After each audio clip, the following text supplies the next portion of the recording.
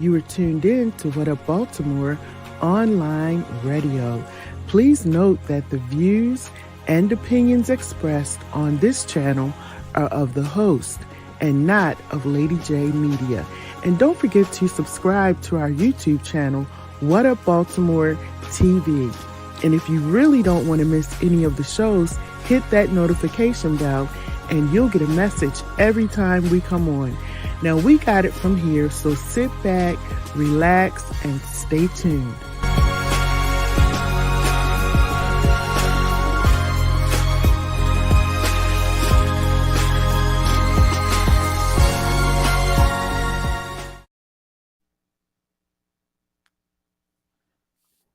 Hey everybody, it's Dr. Lady J here with What Up Baltimore. What Up Baltimore, y'all. I'm so excited about this show. So anybody who's been following me for the past, I want to say maybe this started in 2019. So if you've been following me, then you know that in 2019 of December, I started a show called What Up Baltimore, and it just kind of took flight. But this show is so much fun because people get to come on here and you get to vent, you get to say what you want to say, feel how you want to feel. At the end of the show, we hug it out and we keep it moving because it's all about love, but you get a chance to express yourself. So tonight's show, I have 4 men on here, 4 different backgrounds. I think it's different. I want to say different. Yeah, they were born in different eras. So yeah, we can say that, different eras. And so I asked them to come on because I wanted to ask them as Black men specific questions, because as we know, a lot of times our Black men, our Black boys, I'll say that, a lot of us who have raised sons, I ain't gonna say us because I didn't do it, but a lot of people who raise sons, you tell them not to cry, they're not supposed to have pain, they're not supposed to have any type of emotions at all. And that's not good because they grow up into men and they become broken men who don't know how to properly express themselves. So tonight, all of these men, I love all of them because they speak their mind, they say what they have to say, and they have been through a little bit in life. So we're going to take a moment before we get into the questions. I want you to make sure you share the video. If you know any brothers out there, please tell them to tune in because they're going to learn something as well. But we're going to start off with the first person who's never been on What Up Baltimore. So this is like a baptism for him. So he's never been on here before. We hope we don't scare him away, but this is my brother, Wayne. He's all the way down in Atlanta. And so me and Wayne been friends for a long time. So Wayne, tell us a little bit about yourself, and then we're going to go to Jamal, then we're going to go to Chad, and then we're going to go to Eugene, and then we're going to get into the show. All right. Hey, I'm Wayne.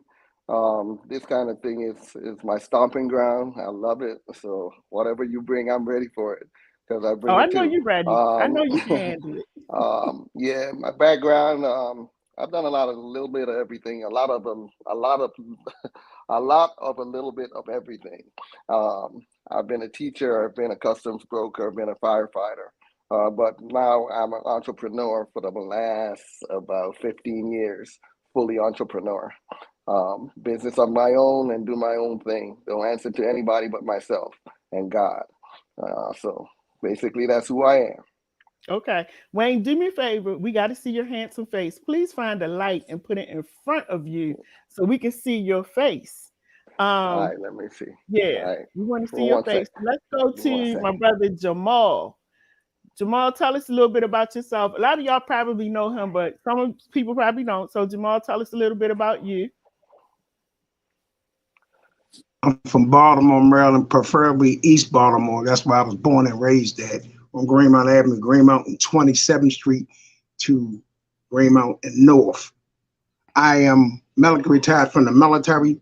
I was a union rep at Johns Hopkins Hospital for 10 years. That is my forte, unions and union business. I was brought up in that. My father was a union rep for 33 years in the steel union. So I learned a lot from my father. So I became a union rep in 1990 at Johns Hopkins Hospital. And they used to call me super rep because I do a lot of research and stuff like that, depending on cases. I am a negotiator. I'm a litigator. That's my background. The VA stuff is nothing compared to me dealing with unions. So I haven't been in the union atmosphere for, let's say, in 15 years, but that's my forte. Also, I was a licensed butcher. I could work in any hospital, any food market, whatever, butcher. I was a butcher's apprentice, and then I was a butcher's assistant for over 10 years. Also, I'm a barber. At a barber's license, a butcher's license, I like licenses. I like good money. So, I need the money. Whatever job it is, you know what I mean? I don't have a problem doing the hard work. That's me, flat out. I was raised like that. My father had a store, furniture store, and a moving company in the 70s. So, this sets, and I was a single father twice, custodial, non-custodial. So, we got a lot to talk about. Okay. The history is very long, going all the way back into 1984. And y'all, please don't mess with Jamal. What you mean mess with you? What do you mean by that? Look, the thing I got out of that is that you like to cut. So we want to, not mess with What you mean cut? What you mean? You got skills in cutting. Yes, I went to school I didn't go to school. I got hands-on training for that. I was making $15 an hour in 1990. I know. I believe you. At John Hopkins. Brother Hey, Chad, what's good? Tell us a little bit about you. Good evening, and thank you, LadyJ, for the opportunity to be on this show. I'm Chad. I'm 53.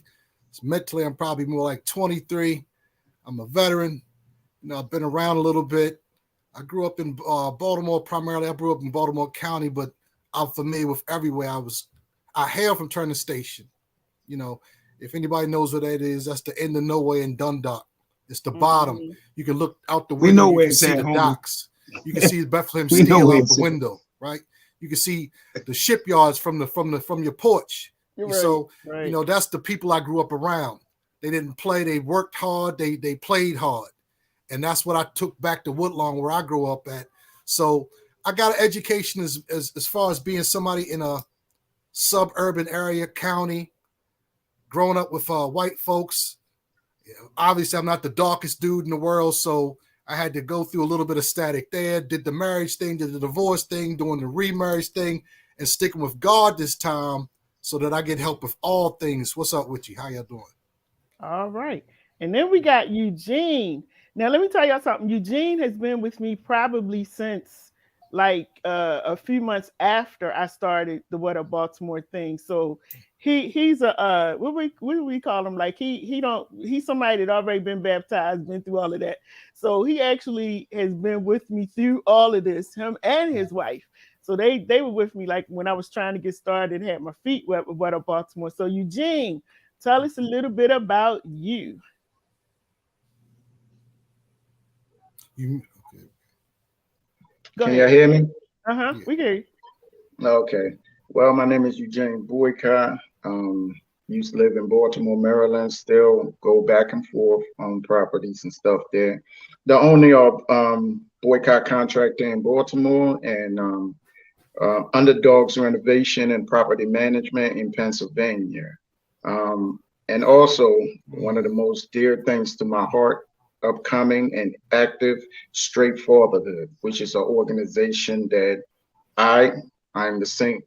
Right now, it's not a nonprofit, it's a God profit organization that I basically deal with 5 cases right now, speaking to about 2, where I go to court, support men, tell them what to do and not to do. All this is based on my experience for the future use of hopefully to have other men come in and step in and be that support and cast without government. Which brings me down to Blind Money Underdog Conservative Media. This is it.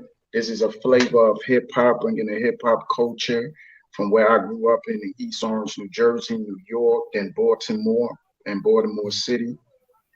Basically, that's it. Just a simple dude, a simple father that went through a lot. Been married since I was 19, and I'm not about talking. I'm about making it do what it do. That's it. All right. Okay, y'all. So now we got the intros from everybody. So we're gonna get on with it.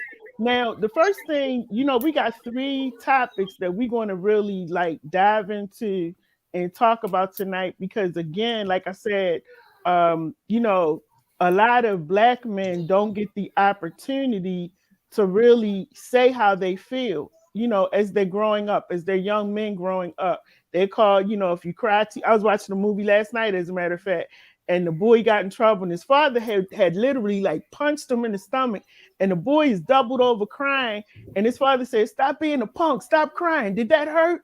And the boy is trying to say no, but you can see on his face like, yeah, it hurt. And so we want to talk about, especially to mothers who may have young men, the importance of letting your young men know that you're not a punk if you cry. You're not a punk if you have feelings. You're not a girl. You're not a sissy. All these names that black men, black boys are called because they're showing emotions. And again, like I said, when you don't allow them to show their emotions, they grow up into broken men trying to figure it out. So the first topic of discussion that we're going to talk about, and everybody, if you want to call it, the number to call in, if you have any comments for these gentlemen, is 443-297-4753, or you can put it in the chat and it will show up on the screen. So the first conversation that I want to have with these men is all of them have had the opportunity, I think except one, of having to be a single father raising their children. We hear about single mothers raising their children, and we support the single mothers. And I think the mothers got a lot of support. We women, we talk to each other, we cry, but I often wonder how the fathers feel. So I want to open it up, and I want to start with Eugene, because Eugene, and this is that's why I love what he's doing with straight fatherhood for the men. Eugene, I want you to tell us about your story of being a single father and how that affected your life. Well, I guess we can talk about term, but I don't like to call myself a single father, but I just like to make it very simple. I was a father without the mother being present. We were just no longer together. None of my kids was born out of wedlock, and I'm remarried again. And if God bless us for her to receive my gift, then my other kids would not be born out of wedlock, because I wasn't. But all I was doing is being a father. Life circumstances play its course. You have two people that have been together since we was kids, So unfortunately, it was one of the most life-changing experience I ever went to. But now I understand it was necessary. Now, me being the father, the government stepped in. I never needed anybody to tell me. As a 20-year-old kid, I got married at 19. By 21, my son was being born, and after that, it was a chain reaction of 4 kids. Never needed the government to step in. I always knew what to do. I'm a construction. That's why I tell people, hard to the right man. I was raised amongst rugged, hard men. Which bring me back to the question of the things of what you say when mothers intervene. All of that saved my life. Being a father is a duty. It's a duty from God, and it's one of the most honorable duty that I will ever have on this earth. And I took it seriously, and I just did what I had to do as a father. But I don't consider myself to be a single father or anything. Just a father is doing what I have to do and handling the business as I needed to. Do you think the fathers get treated the same way as the mothers when they're raising their children? Absolutely not. Number one, we're in a Western society, which we live. This is a land of law, and unfortunately, like it or not, life takes its course. But it is by nature, by itself, men and women are not treated equally. That's why when we bring up this conversation, are men and women equal on certain things? My opinion, and this is just one man's opinion, we are never meant to be on this. Yeah, we equal as human beings, but the level of men and women is total different responsibility, even in society and even where I live by nature. We lie, nature does not lie. So no, we all somebody phone.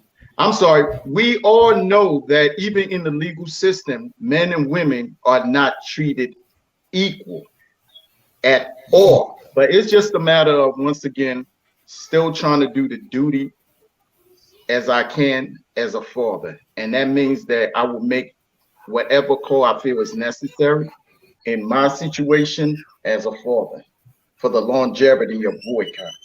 Mhm. Okay. And Jamal, now I know Jamal, he is he raised his children. Single father. Jamal, tell us some of the things you went through as a single father and how did that impact your life? This is a delicate subject because unfortunately my two children's mother passed. One was 18 months old, one was 9 months old. World went Mhm. upside down. She passed. You would think that people would step up. Well, check this out. On the mother side of the family, one person. Now, during that particular time in 1999, going to 98 and 99, I was working at John Hopkins Hospital, and also I was running a barber shop at the same time. Do you think them people helped me? I still carry it to the same way. And then they try to get custody of my children for, checks and food stamps and things of this nature. I've been down for welfare fraud. I've been to court for custody of my kids.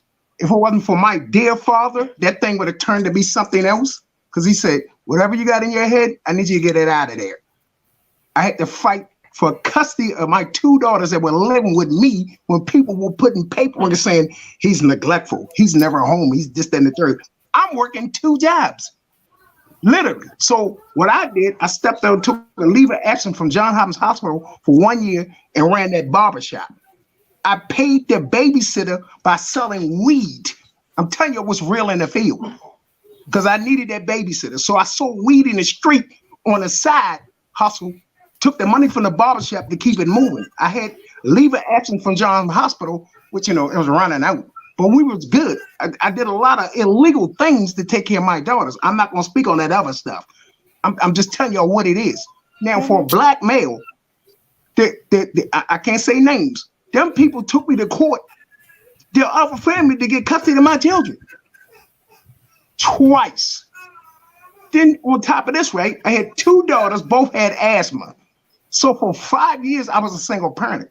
So I'm working at John Hopkins Hospital, and my daughters were patients in John Hopkins Hospital. Can you imagine that? And nobody from the other side of the family ever visited them kids in the hospital at all.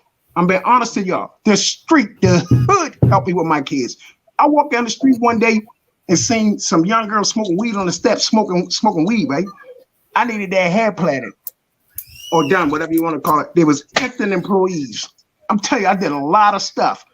Say, look, you're not a plathead, you're not do here, blah, blah, blah. Depending on people to come through, say, after the front of what they says, we gonna be there for you. They ain't never show up. And that's real. Never showed up. So the hood, East Baltimore, was the ones that helped me raise my kids. Babysit, shows, all events, Kings and Men, all that stuff in the Dawson place.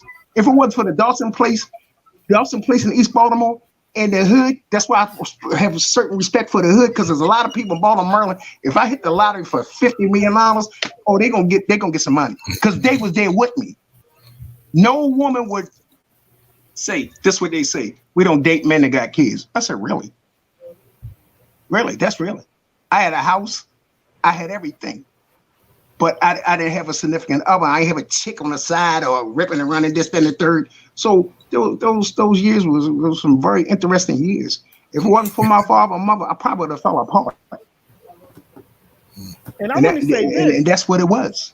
I want to say this. Shout out to you, Jamal, because I've met your children. You have beautiful, educated children, and you did an amazing job, raising them. And I know it had to be hard, being a father and then raising girls, because at a certain point, girls need to be around women because they're going through their cycle. They, their body is changing. They're going through hormonal changes. Like you said, the hair has to be done. And shout out to you because your children are beautiful. Your girls are beautiful.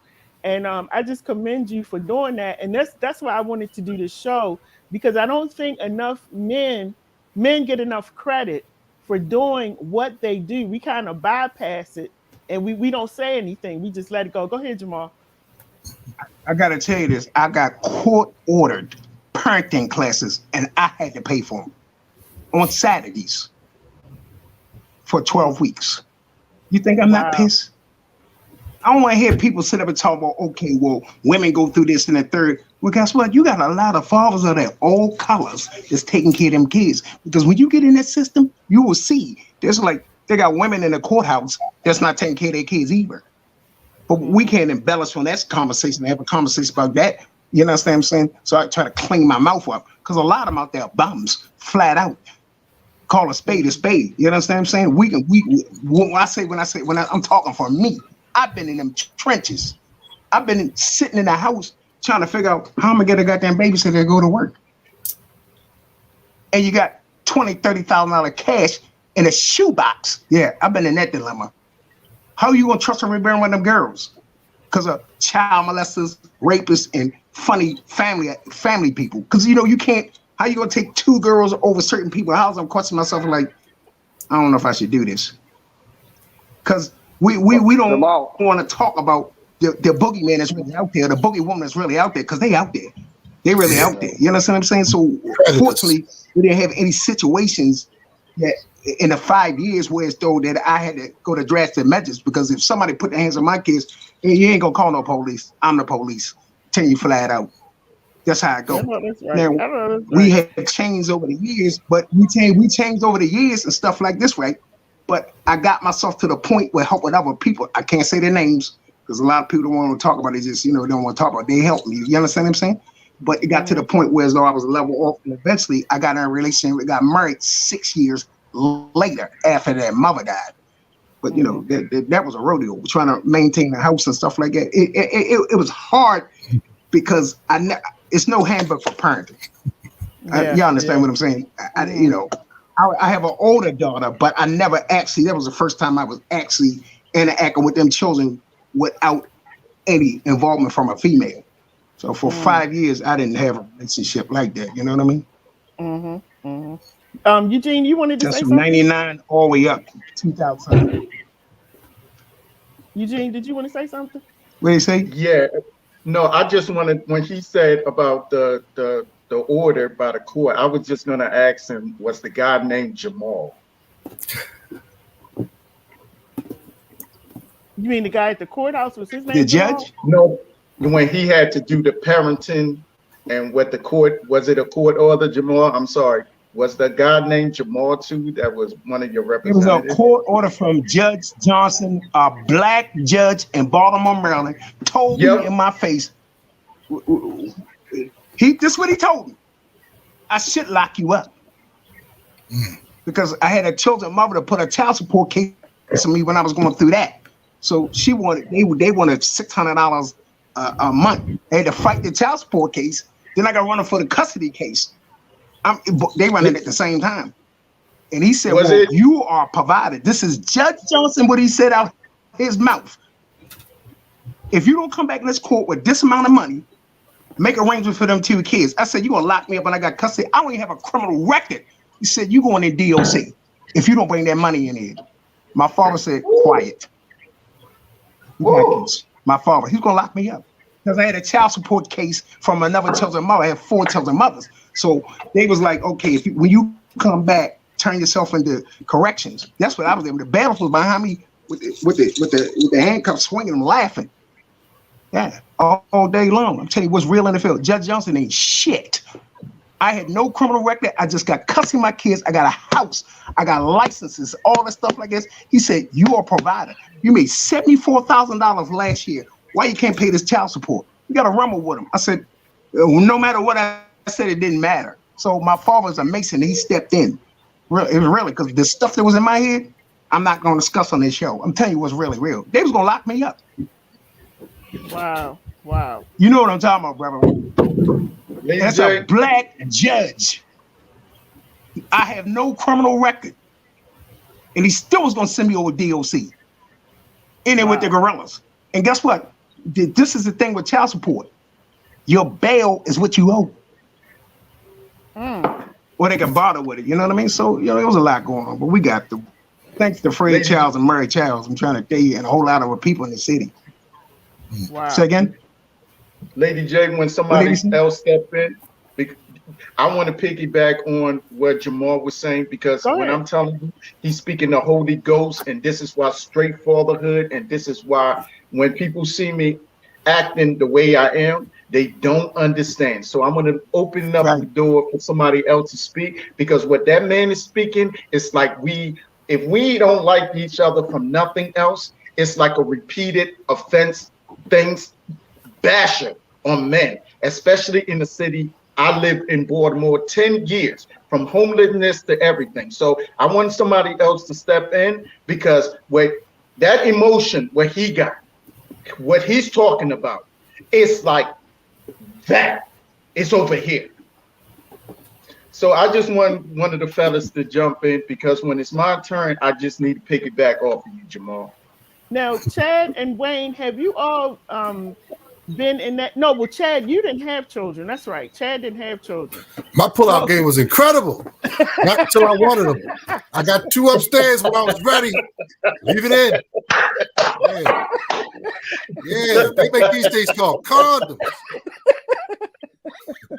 Your pull-out game ain't incredible at 52, you hear me? Your pull-out game at 52 is lacking, you hear me?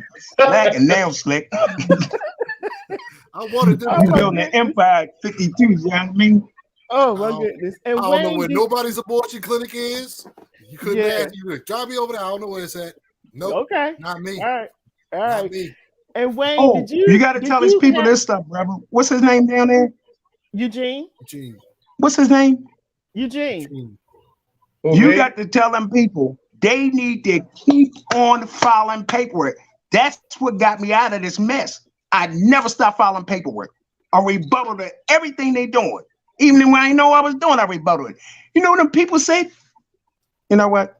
A black judge said we were wrong. Threw out $78,000 in child support. I just kept on filing. I never stopped filing paperwork. I rebuttal. You got to rebuttal and stand on that shit, man. Stand on it. Yeah, real talk, real in the field, with no lawyer. A VA psychiatrist, Dr. Levy, told me, Jewish guy, he said, go to court, wear a suit, wear some shoes, a white shirt, and a tie with some red, and put your hands behind your back, put a handkerchief in. He said, talk real low, Mr. Charles. They're going to want you to think talk loud. He said, you talk low, you talking to that microphone. He said, I guarantee you walk out that courthouse. And I sure did. Eugene, you look like you bursting over there. Go ahead, Eugene. Jamal, I don't think they really heard that. Can you talk about the dress code one more time? I really don't think y'all heard this, but you getting $1 million worth of game right now. The psychiatrist in the VA hospital, Dr. Levy, said, when you go to court, wear a blue suit with pinstripes, a white shirt, and a red and blue necktie with a handkerchief. Put your hands behind your back, talk low into the microphone, insert yourself in the microphone. He said, I guarantee you gonna walk out that courthouse. And I sure did. I can't say why, but that man just gave you about $2 billion worth of game. Go ahead, Eugene. I'm telling you, said, look, everything this man is saying. People don't wear suits to court. They don't. Go ahead, Eugene. Listen, everything Jamal is saying, right? Like I told you, this is why I am the way that I am. This is why when I first met you, Lady J, everybody, like I told people, it's not about Democrats or a goddamn Republican. I picked my side in the war because I've been attacked. I've been attacked on. Hold up, Jamal. Hold up. I've been attacked on so many levels, right? As a man, and we touching up a lot of subjects. I would think about this. By the time I was 16 years old, I was already a drug kingpin. I went through that. A drug kingpin, unsane. I didn't even F with Baltimore, in and out of that, right? Now imagine your high school sweetheart. Connect those like a month, right? But I never been a father, and I never knew my father. My family was from Africa. You know, when I came here, I'm a stranger in a strange land. I've been here since on American soil since I was a freaking kid. But I always had this pride of my father. I don't know what it is to look down at your king. Never know that. And I never want to. Now imagine this, right? You a young kid, you have commanding things by the time you are 16. By the time you were 16. By the time that woman got pregnant, we lost one child. I was 19 years old, saying for better or worse, do or don't. It wasn't by my choice. It was by my mother, following my mother's order. But I did it, and I hold command to it. At 20-something years old, my firstborn was born. At 21 years old, firstborn. You look at a 21-year-old kid, because I'm 45 now, and I'm looking at a 21, like you, no matter how smart you are, you still a freaking kid. Right. I am raising a child. I'm getting a townhouse. I'm doing this. Never went back to drug dealing or none of that. And never even had the itch. Because you know why? I wanted to break a code that I didn't have. Being a father was the only thing I lived for. You hear me? I lived for. I wanted to see my image now as I adored my father. I'll say this right now. I don't care what anybody religion is. My father's James G.K. Boycott. I love that man more than Muhammad, Christ, anything that ever walked on this earth. Why? Because I could read about them, but him, he was God's mess. He is the gift giver. I knew he existed because I'm here. That's my king. And no matter what he was. So imagine that child having that type of pride. Then I come into a system, 19-year-old, 20-year-old. The woman walked out. I did. 2804 Beachland Avenue. Everything Google search. Construction world. I worked my ass off my whole life. I turned my back away from thugs, murderers, and all of that. I wasn't a perfect husband or a perfect father, but I never looked back. 4 kids later, when this lady decided to going through effing, because let's be real about it. She fucked everything that moved. And when I found out who paid the price at 2804, which my name is in the house, construction man, a budget at work. If you're a construction man, you are a great budgeter. You know why? Because like today, I spend the day working in my garage cleaning up. Because you got to know when it snows and rain, we don't work. We make good money, but we don't. So we know how to budget. Now, the system came in, right? When she walked out, you know what she asked me to do after 3 months gone? This lady came over.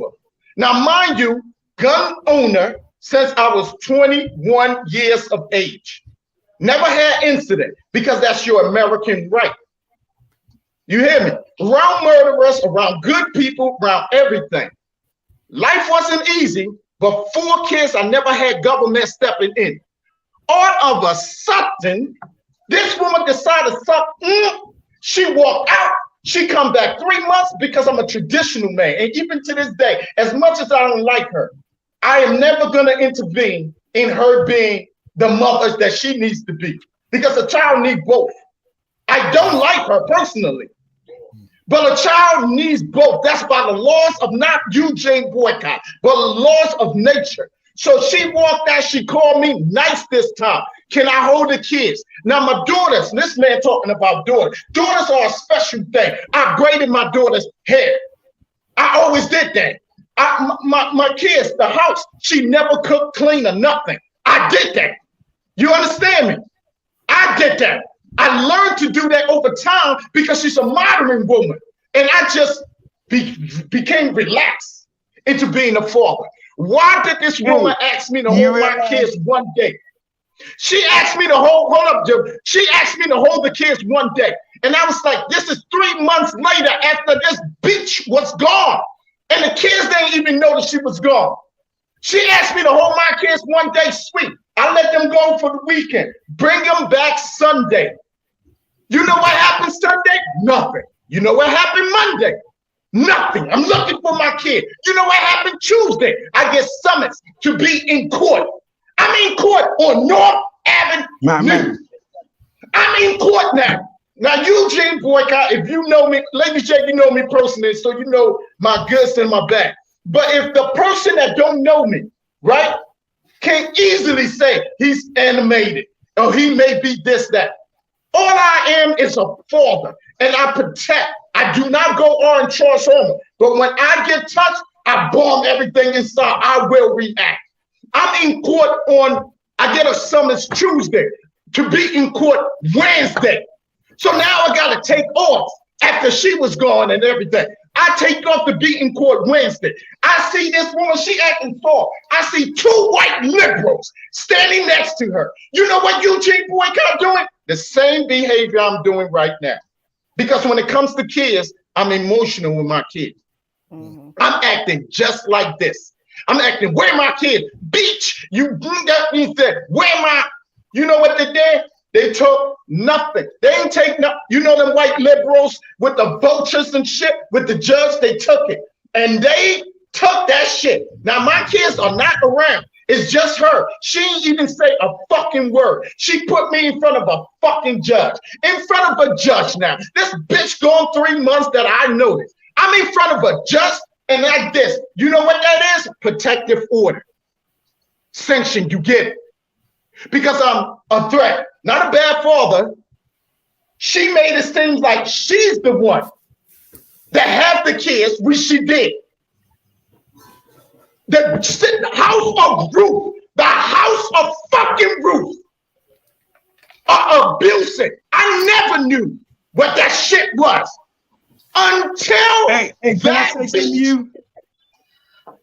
I never knew what that was. I'm in front of these motherfuckers and get a 2-year protective order from my black ass, me, to stay away from my son. After that, it became a chain reaction. And I can never get out of the loop. You know why? Because my story, Jamal's story, has already been done in Baltimore City. But there's nobody ever, of all the nonprofit, nobody pieced it together to have a real conversation and real men group to say, if she leave, this what you do.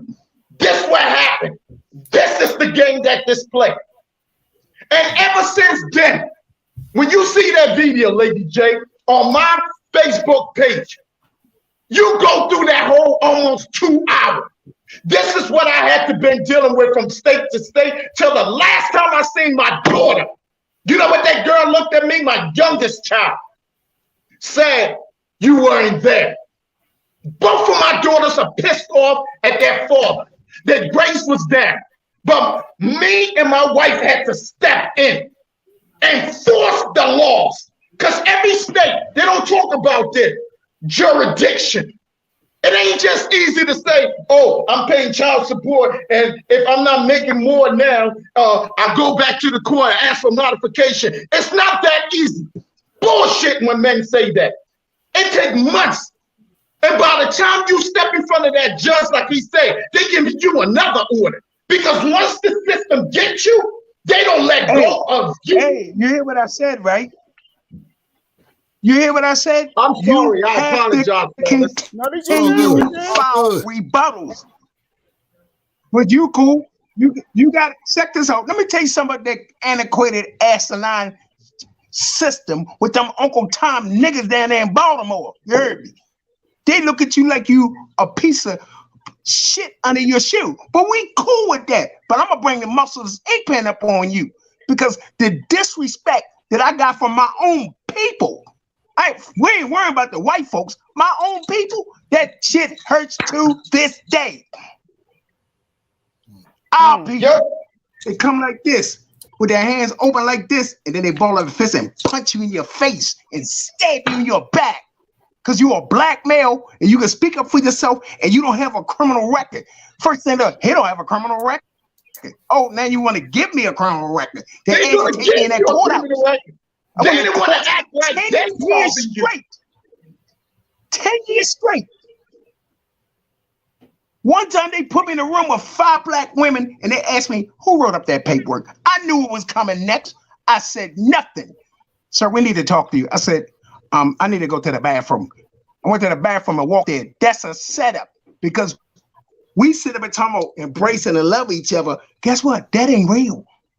It's all about money. So if you get me locked up, you get me upset, you get me a bail, you get me a lawyer, I'm spending money. I'm filing court papers with no lawyer. They don't like that.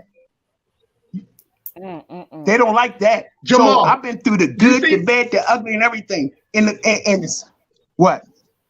Yes. You see what you were saying, like a barber and shit. And when I say blonde money, this is so be a record label. I've been in every court system. I've been in every court system in the state of Maryland. I have been in every court system in the state of Maryland facing black and white judges. Me, this guy right here. By the grace of God, I'm not locked up with 20, 30 years. And the first thing people say, man, you're going to be okay. It don't work like that. Not for us. A dark-skinned guy in a court system, stand up talking for yourself, get him out. One time I got locked up at child support amnesty. They locked me up and put me in a bullpen and sent me up to Central Dixon, and then I end up in Wabash over West. Where's my charge papers? I ain't had no charge papers. I'm in a bullpen in the courthouse with no charge papers. So we'll get to you. Then ain't nobody knew where I was at. Then I get the charge papers, telephone abuse. Y'all circulated me through the system through Steelside. I went from Central Booking to Steelside to Wabash with no charge papers. Really? Was y'all trying to kill me out here? Stand in front of the judge. He says, your disposition is telephone abuse. I'm like, what?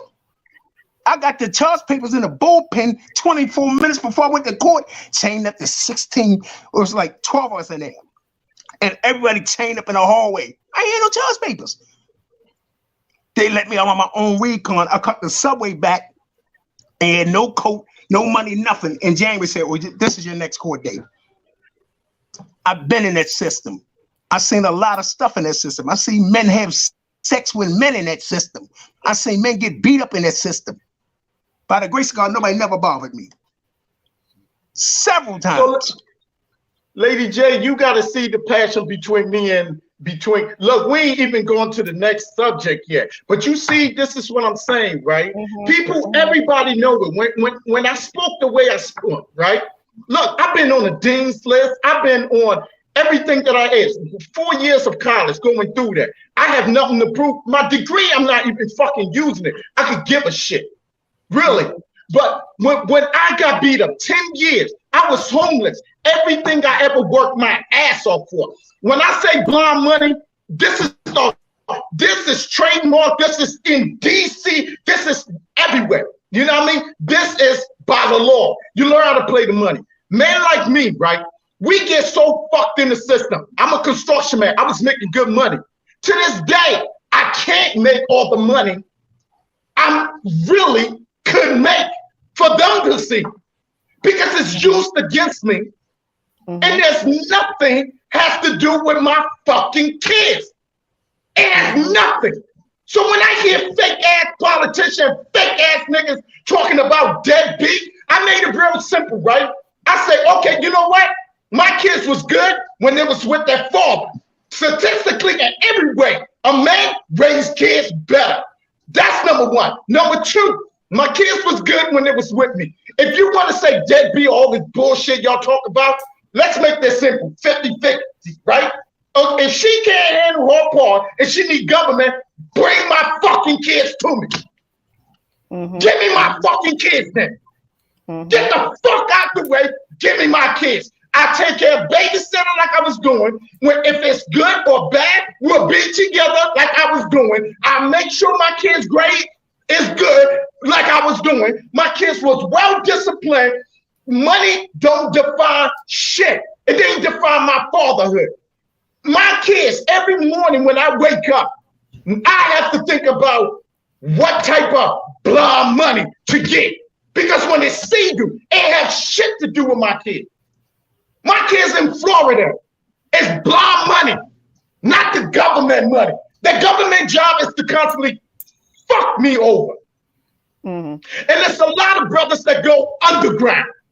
And then they're pissed off because a woman or the system wants to grab them. Then your kids got nothing to do with that. So fuck that. I need these checks. Give the child to the man then. If he decides not to take care of this, then once you do something, like I tell the mother, like when they try this shit, once you just pay child support, was every 24 of my kids, I was right there for their birth. Where the fuck was the government? Where? Then I needed as a young kid for the government to tell me what to do. You say a lot of men go underground. Huh? You say a lot of men go underground, right? You say a lot of men go underground, right? Yeah. You looking at one. Check this out. Can I tell you this? Ain't nobody can tell me nothing about them streets. They call themselves goons and gangsters and this, that, and the third. They don't even know the definition of what a thug is. I ran them streets. Underground. I got popped on some weed stuff 5 years later on a confidential informant. They came got me, you heard me. And I had to rumble with that one. I sold weed for 5 years. A lot of people didn't even know I was selling weed. And I was still working. And you hear this shit, ladies? So when you say underground, I really do because I've been there. And this was the thing that really hurt me was that I was looking at this video you recently did. I think it was in like November, December, Eugene, when you were in Florida and you were down there with your wife, checking on your children, their grades, y'all going to the teacher conferences, and you had a teacher who got really treated y'all was really nasty. And I'm glad you were recording the whole thing.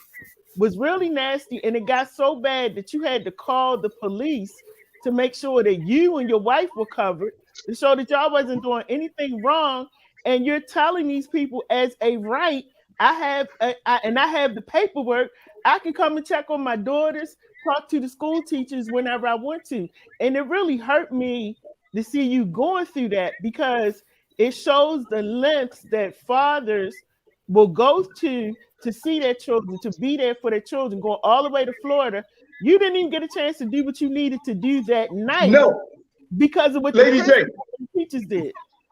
Lady J, when you watch that video, that's what I'm saying, right? Take that video. You know, anytime I put anything about father, it gets the less view. You know why? Because women always relate that bad relationship on good fathers.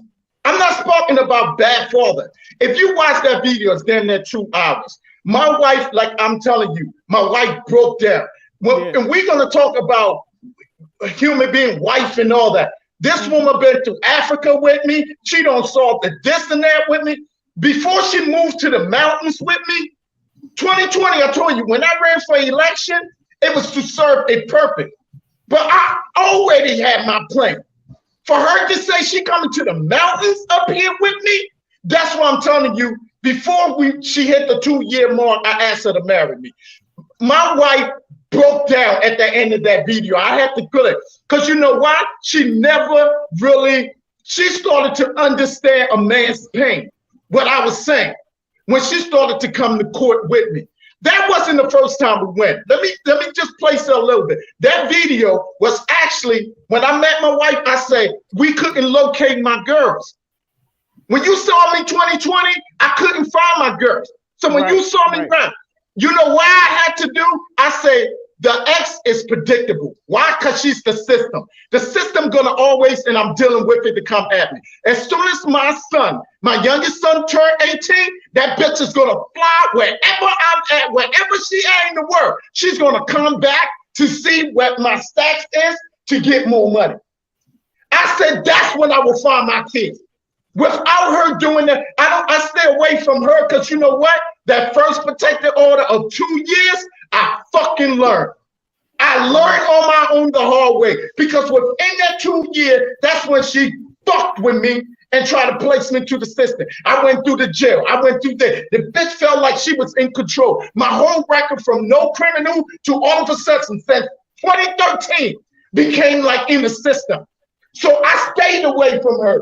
So when she pulled that shit the last time, I couldn't find her every time she moved. I said, wait until my son come back. That's when we're going to get her. And sure enough, I was on the roof job. When that letter came in, it started shaking me again. Because anything that got to do with court and that bitch, I just get, ugh.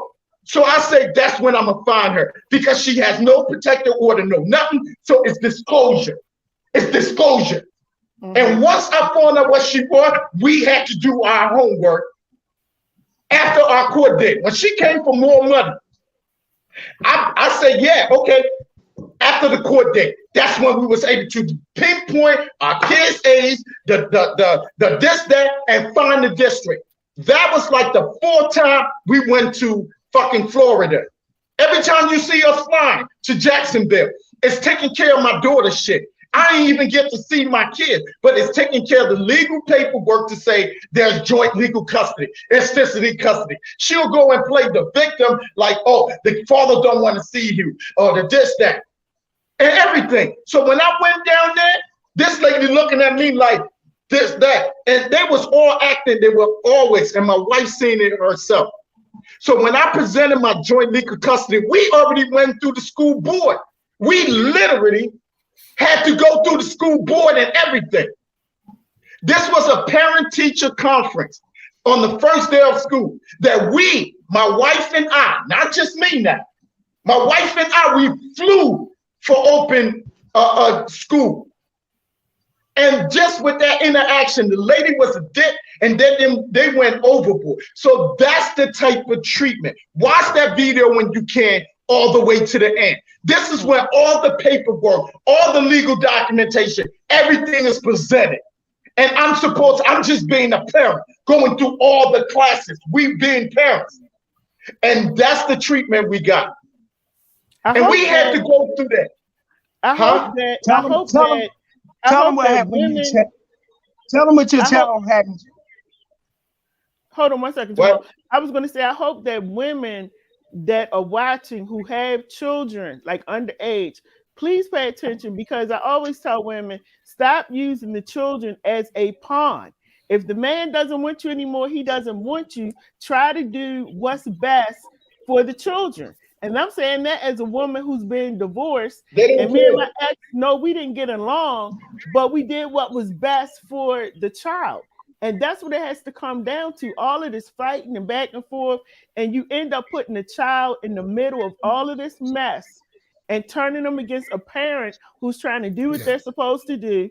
And the child ends up being confused. They don't like this parent. They don't like that parent.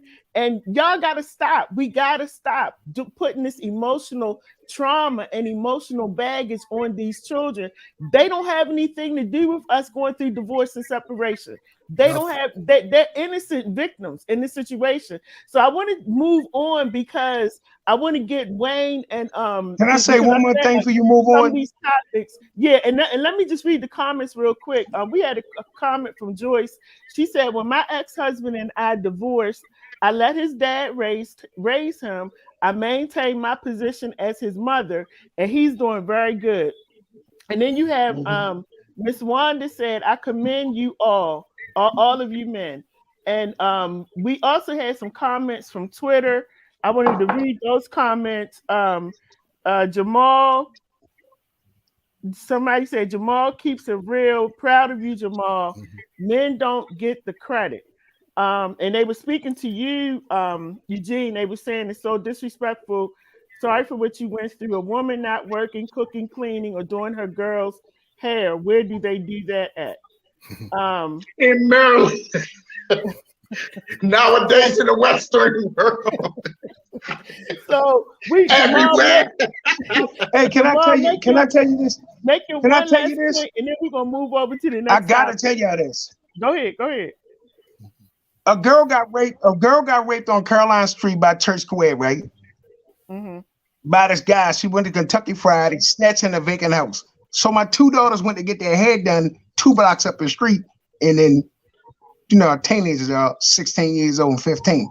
So the house that they were supposed to be in, they wasn't in it. So one of them was combative, like blah, blah, blah. So I picked her up and put her on my shoulders and walked down the street. Can I tell you what the police did to me? This lady stand in the corner, put that child down. I cussed her out. Next thing I heard, the sirens. I'm gonna tell you what the judge told me. You're teetering on second-degree assault or corporal punishment. I'm saying, what law did I break? I didn't hit her. I picked the 16-year-old, put her on my shoulder, and walked down the street. She said, sir, nobody does that. I said, I did. They didn't find a rapist in their neighbor. He said, that's none of your concerns. Judge Johnson, again, in front of him, he said, you looking at 2 years. I said, for what? Second-degree assault. On who? On the who? Then a family member was the one that reported me to the courts. And I fought that case for like 7 months. Yeah. So that gentleman right there, for the listening public don't know, in the state of Maryland, they got their own laws, buddy.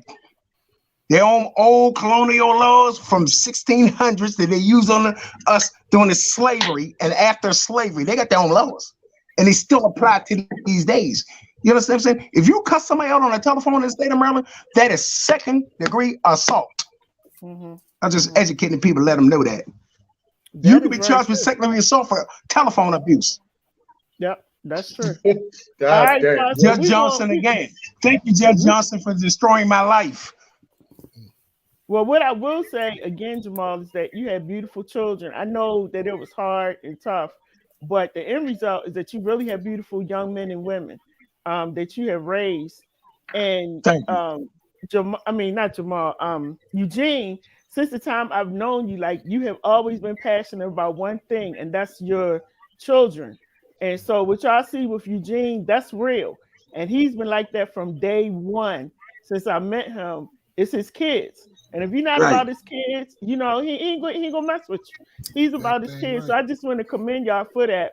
And I want to move over to Wayne. Now, Wayne and Chad, y'all had a chance to sit back, but I want to bring you into the conversation because we're going to talk about separation and divorce. Because as a female, I know how I felt, and I initiated a divorce. I put all the paperwork in to get it, but it was still hurtful. I went through my grieving process, after doing that. But we never talk about what the man really feels like, whether you initiated it or it was handed to you. So I want to talk to you guys about what it was like going through separation and divorce. I'm gonna start with Wayne. Since Wayne is the newbie, we're gonna start with Wayne. All right. Well, let me. I just have to have a brief piggyback on both what Jamal and Eugene were saying. And what I really, really gathered from it is they got some education about how to deal with the system. And the reason so many of us get lost or have to go underground or do all these other things is because we're not educated to know how to go to court, how to dress in that blue pinstripe suit, how to wear that red tie, how to, put your hands behind your back, speak softly. Handkerchief. Even hold on, right? A handkerchief, right? That pocket square, yes, sir. Definitely important. And Eugene, having a wife or a woman by his side, that plays a very important role. Even though you weren't getting along with your baby mamas or whatever, you had a woman by your side. See, even that's key, because it's not all about what's happening. It's all about the perception of what's happening. So as much as they say those things about you, and they said those things about you all, somebody standing by your side, they'll be saying, well, he can't be that bad if she's with him. You know what I mean? So it's what you show. And we don't give that kind of information enough. Like what we receive, we have to share it with everybody. How much, whatever platform we have. I know you guys are on some platforms that you're doing wonders with. And see, things like that. I really appreciate that kind of thing. Even with me, I have a nonprofit called PCOR. It's a People Central Organization for Restoration and Education. And that's for this kind of purpose, because so many people don't get the information they need to combat these kind of things. Because like you said, man, there's a lot of low lives out there that just come at you for the sake of coming at you because they don't have anything better to do. You're trying to raise your kids. You're trying to do the right thing. You're trying to get away from the streets. And they're making it harder because why? They want you to be a number. They want you to be that thing that makes Baltimore what it is. They want it to be a crime scene. They want it to be crime infested. They want it to be that way. Because what happens? They get money for all of that, but the money don't come to the streets. It stays with their pockets. You know what I mean? But anyway, that's a whole different story. So keep up with what you guys doing. Keep educating the Black people. keep learning, especially like you say, we're in all different age groups and different eras. But guess what? Mm-hmm. It's the same plight. We are Yep. all black in a white system, in a white country, in a white, area. So that's the whole bottom line, and we're all affected by it. Oh, Um, don't forget them Uncle Tom Negroes out there, buddy. Don't you take them out that equation. but oh no no no They no the no hot no. grease See, out there. Don't you forget about them. We they ain't gonna do that one, oh buddy. absolutely, absolutely. But they are a part of the Our equation. people, Without them, our there's people. We with we, we yeah. understand. We understand the crackers. I'm talking about our people. I know, and this is what I'm saying. They out They there like are a part of roaches, the like system. Ted said, roaches. Those Without Negroes them, are out there like roaches. They all in the front. without them, there's no way that this system could survive. Mm-hmm. Without them, the system can't survive. But that's the whole problem. But they are indoctrinated to believe, that they're doing the right thing, making them think they're doing the right thing, and then it gets to a point where it's a part of them where oppressing, trying to be the oppressor when they're the oppressed themselves. But anyway, hey, that's a whole different ball game, man. All right, Wayne. Um, So tell us about how did because I know your wife and everything. We like family, but mhm. tell us how divorce and separation, separation and divorce affected you as a man. Because I often wonder if men go through the same thing that we go through as women. Couple of things I'll say. The experts say that divorce is as much loss as death itself. Mm-hmm. Okay, so whether it's male or female, however you deal with death, it's the same effect it has on you going through a divorce. Um, I'll say this part. You mentioned earlier about how men are raised. Men are raised to be, or even from my era, I'm 52. All right, so I was born in 1970. And the way I was brought up, then I'm from the islands. I'm a Caribbean person, so that's even more so on top of, you know, like I know my man Eugene down there talking about the Western world, and even Jamal, how we are trained and the different thought processes that we have. So being born and raised there, growing up, there was no sort of emotion you could display outside of anger. Anger was the Mm-hmm. only emotion you could display. So even if you hurt, even if there was pain, if you're cut, if you're bleeding, I mean, and you really down and out, there was no showing pain, no sorrow, no sadness, nothing but anger. Um, as you get older, and then you start to meet females. I'm going somewhere with this. I'm sticking to the topic, but I'm getting to it. Okay. Um, so you start to meet females, and when you get yourself into a relationship with females, let's say early teens, mid-teens or whatever, a female at that age, she needs to be nurtured. Okay, and that's what's her dad's job. But she looks to a man, a boyfriend, or whatever in the way her dad treats her. And because of that, when she is trying to, understand how daddy treats her, and then sees this boy treating her, whether daddy was a good dad or, was able to get older and learn how to use his emotions, but then the young boy ain't there yet. And he's still all about anger. So now he's pushing the girl away, but he don't even know it. And then he starts to call her names and he starts to do this. Then he builds a reputation for himself that girls aren't gravitating to him. You know what I Mm-hmm. mean? And then it builds up more anger.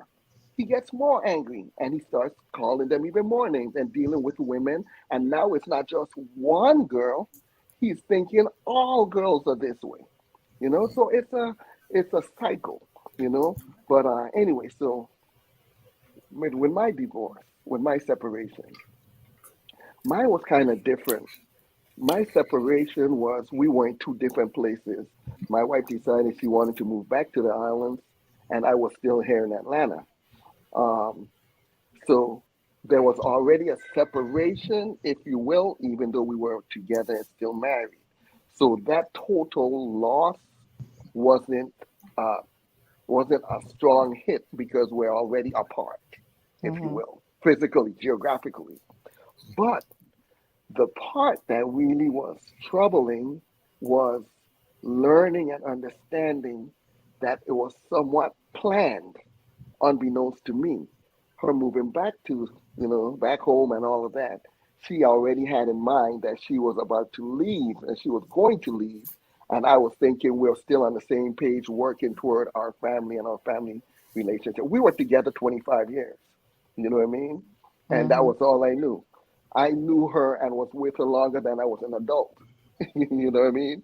So, but even though when that happened, that really threw me for a loop to the point of what do I do now? Because I didn't even know who I was outside of her. I Mm. didn't know who I was outside of my marriage. I didn't know who I was outside of my family. We had 4 kids. I didn't know who I was, because now I am learning a whole new me.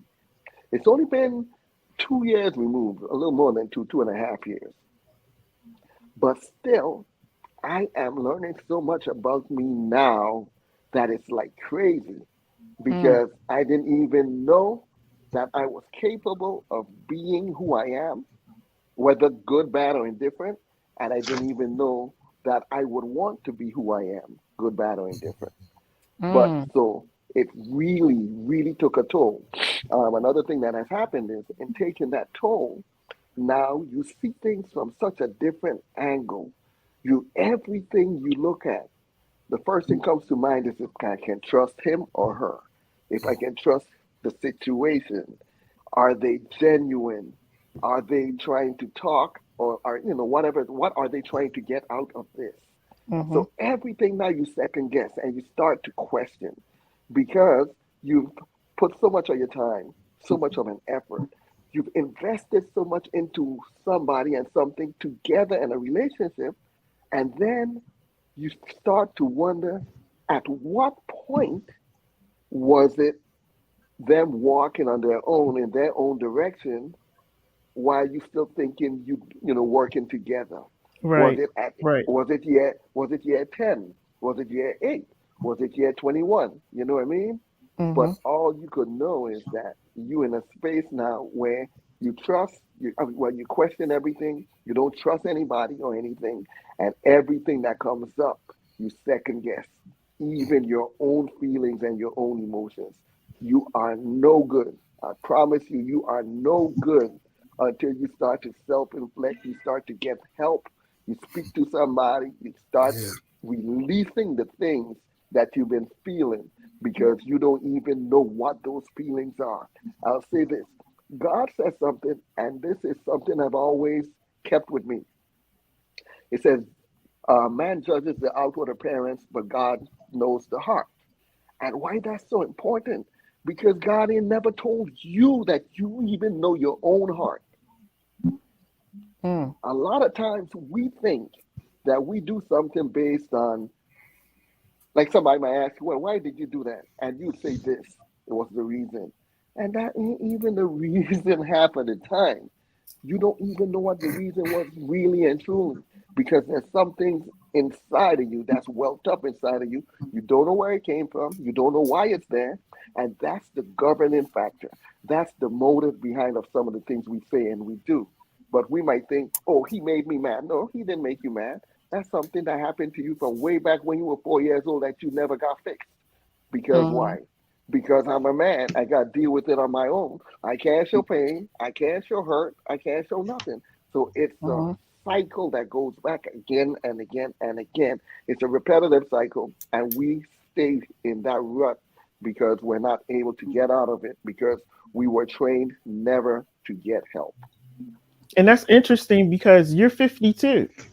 And I can, even as a female, I can relate to what you just said.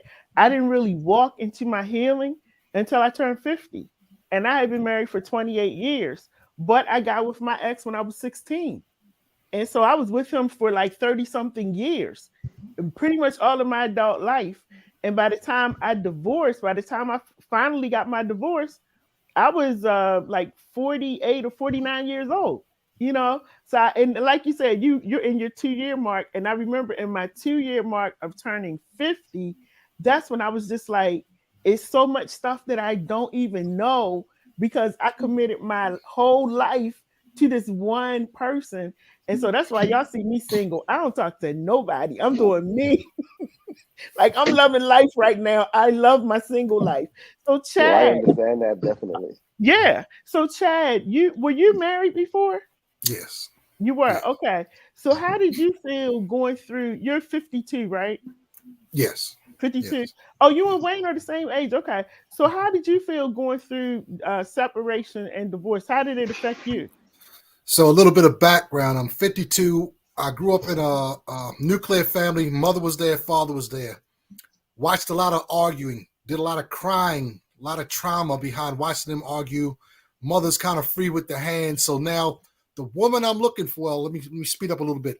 High school, I'm a monster. I'm a beast. I started having sex when I was 13, you know. Whoa. So when I was 13, the girl was 18, et cetera, et cetera. Where I grew up at, my best friend had Playboy books and penthouse books in his attic. His father was rich, you know, so he had all of this stuff up in the attic. So I don't know, 8, 9, 10, 12 years old, probably like 8, 9. I'm getting a guideline of what a beautiful woman is via penthouse and via Playboy, right? So when I go out there in the field and try this on my hand myself, unless they look like what's in that magazine, I don't want it. Mm-hmm. You feel me? So taking that into adulthood and into to high school, the girls I mess with, they would be considered some serious picks. I got what I want. Let's get it straight. I got what I want, but at the time I'm young, so I'm a monster. But I'm a monster with standards. You got to look the puddle. I don't want it. You hear me? So taking that down to Turner Station and coming back up here, a lot of the people this is going to correlate with what we're going to talk about later on. A lot of my friends that I grew up with, they like white girls, and they were black. They like white girls because that was where I was living at, right? Mm-hmm. But me, I'm in the hood. I'm over here. I'm in Turnus. I'm over this side of town. I'm seeing variety.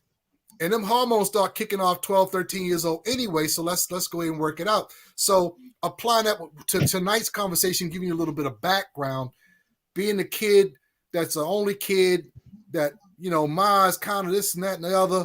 I'm looking for this affection and love, and you're going to be the friend that I never had. And, you know, I'm gonna probably set you up on this pedestal that's way too high because I need you to fulfill a need in me. Mm-hmm. At 27 years old, I get married to a woman. Get your laughs out now. If it's a laughing matter, it's serious, but I'm being lighthearted about it. So, you know, I smell like a dirty rag like everybody else. So get over it. The woman had 3 kids by 3 different men. Wow. And you were how old? I was 27. She was 28. Right. Wow. 3 kids, 3 different men. But she looked the part, the Playboy book part aspect of it. I only mess with black girls. That's just I had 1 or 2 white girls along the way, but for the most part, it's black girls, right? Mm-hmm. She looked the part, and I'm an only child. So a house full of kids means nothing to me. Shit, that's more when she get tired, I can go ahead and play with them. Don't take that the wrong fucking way, right? Right, I can put my energy in enjoyment because I'm a person, I didn't want to run the street because I'd already started early enough. You know, I wanted to be married because I knew, try to catch up with this, I knew it was going to be magic, but I picked the wrong one. So long story short, how I dealt with the loss of us breaking up, you know, I'm going to let you fill in the blanks as far as 3 kids, 3 different men, and how that person may present themselves to you in your imagination. This girl was quiet. You know, you would almost think she was like, you would think she didn't really know too much of nothing. Motherfucker, this was a shark with a goddamn tuna fish outfit on. You feel me? It was a shark with tuna fish outfit on. Once she saw that, you know, we moving up like the Jeffersons, but once she saw what her girlfriend's got, she needs that. I'm not moving fast enough. You feel me? I'm busting ass, working 40 hours for a bullshit job, going to college, and then trying to deal with her shit all at the same time. I'm trying to go get a nursing degree So we can make some fucking money because 5 of us, that's cool, but I still want to go to Florida and wherever else I want to go. We need more money. And I'm not asking you what you make. Long story short, before we got married, I got signs from God that this was not the one. I'm consulting with my homeboys. Yo, she got 3 kids by 3 different men. What you think? What you think? What you think? I'm talking to my parents, but I'm not judgmental like that. She like, fucking, I do too. That's fine. Just keep it home. But you can't make a whole housewife. It's not just some shit people say. You can't make a whole housewife. Because even if they stop having sex with a whole bunch of various people, the mentality of using the kitty as a leverage card. Now I'm sitting there trying to do everything I can for this woman because I want the kitty. And the kitty looks good and all this good stuff. I let my emotions get me into this marriage versus my brain. So I'm all for it. But she, she got that stuff with the knight in shining armor, and I don't know how the fuck you figure with 3 kids by 3 different niggas, this knight in shining armor, what the fuck with you? So anyway, I'm accepting my role. I'm gonna come up. I gotta build. It wasn't fast enough. She going to doing shit I don't want to do. She gets the credit card. She gets that. She gets this. But let's get back to square one. God had gave me signs, irregardless of who I was talking to, that she wasn't the one. Let's jump forward because I don't want to hog this. So we driving from Marlowe's Furniture and the 3 kids in the back, and I'm talking about something, and this motherfucker reached over and hit me. While I'm fucking driving, she smacks me. I don't put my hands on women. Till you fucking put your hands on me, then it's a whole different ballgame. I got PTSD, motherfucker. Are you crazy? I'm not getting it. Why the fuck would I get into a relationship to box a motherfucker I'm trying to fuck? Excuse the first let me back up. So it wasn't the right person. So when you're in a relationship with the wrong person, all kinds of crazy shit can happen. All kinds of dynamic. You'd open the door to do shit you never thought you was going to do, et cetera, et cetera. It gets nasty. The worst part is the children are, now I'm putting her kids in a position that I was in, watching their parents argue, which I don't know if she really called them their parents. This chick, she already had plans. In other words, I would sit there and say something to the boy or the girls, and she would undermine the shit. Like going back because she already knew. Like this man has said, looking down the road, a woman getting married, some women, not all of you, some women getting married and getting a nigga's name as a come up. Because everybody that they told that when they had them 3 kids in a little small town in North Carolina said you wasn't going to be shit, all she wanted to do was look good for 5 minutes and have all the shit in the JCPenney's catalog, and she won. Because she doesn't understand that kind of love. So let's skip forward to where I am now. Okay, the breakup, I was fucked up, yo. I had never lost I didn't even lose my grandmother at this point. So I didn't know what loss felt like. I started drinking again before the marriage ended. I was like, I'm going to start drinking. I had 9 years clean. I said, I'm drinking, I'm going to kill this bitch. So I started drinking, right? Because you fucking with the wrong. When you fuck with me, because I don't come at you wrong. And if you want to get out, just leave. Stop fucking with me. It became one of those things. Police knew me fucking regularly. They would come to the house and they wouldn't even arrest me because they know I was just sitting on the couch drunk as shit. So it wasn't like I had a reputation for having to put my hands on women, but going with what y'all talking about with the court shit, God is with me. So every time I went to court 4 or 5 or maybe 6 times for 2nd-degree assaults with the same fucking woman and never got prosecuted for that shit. You put your hands on me, you're getting hands put on you. I'm not going to throw you down the steps, but when the court saw these paperwork, it's like, okay, where's the damage? Because this nigga's 250. You should be fucked up. You tried to talk. This motherfucker burnt herself with an iron one day. She never tried to lock me up and get me locked up behind it, but she burnt herself with an iron while we was married. I'm like, okay, honey, is there something going on? Do we need to really talk or something's going on? Years later, I figured out she was going to burn herself and tell motherfuckers I did it. It felt like click.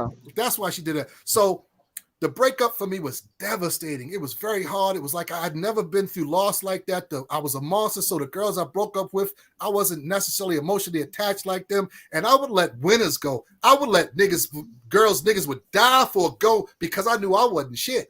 You feel me? Nah, kid, you go ahead, go to T. Rowe Price and make them millions. Because me, I'm stupid right now. I don't want to do that to you. You feel me? Because I wasn't worried about numbers. I was worried about quality. Because in case I do get your ass pregnant, I want somebody that can spell. You feel me? So now I'm devastated. I'm homeless. I don't realize I'm homeless. I'm living over here. Goodness. I'm living over there. I'm back in my father's basement. I'm over at my mother's house for 2 seconds. Life is just hell to the point where in the basement one day I decided I'm going to take myself out. I tried to drink myself to death after going to college, after doing this stuff. God didn't approve of that. In other words, I lived. After one night of me trying to drink myself, and I'm out fighting 20-year-old niggas. I don't give a shit. It came to the point where that aggression, that anger came out, right? And now I'm I don't know if you want to call it midlife crisis. I was in my 40s at the time, but I became very explosive, messed up Christmases and all that shit. So it doesn't work. 3 years later, I'm devastated. I'm talking, every conversation is about her for 3 years. Everything that come out my mouth got something to do about her. People getting tired of hearing it. I lost my mind. And once I got to a homeless shelter and I started rebuilding my life and gave myself back to Christ, back to God, all that shit went away with. In other words, does a person that necessarily make a suicide attempt, would they ever do it again? Because of what I know now with God, that can never happen again. You feel me? And the woman that was in those Penthouse and Playboy magazines that I could see, I always say this, if you could sit down and you could draw the woman, you could draw the beautiful woman that you want, and then put next to her all the attributes that you want this woman to have. When I did it God's way, that's who I'm married to now. Because I gave myself to God, I got that woman, and I'm going to draw a ridiculous ass. That ass is going to be crazy, you feel me? I don't want no motherfucking stomach. I want to look at me when I look at you, feel me? I don't want I'm going to draw some, you got to look like a Tanzanian woman or something like that. Amazon. Before I knew her email is the Amazon. That's too much information. But she knew what she had, but she don't carry it like that. Yeah. This is like the humblest, meekest person. She ain't a pushover because I'm not. But why would I even think of putting my hands on something a butterfly? Why would I put my hands on something I want to kiss? Or I put my hands on her. All kinds of ways. That sounds so sweet. I put my hands all over. Say that again. But not in them ways where she don't want me to touch Say it that again. If she say stop, my friend, it's because her head grade will pop out. If she say stop, it's because she's there. You feel me? So if you're in a relationship, or if you're dealing with this situation, well, y'all, if you arguing now, you're gonna be arguing later. If you think it's gonna get fixed now, no. But it's like going back to God. When I started doing things God's way, God forgive me for cursing and smoking cigarettes, right? When you do it God's way and you're still forgiven for that because you're growing with him, that mate that you might want will show up when you do it God's way. I hope that answers your question. Now, Chad, I do want to say this to all three of my brothers because they're my brothers. Chad has a beautiful wife. Jamal, his lady is just beautiful, fabulous. Miss Barbara, yes, Miss Barbara. And I'm so glad she's in Florida taking care of my brother in Florida, showing him all kinds of love. And then when I met Eugene was single, but Eugene has a beautiful wife. That's my sister from another mother. And I'm just so happy because, like you said something, Chad.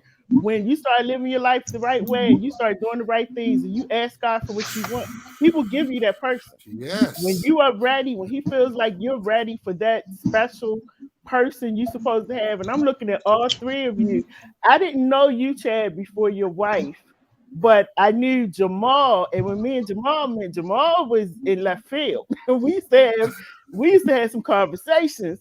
And I'm so glad that he has a beautiful woman, because you get to see what it's like for somebody to really love you, not love your money, not love what you want to give them. Like, they love you for you. So I'm so happy for all three of you. Now, this is the last juicy topic we're gonna get into. All of y'all can participate in this, because You all ain't of let you. me speak on divorce. Oh, Jamal, You didn't let me speak on divorce. Jamal, I'm sorry. I thought I had let you See, answer. Go ahead, Jamal. you threw me up under the rug, Slick. I'm so Say sorry. what? I had. Go ahead, Jamal. I'll make it short, since I never knew I was gonna get a divorce. I never knew that the problems were festering to that point. So we went to marriage counseling twice, and Dr. Price down in Gamers, Maryland said, "I need you to go outside the room." So I went outside the room. Before I went out the room, Dr. Price said in Gamers, Maryland, said, "You don't even know who you sleeping with." I said, "Exactly." So when I came back in the room at the marriage council, she's like, "This woman crying." I said, "Damn, about time. You ain't cried in the last 5 years, you hear me?" And I was telling you, she break you down like a dirt bike, and you cry. I'm not perfect. I gotta admit that to y'all right now, because people are saying that the guys saying they perfect. But when it comes down to trust, see, my biggest thing is trust. I could deal with some looks. I could deal with some weight. I could deal with you farting in the bed. But my thing is trust. If I can't trust you, I can't be with you. Point blank. Got Dutch oven. I got chronic trust factors.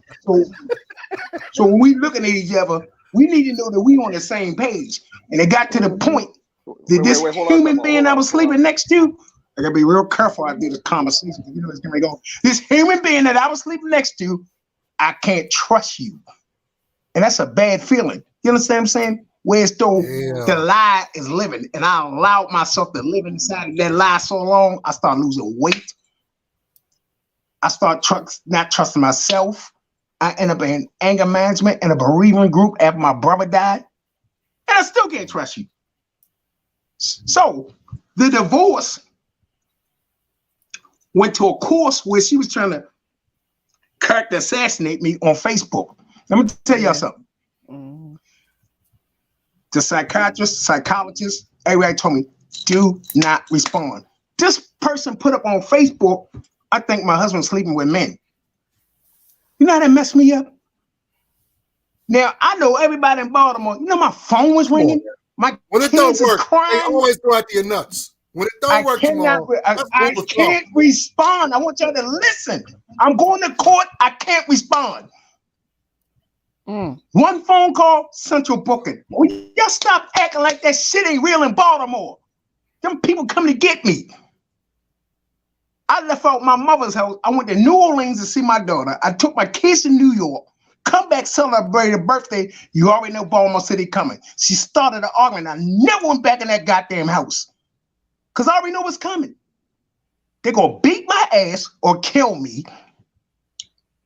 I'm with the VA. She going to have a whole check, and the kids are going to be suffering. I never went back in that house. Went to the VA. They said, these are the instructions. This is what you got to do. I stayed in my mother's house. I went to a bereavement group for 2 years after my brother died. My brother died in my mother's house. She kept on posting. Took all that paperwork to the courts and gave it to the courts. The lady, the clerk of the court said, you back again? Yeah. That file was big. She put horrific stuff about me on Facebook. It was dudes calling my telephone. Man, you don't take care of your kids. 1 or 2 o'clock in the morning. All kinds of crazy stuff. I just responded to a situation 2 weeks ago when she sent something to my phone, and I sent a picture of a bobble with a ring on her finger. This is the first time I made a response since 2018. Now, how hard is it to do that? Now you got your kids looking at you. You got the world looking at you. Everybody looking, oh, Jamal's going to blow up. I never did it.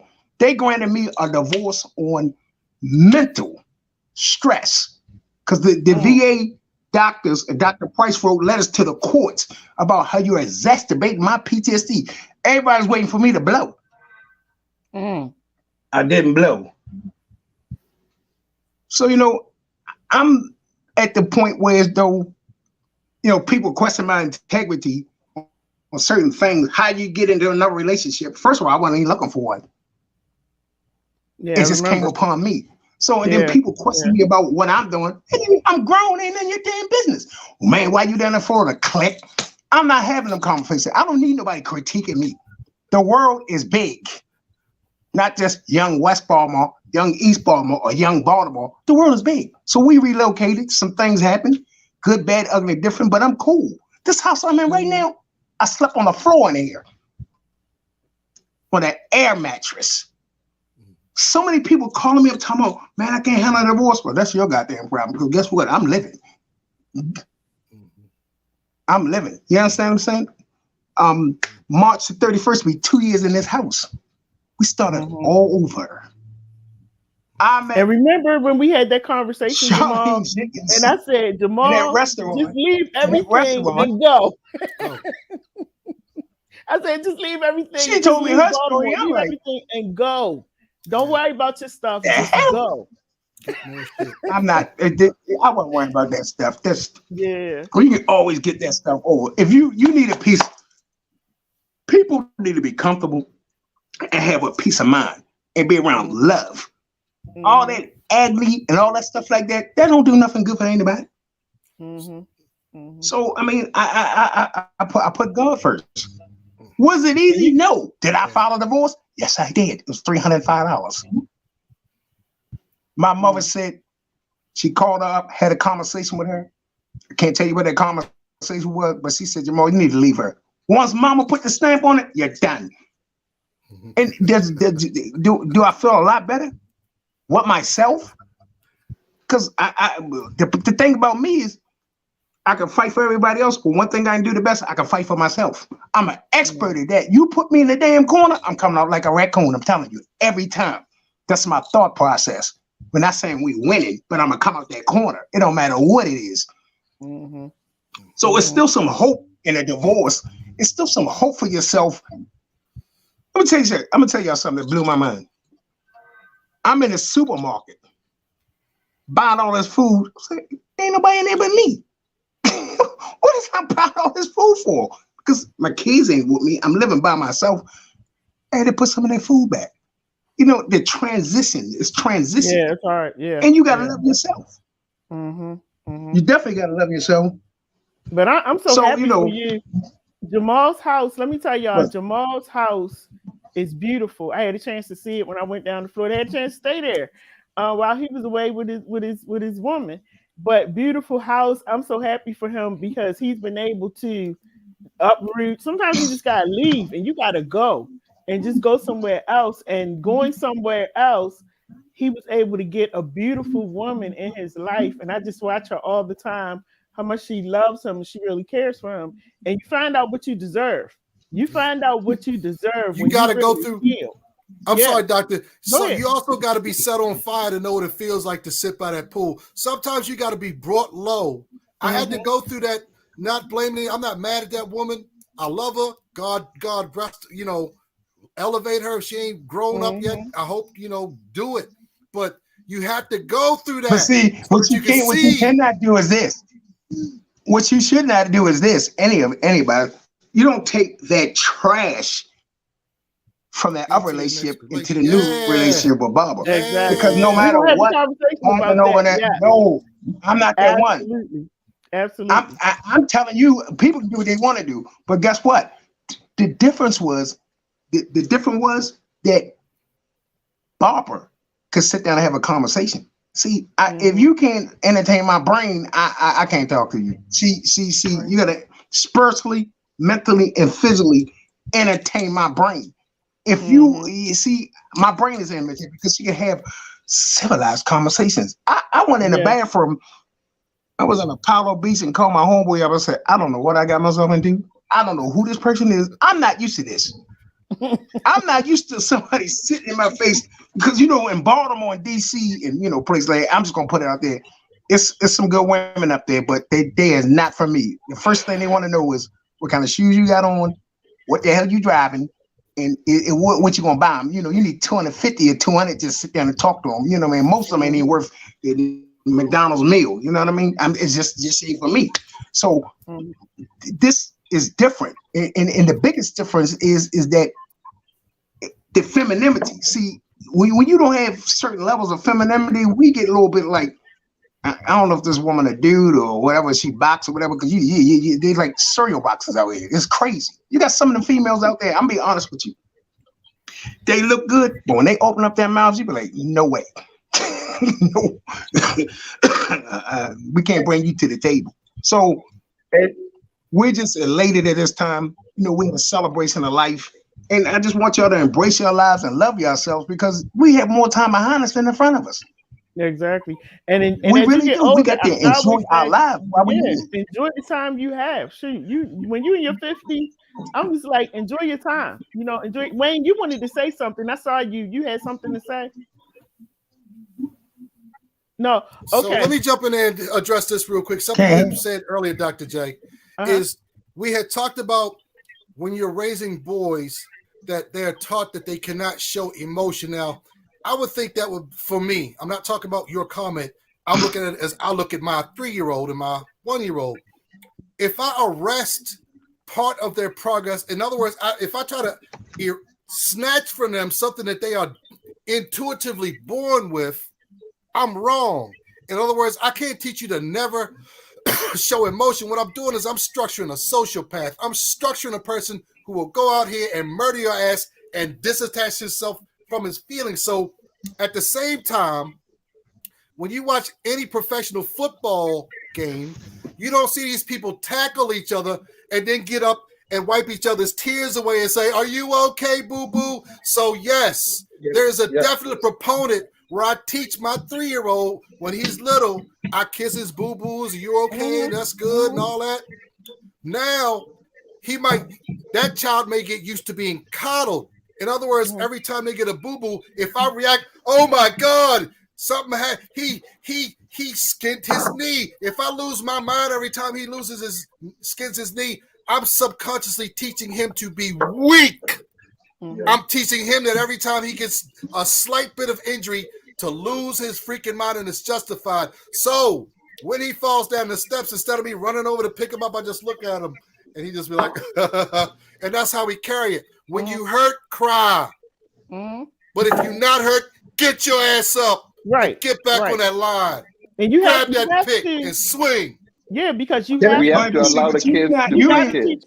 You got to teach your children balance. You have to teach them balance, and especially with the boys, because you don't want them to be weak. Now, I say the same thing with the girls, because I think Wayne has known me longer than all of you, but I got a boy side and a girl side. You get me the wrong day, that boy side won't come out, and I'm gonna deal with you, because that's the way my father raised me, to be tough and handle myself. So I think it's about balance, and you teach your children how to have that balance. LadyJ, I think that's what's important. Go ahead.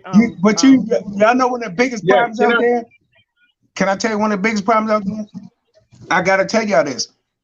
These women want men to be men when they want to be men. It don't work like that. You don't cut the switch on and off. You say you want this man. They keep on running their mouths all on social media about what they want on a man. What the fuck did you bring to the table? What are you bringing to the table? Good looks and some fake boobs from Dr. Miami? Are you for real?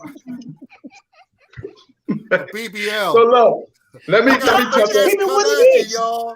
I got a girl with low self-esteem to the point where she went under the knife, y'all. Look at her. Yeah. She got all kinds of emotional problems, but stop all that mess. Stop all that mess with that track meet between their legs. They got track meets between their legs. They got more bodies than dudes.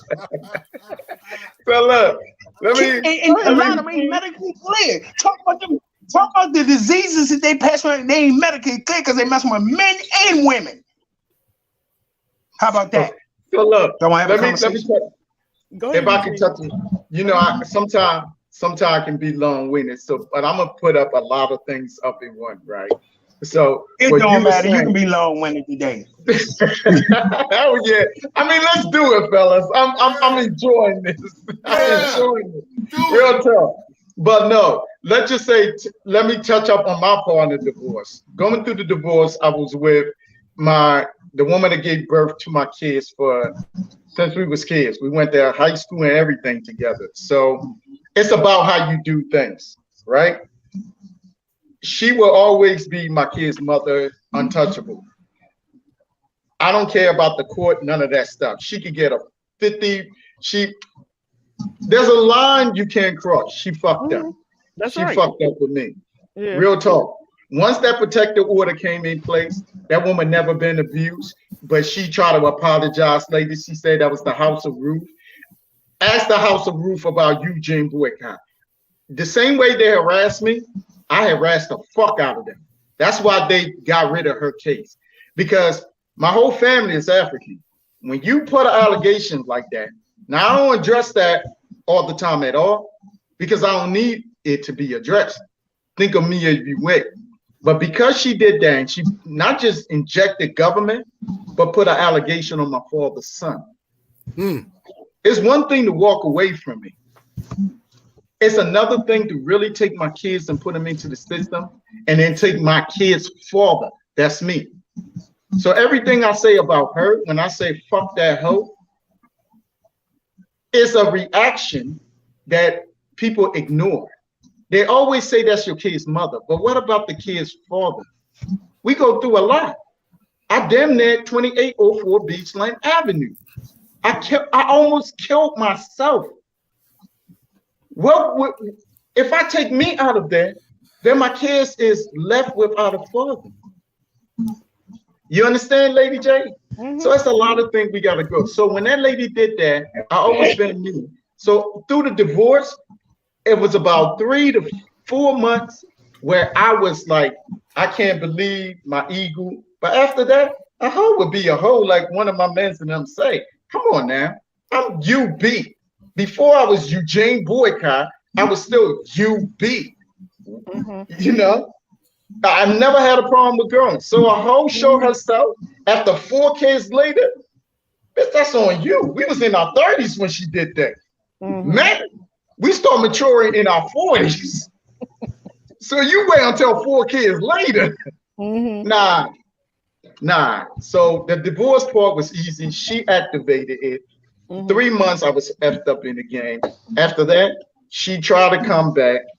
Didn't want her back at all. Why? You crossed that line. You really brought the House of Ruth, and you brought fucking government in something I was already doing 4 kids later. So that was that line. You can't. She crossed it. It was no good. Sleeping with everybody. Nothing to brag about no more. Your worth is gone. Plus, I didn't get no good meals. That shit is important for me. But then moving on, right?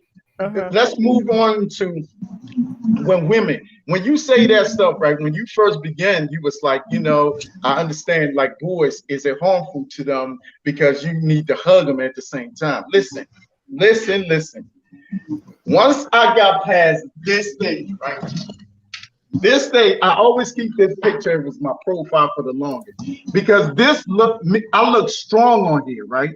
I took this as a reminder almost a decade ago, right? 2804 Beachland Avenue.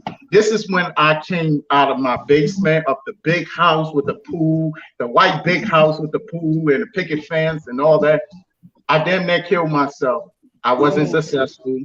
I woke up, I took my camera like I always do, put it there, and I pulled my arm on. I knew from this point this was new life, the resurrection. This picture, that's why I always keep it. It looks like I'm strong. This man is supposed to be a dead man a couple of hours prior.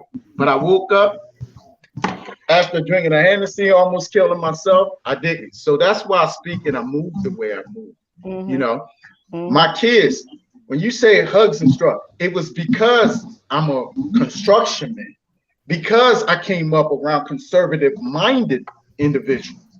which they never, when I say conservative, it's a way of life. They never made excuses. So if I had to make money and I was in a construction field, to this day, this office I'm in, I built it. Lady J, you know me, and you know me before I met Hannah Lynn. You came to my house, right? Like I told you. You see how well decorated my house is? And I'll say again, I want the only niggas in the hood with a certified jacuzzi. Come on now. Me and my one niggas, we was like, I was like, your shit ain't certified, dog. Your shit is not a jacuzzi. It's a nice tub. It's a nice big tub. Eugene Boycott, D4, I had the niggas in the hood with a certified jacuzzi. It's when he was talking about, because when I went to his house, right, the house is like it's in a really bad neighborhood. But when you go inside Eugene's house, you think you in California or somewhere, because he went through the house and reconstructed the whole entire house, and it's beautiful inside. I didn't go through the house. The house wasn't. It was a shell I paid for 15. Yeah, that's what I'm telling you. I don't go back and forth with Cass of our hood certification. Yeah. Because from that house, a decade, they saw the boarded house with me living in there with no occupancy because my kids needed to be with me. When I tell you, man, fuck politics and fuck all that, it was real with me. 10 years. My house didn't have occupancy. There was no shelter because my kids wanted to be with me. There was no shelter for a man and his son in Baltimore. Everything women organized. You're right. I lost my shit. No, hold on. Let me touch up on that. There was no shelter. I'm going to repeat this in a very slow way. The billions of dollars that go to Baltimore. There was no shelter for any single father and their kids to come into. So I bought a house for $1,500 to this day. That's what I'm telling you. I don't go back and forth. You want to know Eugene Boycott? Once you come through my neighborhood, I'm not a West Baltimore cat. I'm not a that. I'm District 12 Nicholas. My name is still certified there. You want to know about me? Go through my neighborhood. Those people watch me, and I think Jamal, the one that was saying, I don't give a fuck about Baltimore City. I curse it all the time. But my people in District 12, what did he say? What did he say? They help me. Yeah. Huh? He was saying, yeah, it was those. Yeah, you see, it was those people when I'm braiding my kid's hair. It was those people. My man was a blood. The dude was like 3 houses down. This nigga was watched me after a while. The hood watched me as I struggled. My own house I bought. No roof, no nothing, no anything. And I'm fixing it. I'm hustling because, like I told you, I don't do illegal shit. But I brought my skills up. My construction shit was the shit. So I was blowing money all day. If something 500, I do that shit for 250 or 200 if I can. That's cash money all day. My hustle is my motherfucking skills. And the judge couldn't take that away from me. So that hood saw me blowing money all day. Lady J, you came in there, my shit is ghetto, the fuck fabulous. But everything around it is for niggas don't come to my hood. Hey, Lady J, remember my man, look, it's sad when I got cats from New York and Jersey, right? You know I'm a Jersey and New York family. You don't know how effed up Baltimore is until cats from New York and New Jersey. It was my Jersey dude that came through. He was like, this nigga was, we grew up in I can't even call Jersey the hood type shit. We good up with what we call the hood. This nigga came, he was like, dang. This is the slums. Hey, guess what? Look. He came to visit me. We always knew that. Yeah. We always knew that. When New York and New Jersey would try to come down here and set up shop, we knew that. Yeah, it's like you don't know how bad it is in Baltimore for a different mindset. When my dude from Jersey, because I heard it all the time, and you hear it when you go out of state, because we travel all the time. But when my dude that we grew up together, this nigga was, When he came in and I started he loved the house, of course. Yeah. The house was good. But when I started taking him around the block and I was like, this nigga was scared. He like, yeah, we knew that. We know. I remember when I walked through and I was like, this neighborhood looks like a third world country.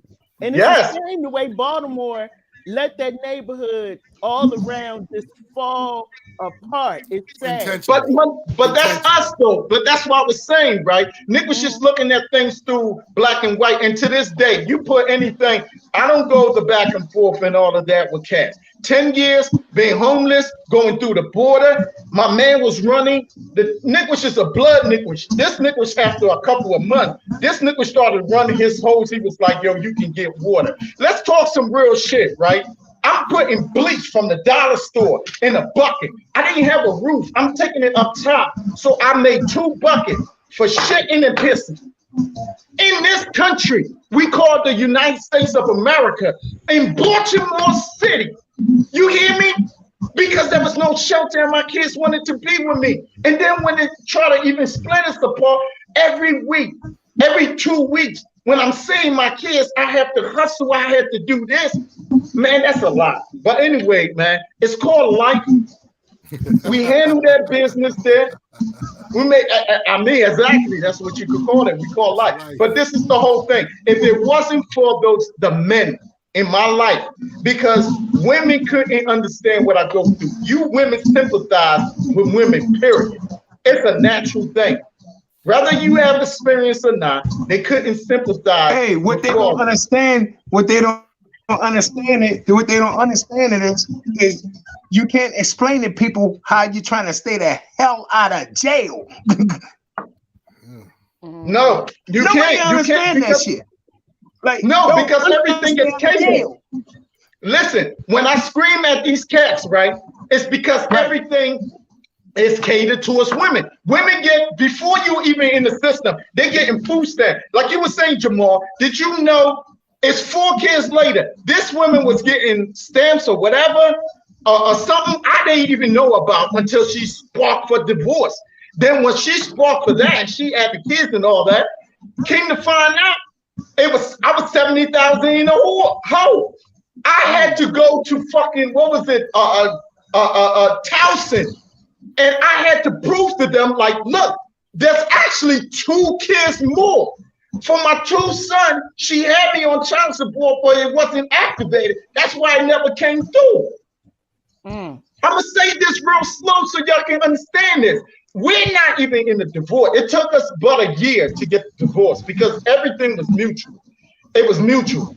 We went through the year. And that was in, what was it, Bel Air or whatever, the court that went through. It took us about a year. That was it, right on the dot. It was mutual. But I started in the hole when I got that protective order. She got garnishment. She got food stamps, was getting it already. Came to find out she was getting all these assistants, and she activated, it's called activating the child support.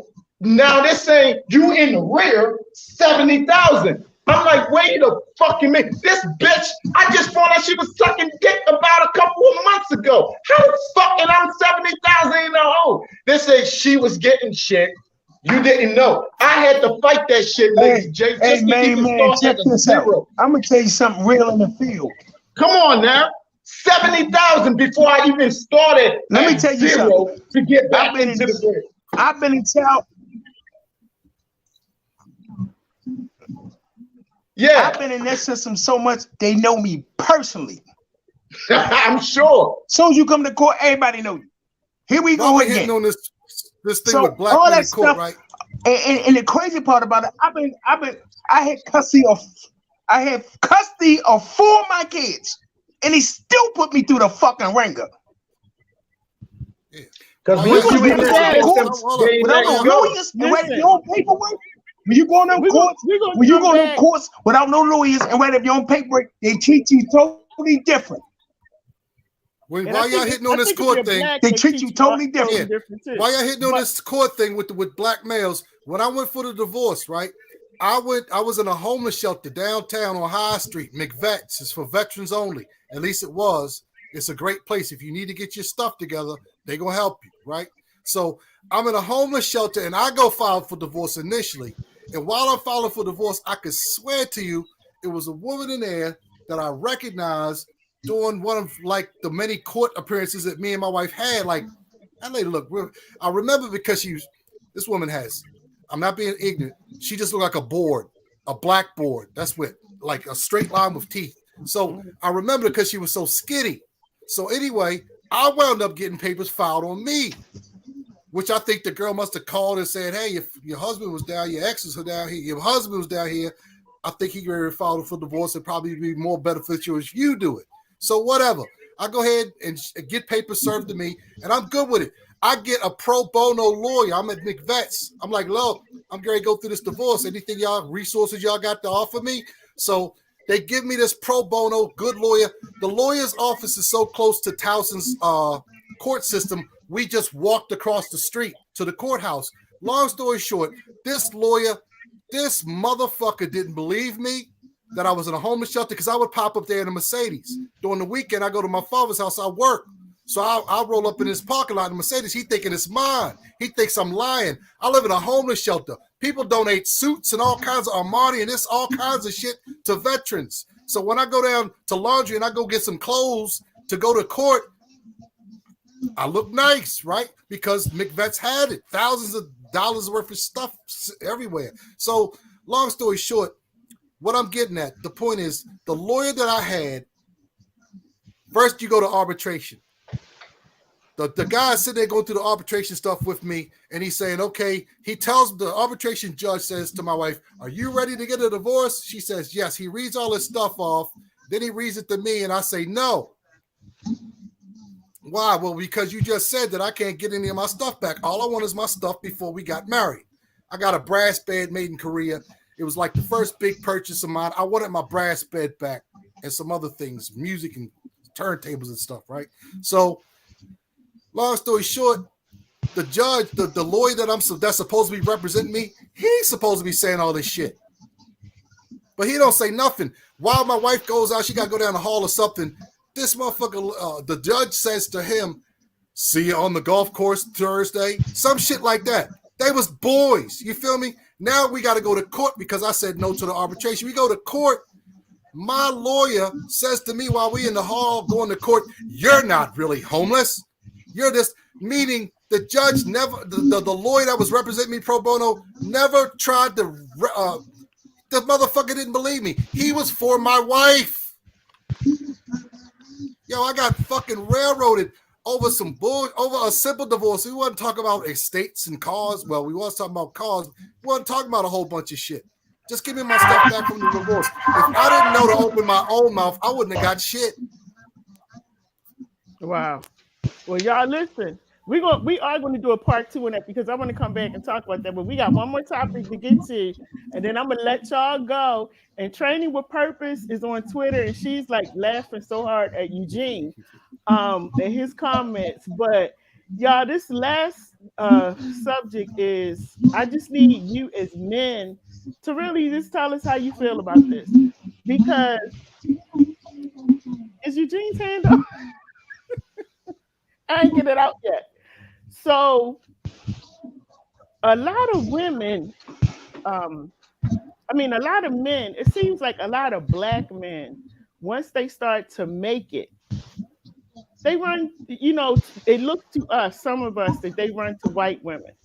So I talk to a lot of black women, and we've had this conversation that it seems as though when black women make it, you look at the artists, the athletes, as soon as they make it, they run to a white woman.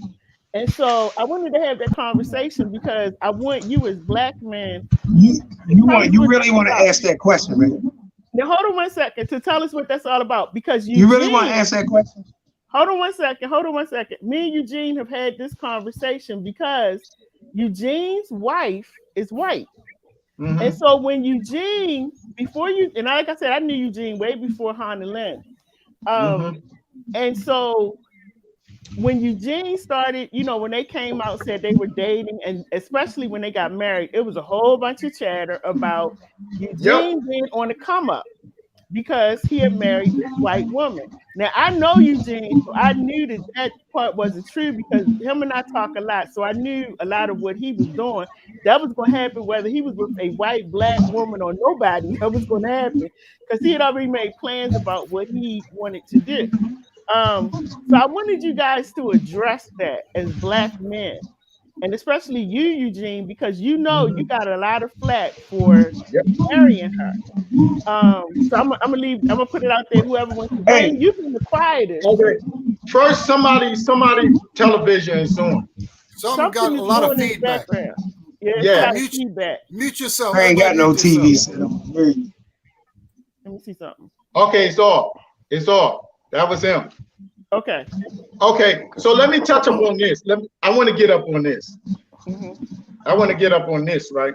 See, okay, it's at this point, we know each other, right? But this, for me, as I will always say, it's never been a topic. It's just about people's emotions. And you're not talking about individuals. First of all, there was a time where black women used to diss the hell out of black men and say they're with the white boys. Nobody in my circle, we weren't mad at all. You know why? Because not every black woman belong to us. We deal with the women we deal with. See, I deal with a circle that don't wear pink, never fell into pink, never did all that little girly shit. It's not a girls, sensitive men type shit, but we're good men, right? So now, even because of the politics, a lot of people, like I told you, they don't know me like you, Lady J. And I don't want everybody to get to know me. I don't move like that. I don't like too many people in my circuit. When you got too many energies around you, you got to deal with too many different emotions. I don't like moving like that. So number one, when they saw me, they saw what? 1518 Durham Street. I call their address because I don't give a shit. My shit still stands there. The people, you can go knock on these doors and see where I'm at. I'm in, I'm out. I'm good, I'm bad. But they don't know me. All they saw, even being on this Republican side, is that the ignorance, this nigga from the hood, this Baltimore city, Baltimore, everybody think alike, this, that. They ain't know I had a fucking plan. You think that some people, even as I stay here right now, their brain can't comprehend. Hell, my wife is still trying to comprehend how much we got. As far as like how much this dude from the vision, from Baltimore City to where we're sitting now, she told me today, I couldn't even think about all this that we was doing. All she knew was, I'll bring it back to the simplicity. She loved me. She found something about me. Wherever I go, she's going to follow. So sometimes it's that simple. People forget I was dating. I don't date every type of woman, aggressive or this or that. No, I ain't doing that. Eugene Boycott is going to be Eugene Boycott. Not every woman, Lady J, don't I always say that I don't address women, I don't talk on women you're fit. And watch one of the videos I was saying, I don't do that because I don't need to be that beta male. Women have enough people cuddling them. Too many soft niggas want to talk on women you're fat. I don't need to hear from you. I need to hear from a woman perspective. Women need to put other women in check. Me and Nickel Shits will go back and forth. That's a man. I'm 5'6". I go in the line. I am entitled. I am not fucking assigned to every black woman and every woman, period. You know who I'm assigned to? My mom. She's the messenger. She helped bring me, push the gift out into this world. That's my mom's duke. That's my queen. But every king needs to leave a male child. I leave the thing. She can only take me so far. She can raise me to be a good boy, but I need to be amongst other lions to be a man. And this is where we're different from. As a man, even through my divorce, it was other men input. Men, not beta male, not cuddle work. that helped me go through the darkest times of my life to even bring me here. This is why it's important when we talk about men. Women raise boys. They raise boys. You can't raise a man. You cannot. It's not according to nature. You cannot. You can't raise a man. That's men's job because there's certain things. Alpha is a sense. This child has to go into the world, a circle of men, and see the rights, the wrongs, the ups and the downs, the discipline, the this, that, the balancing. Because men, we compete with one another, still sharp and still. So when my wife, when we got together, I told her when shit started to get serious, my plan. Off front, I said, you know, this election shit, you met me, we can make a long distance shit. She was like, fuck no. Nick, which whatever the fuck you go, I'm following. So we will rearrange. Lady J, you came to all of our cribs. It's no secret. So when we was doing that, didn't you see about a year, I was picky because I knew what I want. And my wife followed me every step of the fucking way. So when we talk about black men and white women and all that, no, there's certain, look, every man can speak for themselves. Men, I'm going to judge that man right there, that man, but if I meet his wife, I will know his chain. I'll know his stance in the alpha circle because I don't fuck with the beta circle. I don't do that. You, to each their own, whatever works for you. In the circle, I judge a man by the woman next to him. I don't care if you're black or you're white. If you do not line up with my plan, and if you don't increase, you add to my value, fuck I need you for. I'm 40-something years old. I don't need no woman showing all that bottle. I never had a problem picking a woman of my choice. I never had a problem. I'm 5'6". Women, oh, the standard is 6 foot and this, that. Yeah, whatever. It don't bother me. You date a white man, a black woman could date a white man and a Mexican, Chinese, for all I give a shit. Men don't give a fuck about that shit. Now real nigga shit. I judge that man. I could talk to Jamal all day and every day. The first time we met, we was on some other shit. But I can guarantee you, if we ever get close and this, I'm gonna judge the woman next to him about the type of man. You know why? Because if his woman running him, I'm like, yeah, man, that nigga's talking all that shit. All that shit. But if I want to become his enemy and shit, all I gotta do is infiltrate his wife, his girlfriend. Because a woman can make or break. Will Smith is the perfect example. Who came to Will Smith, Jada Pinkett, a bunch of broken down women, because there's no way in hell watching Will Smith, top of the elite, fuck just being a black man, I was proud of that. But Jada, that Baltimore ghetto hood mind shit, red table is all she give a fuck about. She don't give a fuck about this man has been reduced to the bottom. So when black women want to talk about that, if we're going to make it black and white instead of who compliments a good man, then let's talk about that. That's the perfect example. This nigga went up and went to Chris Rock on a black and smacked the shit. If anybody don't understand the law, that shit is called assault. You assaulted a man on everything that was supposed to be black excellence that was represented around all the world. But yet when you are black and you walking through a privileged neighborhood, I can't say a white neighborhood, a Chinese neighborhood, because a white motherfucker came through today in this motherfucker and I checked that motherfucker out. I needed a certificate because this is the Acres Club. Not everybody belong in this motherfucker.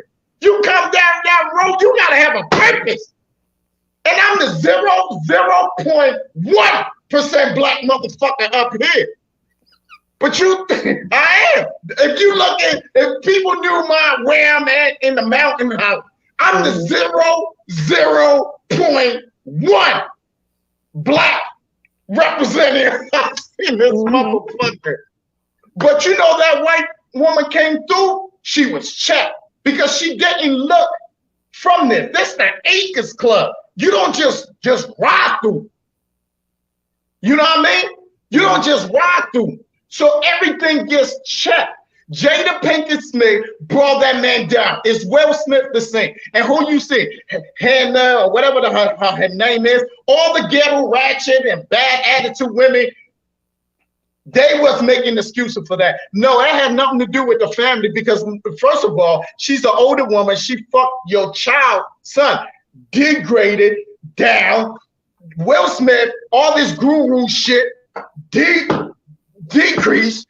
Will Smith, Independence Day, Men in Black, all this, he was on top. Fuck just being a black man. This is America. That motherfucker was on top of the food chain. Now look at his ass. We check everything he do. Why? Because of the woman next to him. So it's not a reason. I don't date people because of the skin color. I'm privileged to have a good mother that never fucking raised me in that way. And I'm privileged to be in a world, right, where I grew up. I came from New York, New Jersey, Baltimore County. I went to Chesapeake. I went to Deep Creek. I went all the shit in Baltimore and motherfucking talking about white supremacists and this, that shit. My 40 years, I ain't never seen none of that shit. We had a kid in Deep Creek that was Jimmy and Dean. That motherfuckers was the closest to white supremacy. They had the black boo. We fucked all the motherfuckers. There was white boys there fucking them up. So I don't understand this shit. Baltimore City is all black. The system is them. They look like me. I ain't never, ever had to worry about white supremacy. Niggas can talk that shit that don't exist. Black women, and it's sad to say because they're dealing with boys, not men. They don't have respect. These women are aggressive.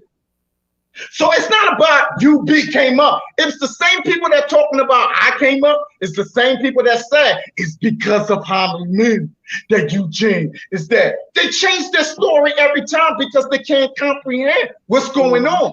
When you get a powerful man and a powerful woman and they agree to be with one another, my woman is feminine. I am masculine.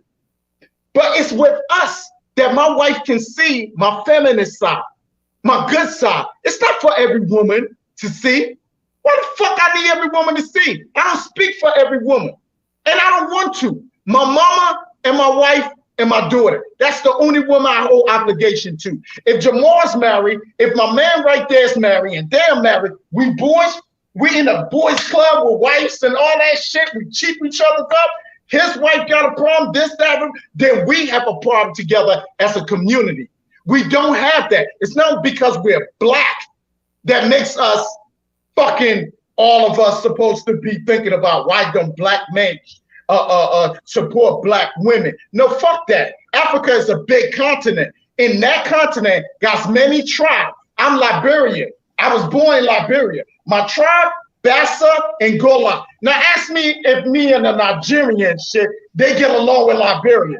We look alike, but we're not the same tribe. So in America, when black women, right, don't know how to support black men, and black men don't know how to be men, in that circle, when they circleize, when it's in a circle, don't get mad because a man, I'm gonna say get out of the circle of women and boys. When men want to have a woman that compliments him, and she helps and tap into him coming up. Because me and Holland, don't get it twisted. We still building. And that's not on her because she's a white woman and I'm a black man. We still building because we still learning each other. But we ain't out there trying to front doing these Republican shit. My wife cooked good goddamn meal for me. I cooked myself. But you know what? That's the trigger I needed. I look at Jamal all day and shit every day. And I'll watch him and say, yo, what's your wife cooked? I judge you on what his wife cooked. Jamal, I'm just saying, I'm just making an excuse. I ain't just, because your name is what I came to recognize, all right? So it ain't personal. But as men, right, we look at how your wife treats you, what type of respect she have for you. That's what we look at. If I look at a man that his wife has got him in the back and he trying to act soft and doing this, it's not, it don't give him credibility. So if we're going to talk about black and white, we need to look at, okay, what type of men are you dating? Because if you keep on dating boys, that's what you attracting. That's what you attracting, and that's what you're going to be choose for. But no real man wants to feel like he's with a woman that he just got to please all the time for the world because it's all about her while she on Facebook doing all this, advertising to other men. No, you know what? A man sometimes just don't, when I leave that world out there, I just want to come home and talk to my wife, my friend, my partner, my everything about my day. I don't want to be a black man. I just want to be a man feeling like a king. My wife, when I come home, and any woman can try to do that if you want, but when I come home, whether I'm in the garage or not, my wife got a hot meal, and she's a corporate woman. She got a job too. I ain't trying to hear no shit, but I don't have to cook no more. Something that simple with Hannah Lynn, because she was programmed for that shit. Not before me. Something that simple that when I'm on the roof, nobody there, I could almost fall 30 stories down. That I know I got a hot meal in a conversation when I get home. Not a corporate woman to hear about just how much she's got to run this and that. Just a hot fucking meal. It's already ready. This is clean. Are you okay? It motivates me to go out there in the world to deal with it as a man and even as a black man. So ask what you bring to the table before you use it black and white. Now let me say this about Hannah Lynn too. Before any other y'all jump in, she's not a weak white woman. I'm gonna say that too. She ain't a weak white woman. No, she can hold her own, and she quiet. But if she need to go toe to toe with you, a homegirl can go toe to toe. Okay, I just want y'all to know that. And it wasn't a situation where Eugene was running after her. Like he said, she came into his life, and and the thing I love about her is that she saw what the situation was when she came into his life. She saw what he was living. She saw what was going on, and she came in not because she wanted to take over or lift him up. They genuinely love each other. That's why I love them so much. Like when you're around them, you can see you forget about black and white. You genuinely see that these are two people who happen to fall in love, and they genuinely love each other. And I think we got to stop talking about this black and white thing. But I had to bring it up because it's talked about a lot. And I know what Eugene went through when that whole situation came out. Wayne, you wanted to say something. Yeah. This is what I wanted to say. Aspect from where I'm coming from with this. We can't hardly hear you, Wayne. Wayne, we can't hardly hear you.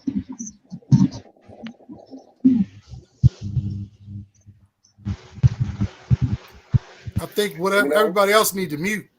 Yeah. Yeah, something in the background going on the other thing.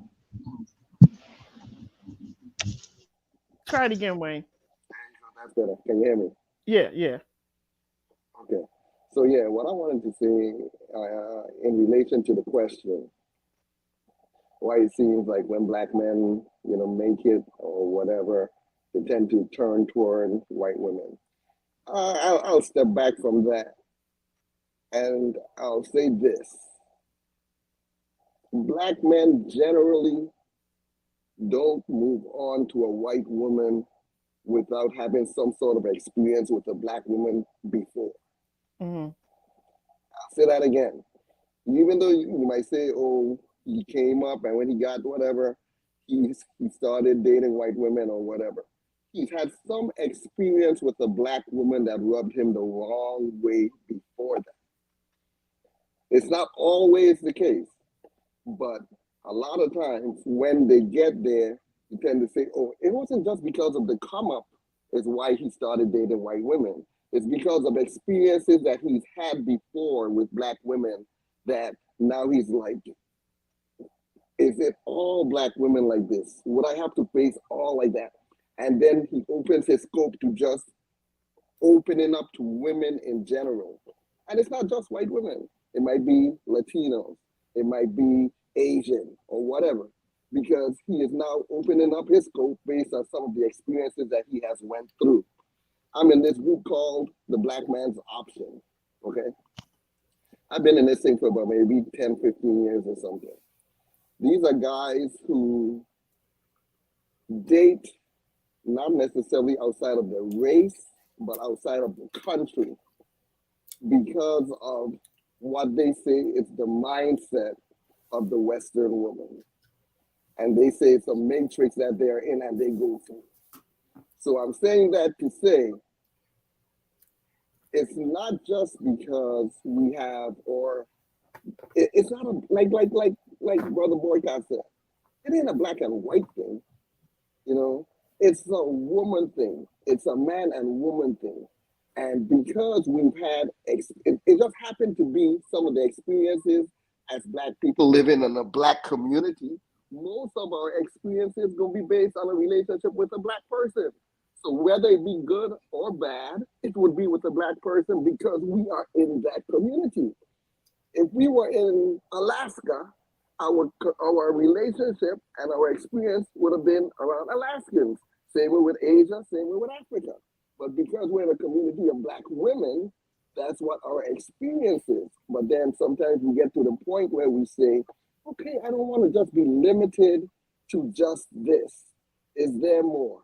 What else is there? Okay, I've experienced this. Is there something else out here? Like Eugene said, does she love me? I am open to being loved. It don't matter by who or by what.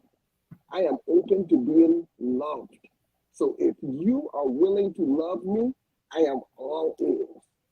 It's not like we run to the white woman or anything like that. And I don't like to hear that because women tend to use that narrative and paint that narrative. But here's the other part. A woman will never tell you what she did to that man. If she thinks he ran and went to a white woman or somebody else, she will never tell you what role she played in it. Okay? Because it's not always that. Sometimes it is. But if we are true to ourselves, if you feel that he ran to a white woman, that means you pushed him or you did something to make him run. Now, Training with Purpose on Twitter, she said, Wayne, that's a word. She said, women need to focus on the hot plate and not your hot box. Okay. So let me throw my little bit of information in there, right? Go ahead, Trey. So my mother, if you look at it for all intensive purposes, looks like a white woman. My grandmother was white, you know. So, and you know, it has to do with some stuff in Morgantown, West Virginia. Somebody was messing with somebody they wasn't supposed to mess with, like a housemaid or something like that. Because my great grandmother, the picture I have of her, she's very dark skinned, dark skinned woman. So we know there's some finagling. And Chad, you back in the day could have actually passed for a white man.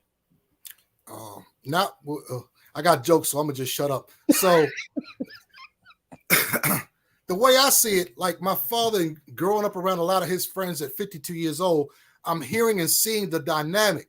And the understanding at one time is, in especially the 60s and 70s, after the affirmative action stuff all happened, Black men were favoring towards white women because that's what was pushed in the media. You know, you arrived. If you got a white woman, you can't tell me nothing. But for me, that's superficiality in the person's perspective. In other words, that's an internal conflict with the individual. You can justify it any kind of way you want. The way I look at it is when I go to a restaurant, I don't have to like everything on the menu.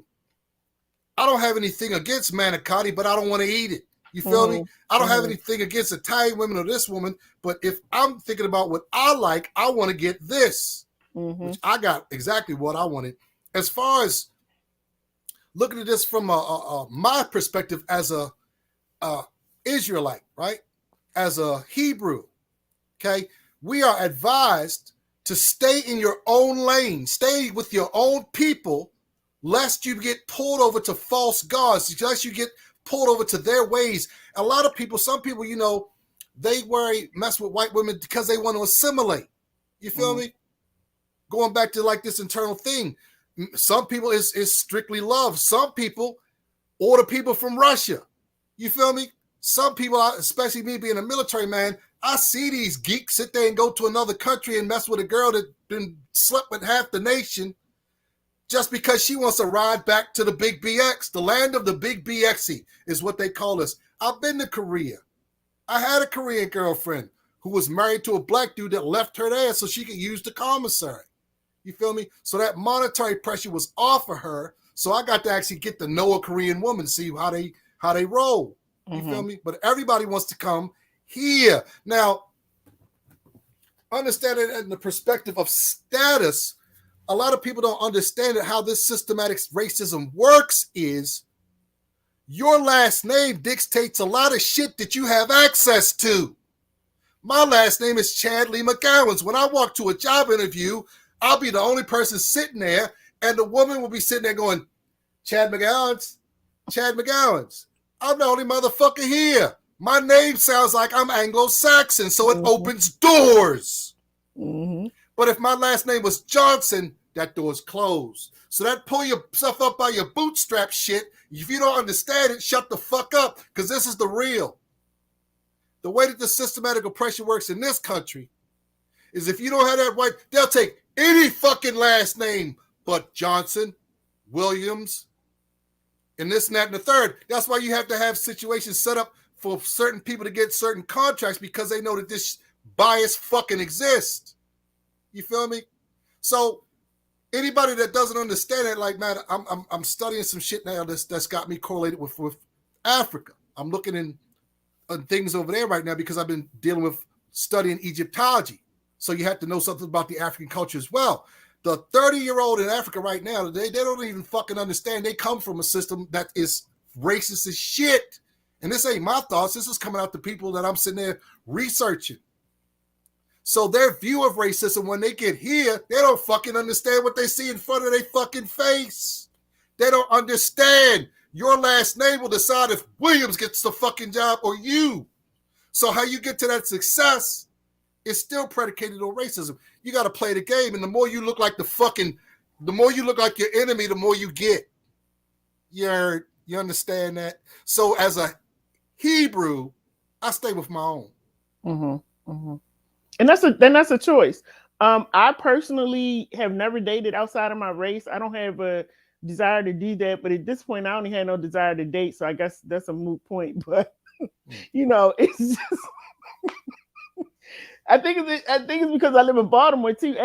Listen, it's like slim pickings here. Okay, so I'd rather not. I'd rather just be here with my dog and just be okay with that. But I've heard real quick. I've heard dudes sit there and say white women treat you better than black women because black women don't have this and that and the third. And that's told. Look, you just might be an ugly motherfucker, and the girls that you could pull, buck tooth and all this other shit, that's what you were dealing with. Where I live at, I don't live in the city. I've lived in the city several times. I'm from there, but I lived in the county. The girls that I told you earlier that I left them alone because I knew I wasn't shit, all of them went fucking corporate. You feel me? They could be on one of these housewife shows and shit. No animosity. I'm just saying the women that I grew up around, these motherfuckers was already like Ivy League on some middle class shit. They was already trajected to go to this college, to go to that school, to deal with this, going into talent shows. They would, where I'm at, if you wasn't in some type of activity at the school, something was wrong with you. Woodlawn has changed dramatically since then. But back then, you was in karate or soccer or football or speaking coaches or some shit like that. In other words, every black, get the fuck away from me. Every black woman is not some gum-popping, big-ass, dumb fuck. You feel me? Get that shit out your head. But get here's around. the deal, But Chad. do you agree? I agree. I totally agree with that. But remember now, we all have our different experiences with all the same women, whether she looks like a glamour queen, whether she's in the magazines that you are looking at, when you're talking about, or whether she's a gum popper or whatever it is. She might treat you differently than she treats me. And I could only go based on my experience. Yeah. I can't go based on yours. So that's where the problem, well, not the problem, that's where we formulate our judgments as to say, because you could say you went with the same girl and you had this, I know what he's talking about. She treated me like a king, and she did all of this for me. And then she treated me like mud. But I could only base my experience on my treatment, and then I'm going to say, well, this is what happened to me. Based on this happening to me 3, 4, 5, 6, 7 different times, I think I need a change because this is what we do. If you continue to do the same thing over and over, expecting a different result, they say that's insanity. Right. But sometimes you can't always shop at Walmart. Sometimes you gotta go to Macy's and shit. You gotta go to like a upper end store. And this is regardless of color. Sometimes you have to look at yourself, because sometimes it could be you attracting a certain kind of people. So sometimes you got to look within yourself and figure out like what's wrong with me. Like I attract people that's dudes that's needy and they need tissues all the time. They crying all the time. You know, they the kind of dudes I attract. You know, they cry and need a shoulder more than I do. But guess and what? That's a turn off for me. You know, that's a turn off. But guess what? You'll attract the black one, you'll attract the white one, you'll attract the green one, you'll attract the purple one. That's a part of what you attract. Exactly. And so I have to figure out what in me. I can't blame a race. I have to figure out, okay, what is it about me that attracts these kind of men who want to be in a certain type of relationship? And like you said, Wayne, it's not just black men. I can't limit it to a race. At some point in time, we got to look at ourselves and say, okay, am I doing something wrong or is it me? And Wayne, you and I had a conversation a few weeks ago. So now I understand, you know, what it is with me. But by all means, gentlemen, if you're watching, I don't have no tissues or none of that, you know, no shoulder, none of that. I'm not saying that I want that, because I don't. Y'all stay away. I don't want that. But I feel like we have to, at some point, we got to look at ourselves. And then after a while, when you really get older, and I'm going to say this, when you get up in like your late 40s and you start sliding into your 50s, you ain't looking at black, white, green, yellow, nothing. You just want to be happy. And Eugene said something that was so important. You just want to come home and be able to talk to somebody without fussing, cussing, fighting, stuff I'm sorry, being judged. You know, look, I'm sorry, but I got to say this. I got to make 2 quick points. Okay, go ahead. One, my wife got, you know, she gave birth to 2 kids for me. Yeah. Since before we were together, right? Before we were together, if you come into my apartment, then it would be immaculate. It would be fucking beautiful because I clean, I cook, I do all that shit. You feel me?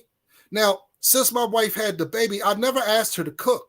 You know, that's her prerogative. If you get some enjoyment out of it, because I get enjoyment out of cooking, right? So it was never a prerequisite for me. If you don't know how to cook, I don't fucking care. I can cook myself. In other words, it's how do me and you cohabitate. In other words, it's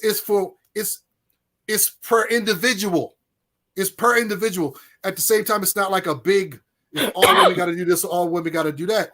The other thing is, like, I got a homeboy from Indiana. I got a couple of homeboys. They black dudes, but they from different parts of the country. They gravitate towards white women because that's what they grew up around. That's just what they identify with. Then you got some people that don't want dark-skinned children. You feel me? They want to change the genetic structure, just like the thing that's going on. We were talking about a couple of days ago in Africa, where all these people, Dr.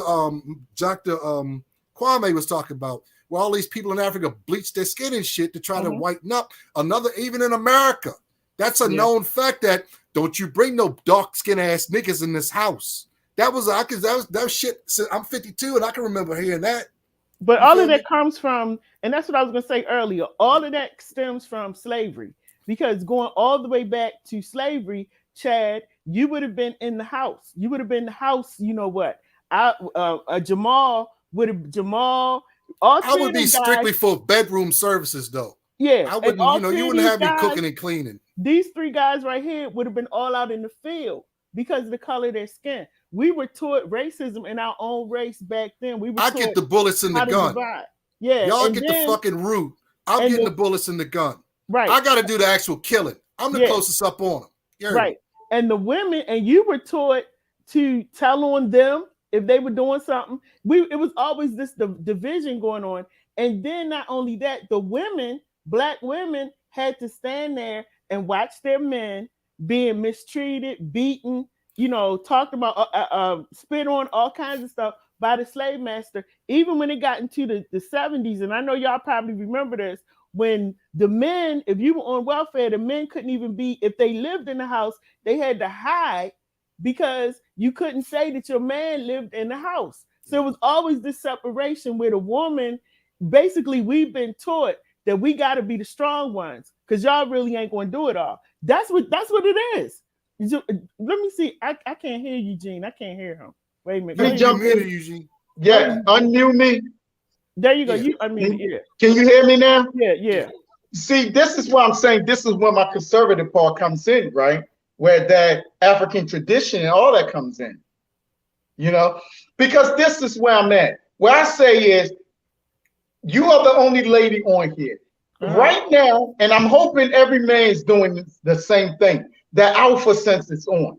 Everybody have alpha is a sense. It's not like beta male. That's niggas is just that. You can sense them. Mama's boy speak on women and try to cape. But what I'm saying is this. I don't know at 45 years of age. I don't know anything about what y'all saying. If we're going to talk about what men pick a certain color of women, then let's stay on that. Because to me nowadays, I don't know. That's some fuckery shit. Like I say, Chesapeake, Deep Creek, Stockton, Jersey, New York. There was never a time in my existence, or I ask anybody, give me 3 generations back, where that is a big deal and it didn't come down to manhood. See, I'm judging 1, 2, 3. All of these men, I have my level of where they stack on manhood at. You know why? Because it's an energy. In personal relationship, it's an energy, right? Let me say this real quick. And when it comes to personal relationship, we live in a country, like my man say, he has the choice to say, I'd rather stay within my circle because it's this, that. That's fine. His wife now has a kid and he chooses to cook. That's good. So let's go into relationship. I judge everybody as an individual because at the end of the day, I don't care if he's light skinned, he's dark skinned, he's middle skinned, I'm this skinned. I'm gonna judge them as men. You can't escape men. You can't go behind your ancestor. So when we come to men, I judge other men by certain level. And one of the standards that I do have, I would judge a man level by the decisions he making in the present. And the present, that's your responsibility. The present, if you choose to be with a white woman, a black woman, an Ethiopian, I don't give a shit. That's your queen. If you give her that name, I'm gonna judge you on that, right? A man let's start talking about men. There's some men just want to have a woman that would compliment him. And in this Western world, and all I hear is about how the man's supposed to submit and bow down, and all these dudes talking about I'm a tickle your neck, I'm gonna do this, and because who gives a shit? Don't care. That's a personal affair. Does that make you better? Does that make your leniency even more? Because what we're not talking about is the future. Every man, the man is the gift giver.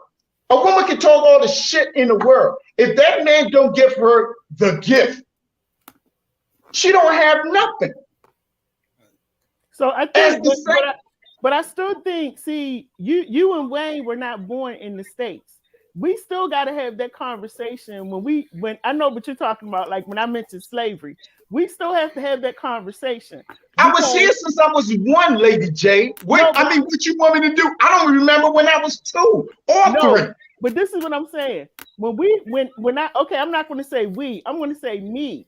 When I talk about slavery, I can really talk about it because I did the history on my family. So I understand what I'm saying when I say that as Black women in the United States, we have been taught to disrespect our Black men. We have been taught to dishonor our Black men. That started in slavery. Now, the reason I can say that is because my great-great-grandmother who was a slave, and I went to the plantation, her burial site. I did all of that. I researched the entire history.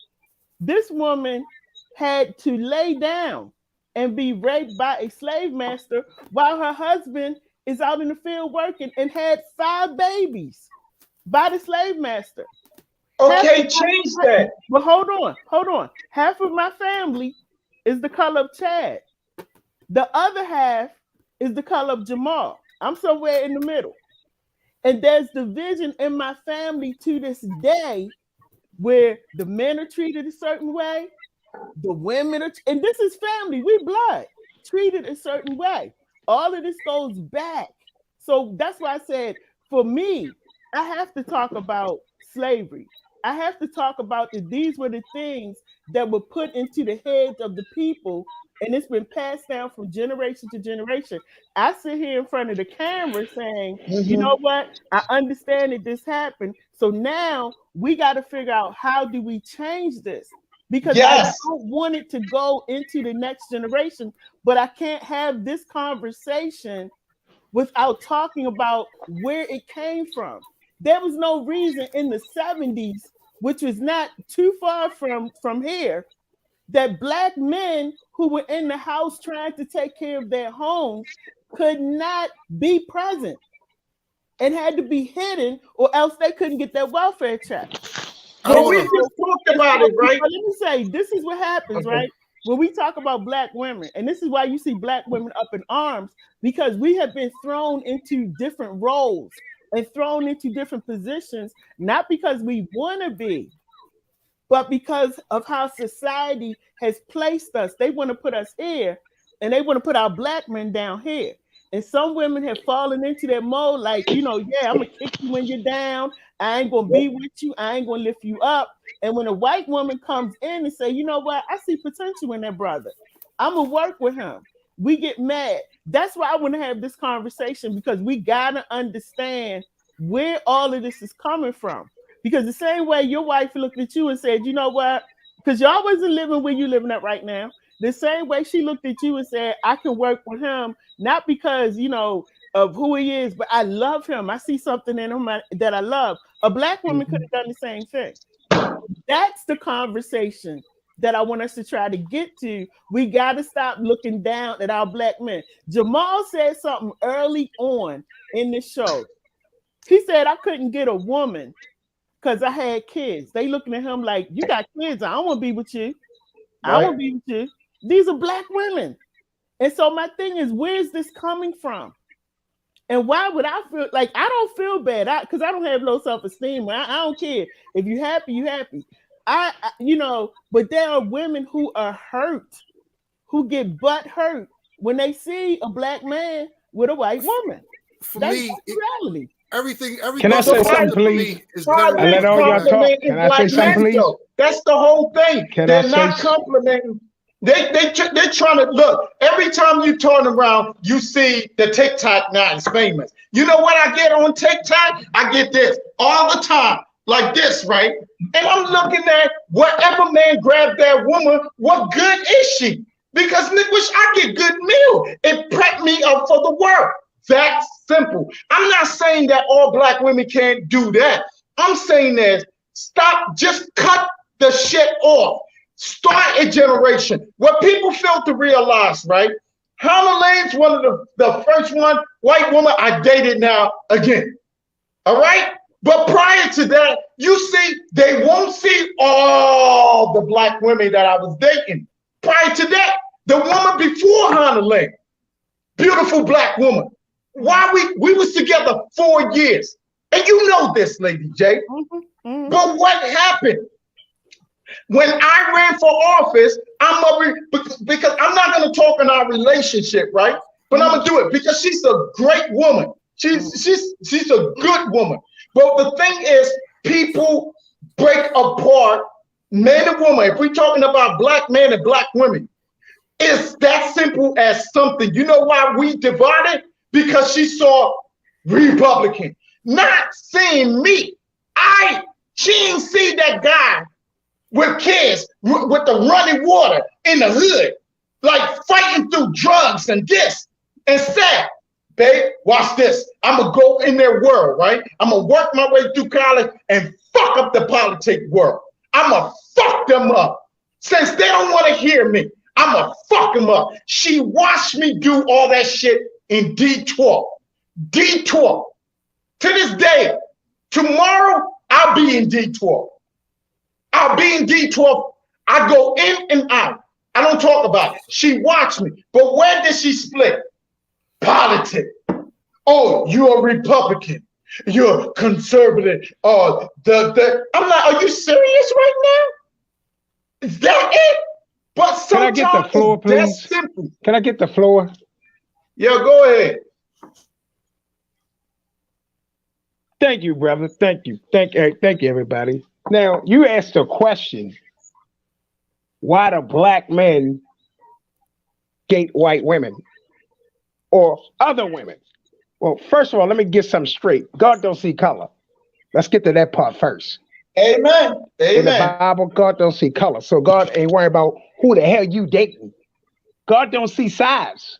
God don't see ugly. Right? Do we all agree on that? I agree. Man is creating these situations. Mm-hmm. Man is creating these situations. No, because in the Bible, hey, you asked the question, so let me answer.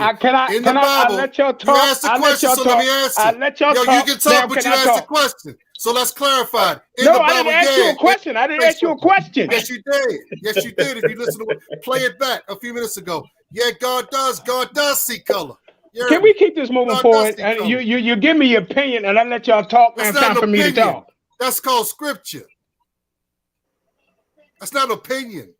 Okay, I want to get past that. As a Hebrew, I want to get past. Let me get out what I need to say. Ask the question then, right?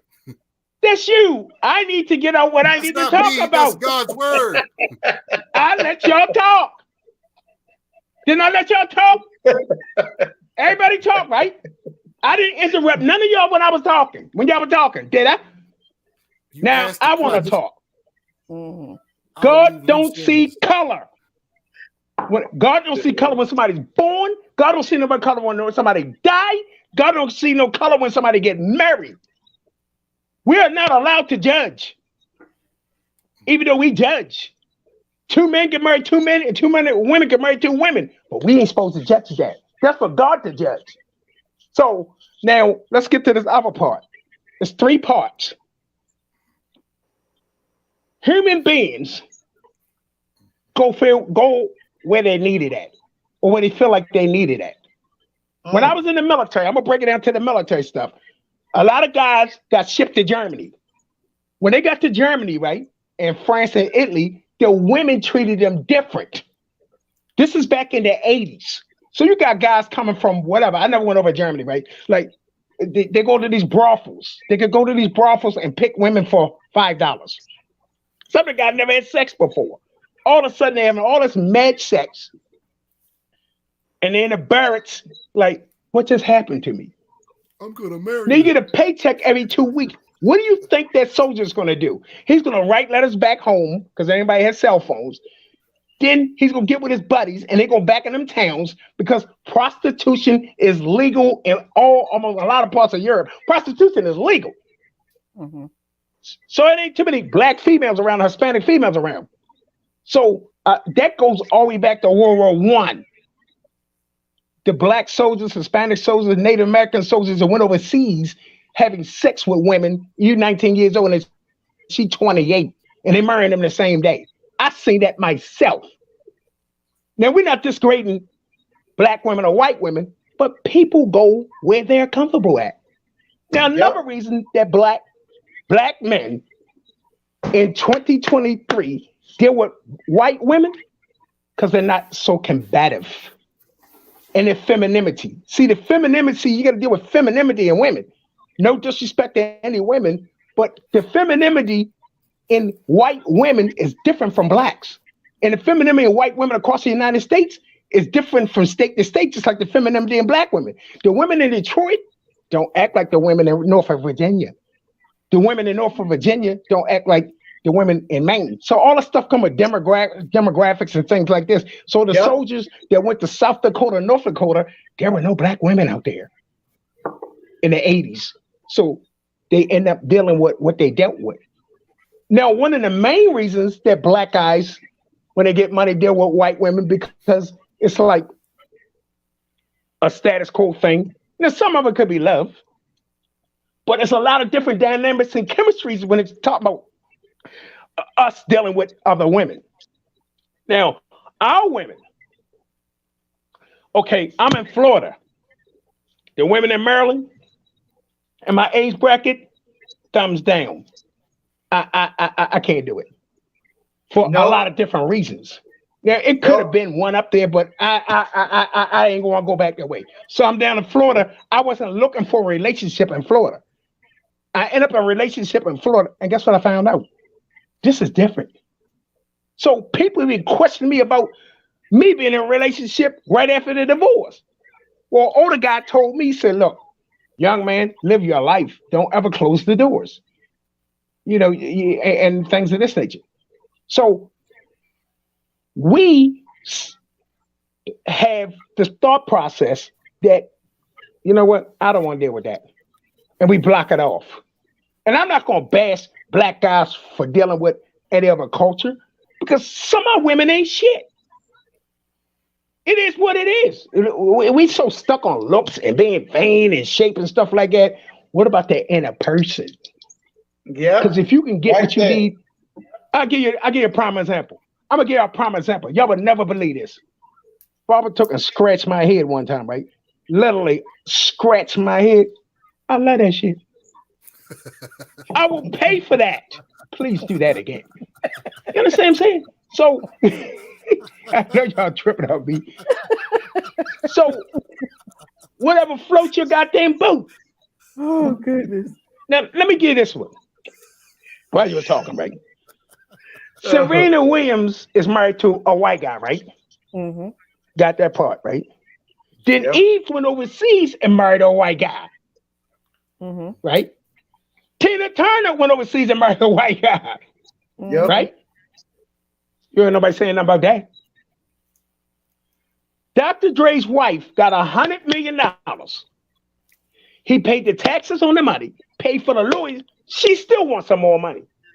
Master P wife, another black female, angry black female, during the divorce, moved a boyfriend in a mansion that was younger than her. Now the mansion was owned with him and the wife, right? Before the divorce. He gave her $50 million. And she's still complaining. So sometimes, y'all, it ain't never good enough. It's like, you know, man, yeah, you've been with me all these years. Here's this $100 million, leave me alone. It still ain't good enough. And one thing I did find out, I'm just being honest with it. Sometimes y'all say we're the problem, but truthfully speaking, you're the problem. You can paint the ceiling white and say, you know what? That's not white enough. You can give them the whole world. It's never good enough. With some black women, I'm gonna narrow down to that. Now, we do know this, and it's gonna get touched. All right, Lady J, hold on. Don't go nowhere. A lot of y'all cheat more than men. A lot of y'all black women are cheat. You lay right next to that guy with that lie. Lay right next to that guy with that lie, with that funky ass in that bed, and know you cheat. That's a fact. They say we cheat. Oh, you know what they say? He'll never know what I'm doing. I heard that when I was in a hospital, working in a VA hospital on the 3rd floor. You should hear all them women talking. And he gave me this and he gave me that. Yeah, y'all do be cheating.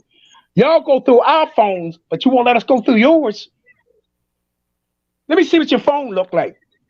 Oh, I can't show you yours. I know you don't want to show it to me because you fake, phony, and fugazi. So people say you shouldn't generalize them conversations. Are you serious? So white women probably cause problems too. But the thing with it is people go where they are comfortable at. I'm more looking at it like that than more like the color aspect. I'm comfortable where I'm at because I wouldn't mess with nobody else. I don't like you. Don't come over no more. We ain't doing this. Blah, blah, blah. I'm straight as that. When you sit there and eat with somebody looking at your shoes, get rid of them. When you sit there and look at somebody always in their phone and just spend $200 for this meal, you won't. That'll be the last date we go on because I need eye contact. I need you to talk and put the phone down. Now this is the next thing. It's gonna get a little bit touchy. Lady J, are you with me? Hold on. Are you ready? Sex. Even though white girls do that, white girls done gone wild in the whole 9 yards, but they're a little bit more reserved. A black chick will push up on you and say, you know you want this. You be looking like, what? It's like, a bag of Fruit Loops for them. I could literally walk out here, you know what I mean? Get $1,001 bills, put 250s on the top and rubber bands and drop it on the floor. A black chick will run across the highway for it. A white girl will be like, what's wrong with that guy? I'm telling you something real. Now, they got their flaws, but a lot of sisters are gullible. They real gullible, boy. They just, you know what I mean? And so people say you shouldn't say that. I say what I want to say because I know what they do. I know their pedigree. I ain't just talking about the state of Maryland either. I know their pedigree. If you ain't got that paper, they don't want to talk to you. You can't put 10 black females together in the state of Maryland and say, what are you working with? They don't like, girl, he got a couple of hours. That's how they talk. Yeah, I do got a couple of hours. Not for your ass. Damn, right. So, okay, I'm going to tell you something else. During the divorce, the wife put all the stuff up on Facebook. And a homegirl of mine called me and said, they coming for you. Who? The Ghostbusters? No, women. She ain't never lied. You talking about something crazy? So, in general, what I'm saying to you is this. And I know Lady J is like, blah, blah, blah. But a lot of black guys just deal with white women because they really feel as though they're not going to give them the problems a sister gives. Because, sisters got mouth. They don't have inside voices. And they don't not act in public. If somebody tell me I'm wrong, chime in on that one. Man, I said all of this. I sat down and watched. I sat down and watched. Check this out. I sat down and watched this woman eating in front of me. Never again. You can't even keep the food on the plate. You ain't never had that before. I watched a woman had assy elbows. You missed the lotion?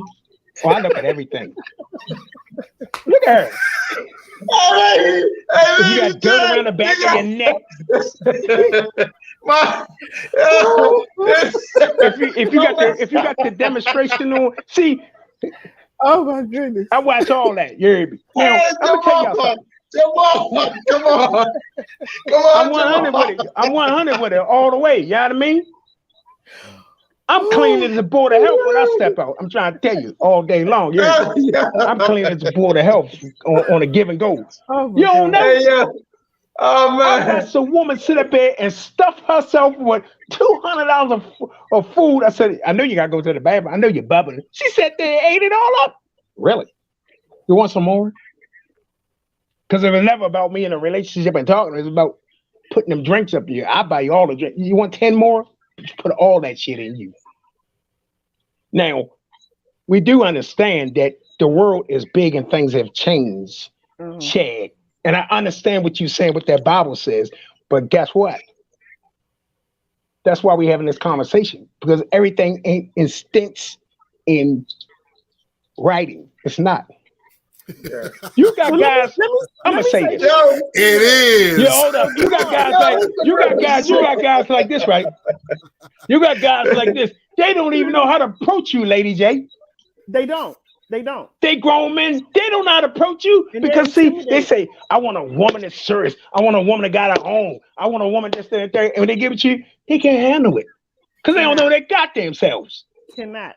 Then you might run across a white guy to be like, "Hi, my name's Bill, and I'm from Boston," and he might be the one. Never know. Because black guys got low self-esteem, especially when women making money and making moves and being college professors and this, that, and the third. Barbara got her own. Barbara had her own way before she met. Well, I met it, man. I touched down. I was like, bam. You know what I mean? She took me to a resort the first time I met her. I'm like, who the hell is this? That would have never happened in young Baltimore. I went in the bathroom, called my homeboy and said, I don't know who I'm with. I don't know if she's a movie star. I don't know who the hell she worked for. Here's a picture. And check this out. I'm going to get out a hit on this one. Their meal was only $69. I was like, what the But hell? Jay, on some real shit though, my whole thing is I don't speak on women affair, but I'm gonna be honest. I don't think they know what to look for. And Lady J was talking on some stuff. It is generational because when I look at these women, right, like I said, I got over 200 suits. They all over in this place now. You know where I'm more comfortable at? When I'm looking dirty and rugged and shit. You know why? Because I'm either making or saving money at that time, right? Honolulu, people want to talk. There was a lot of inside shit that try to break us apart, you know? But the whole thing was, just like I know Lady J and I know certain people and shit, I've been blessed because I don't put a lot of energy around me. It's too much responsibility. It's too many ups and downs. I like to keep it real simple. My mom never raised me or never taught me in her likeness to be like black or white. I'm gonna pick somebody that matches me, you know? And a lot of women, and even all the shit, even before my wife is white, yeah. But if you look at the black women, like even the one before, like I tell people, do your homework. You will see one thing. Number one, you will never see a woman that I deal with, all the black women, have tattoos or anything around them. Watch this. Watch this. You ready for this? Hold up, Jake. You ready? So I'm gonna drop on you. Can I drop? I gotta drop this on you. I gotta drop it on you. Go ahead. I'm listening. Barbara Butler, Marilyn McNair, and Charlene Jenkins, guess what they do when they sit down? Right. They cross their legs. That's what ladies do. Yeah. Okay. That's what ladies. Ladies cross their legs when they sit down. When they got certain clothes on, they cross their legs, right? Now, it's the difference between a tramp or whore, a slut. A difference between a tramp, a whore, and a slut. Tramp, a whore, and sluts do anything. Ladies cross their legs. Yeah, but so here's the thing. You know the pedigree, right? Here's the thing. Hold on. Let me jump in. But come on, Wayne. Come on in. Here's the problem with that comment, Jamal. There are men that's looking for the slut, the bitch. Yes. So So you can't make that comment because you don't want that. If that's not hold on, let me finish. If that's not I said it's a difference between a whore, a slut, a bitch, and a prostitute. It's a difference. Let me finish. What I'm saying is, come on with it. That's not maybe not what you be looking for. It doesn't mean that person that's looking for it is looking for the wrong woman. That might be what he wants. That's the experience he's had. That's what he likes, how to be treated by the woman who is that person. That is also one of the arguments. Hold on. Okay. We don't get right to say that's like me judging your wife or even I ain't talking about that. I said it's a difference between a whore, a slut, you want to be heard, a prostitute. But you don't want to hear. You want to be heard, but you don't want to listen. Oh, really? What I'm saying. Yeah, just let me finish. I'm just trying to finish. Once you had a whole point, then you can say whatever you want. Please, let me finish. What I'm saying is, because I'm looking for something specific, I'm going to drop it on you. And it may not be what you're looking for. It doesn't mean what I'm looking for is wrong. Or you are the one that said that we're not here to judge. But if you put in all those labels on those women like that, and that's what I'm catering to, or what I want. I said it's a difference. Look, of course it's a difference. I said it's a difference. You didn't hear me. I said it's a difference. When you go to a restaurant, I want that difference though. You go to a restaurant, right? You open up the menu. You got cheeseburgers. I said it's a difference. You didn't hear what I said. You got cheeseburgers all the way up to filet mignon. So you're going to pick from that menu. I mean, in a secular sense, do what you want. Do as thou wilt, right? That's a secular sense. So different reasons, like Jamal said also, everybody kind of said, people have different motives as far as why they're dealing with that person. The end result is, how are you living day to day in the house? For instance, like I said about my wife, cooking is not a prerequisite. You dealing with a 1-year-old and a 3-year-old more than I am. I got everything. I'm washing, cook, clean. You ain't got to do nothing. You feel me? So that's how I run my network. Now, as the kids get older, we're going to change gears a little bit. The reason that I have that type of a wife, that I have a relationship where if I sit there and make or ask her to do something, she already has the fundamentals understanding with God that I don't get feedback, because she's obeying not me, she's obeying God within me. So this is the bottom line for me, and I said it early on. If you don't have a foundation with God, I don't give a shit if she aqua green manetta. That shit's gonna fail. You feel me? if she caught up in the streets, if she worried about what the meal looked like, if she weren't worried about nails and all that bullshit, what I'm saying to my fellow man out there, look at the signs. If you want the hoe, then you're going to get what the hoe comes with. But the Bible would say, be evenly yoked. If you both shitty, go get a shitty. If you shitty, go get a shitty girl. If you corporate, go get corporate girl. Let me read this comment. This is for you, Jamal. This is from Twitter. She says, I'm not bothered by interracial dating. My family looks like the United Nations, but I'm always going black men. I can't get with the generalizations, Jamal. We are classy. Move around and look at different regions or areas of the country and the world. Women in my family are not like that, but we are from the country. And she says, Dr. Lady J and the other women featured on this channel do not present in that way. And they are from Baltimore, Maryland. Move around. That's for Jamal. So this is what I wanted to say too. Y'all, I'm sorry, I did not know we were going this long talking. It's just been like rolling on. You brought some men up there. You know it's gonna get real. This is my thing, right? As a female, because y'all said something a few minutes ago, like, I'm not willing at this point in my life, I'm not willing to help a man build. I'm not. That's me personally. You know, if you still living with your mother and you don't have a job and you got a hard luck story, I'm really not willing to help you build. I'm gonna be honest with you. I'm not, you know, and that seems to be the trend in Baltimore, where a lot of these men sleeping on sofas, they living with their mom, they don't have no job, they want to come live with you. They want to help. They want you to help them while they building up or whatever. Or they trying to go to school or whatever. No. And so then they start looking at black women like, oh, like I get a lot of flack from black men. Oh, she don't want to help. She thinks she better. She thinks she too smart. Yeah, absolutely, I do. I'm not bringing you on my sofa. I'm not putting you in my bed. I'm not, going to be waiting for you on the come up while you sitting here on the computer. I'm just not going to do it. I'm too old for that. And for me personally, I would rather be by myself, because at this point in my life, if you're not bringing anything to the table, what the heck am I doing? If all you bringing to the table is sex, you can keep that. I don't want it. And that's the point that I'm at in my life, and for different people, it's different things that will attract, and different things that we're going to do as men and women. And that's regardless of what color you are, period. If I see that something happened in your life, but you really working like it was no fault of your own, and you out there, you working, I probably will help you, but it's going to be some stipulations with that. But just to come, like I see these men now, where they literally, every time you meet them, they got a hard luck story of why they living in the basement, or they living with their mom, or they don't have no job.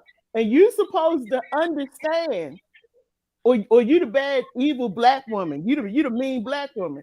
I'd rather be the mad, evil black woman than have your black behind laying on my sofa or in my bed, and you ain't doing nothing. And that's what I see in Baltimore City. It's some good men in Baltimore City, but I'm telling you, you got to go find them, because they want mamas. It's a lot of good these days want mamas. Listen, I mean, they looking for the dude. Like we'd had this conversation before, a while back. It's that they want a girlfriend for the cell phone bill, They want a girlfriend for the mortgage. They want a girlfriend for the car note. They want a girlfriend to take care of the things that they need or think that they need to have.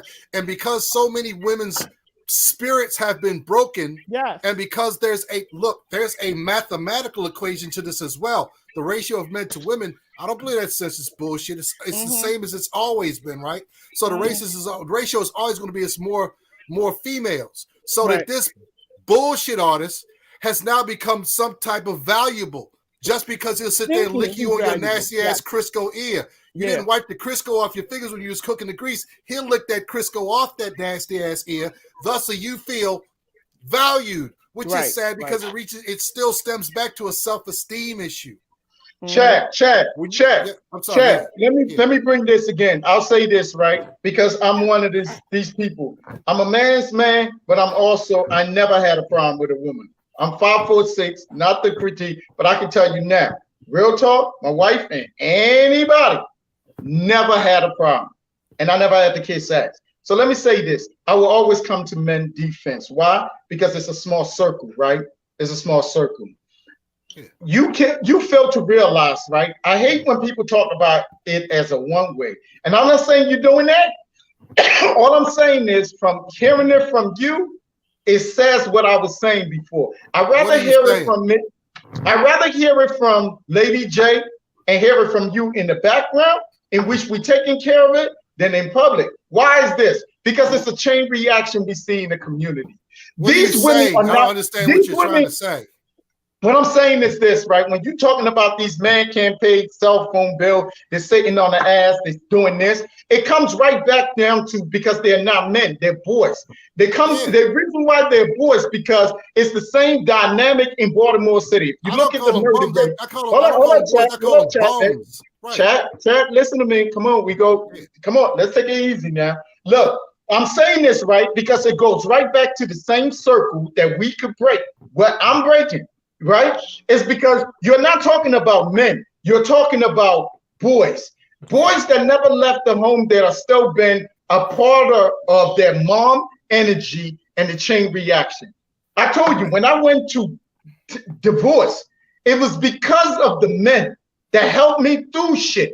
Men, not the mama's boy, not the ones that's talking on women affair, but the ones that was there that went through menly affairs like this, that knows what to do. That's the energy men need to see. We don't need no more men talking about how other men are sleeping on couch. They're doing that because they never learned how to be men. You're talking about boys. Now, when it comes to women, they don't know how to find men nowadays. A man, right? Me and Jamal just talked about how cats can be broken down. Because a man is sleeping on the couch, I don't go into people think. It doesn't mean that he's just a bum. Maybe he never been around other men to find out how to be a man. Because he went through that same child support system from his dad and dad.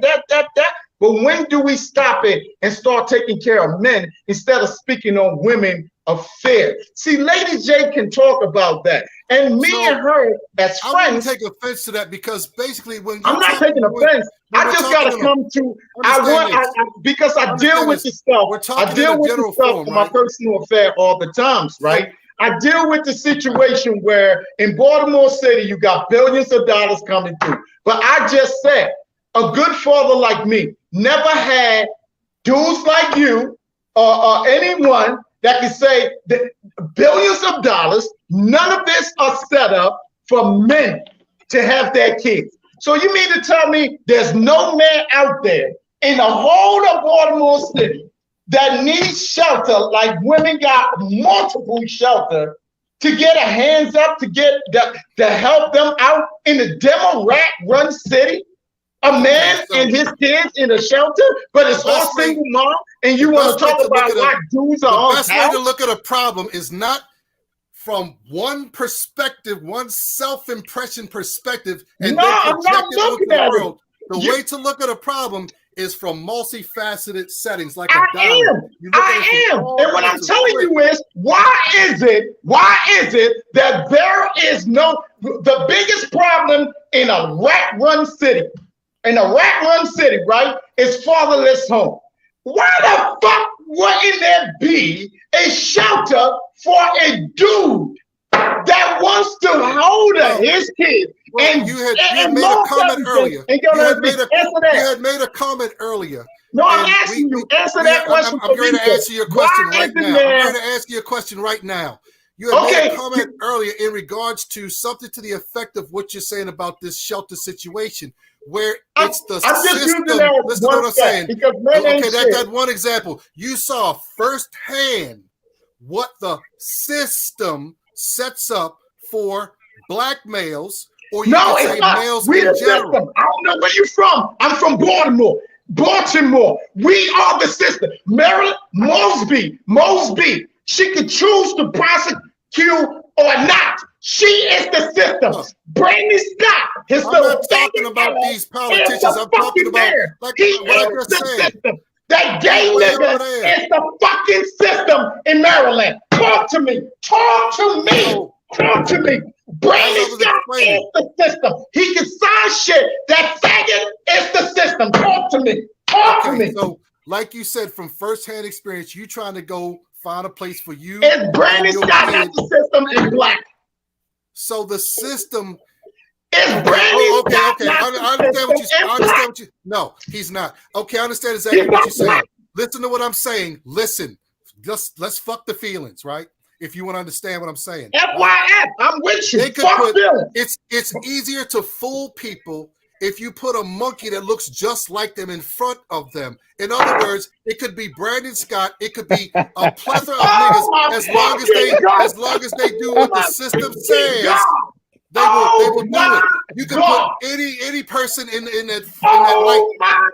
If I'm trying to get white people, if the establishment is trying to infiltrate black people, it is better to have a black face in front of it. I will tell you bullshit.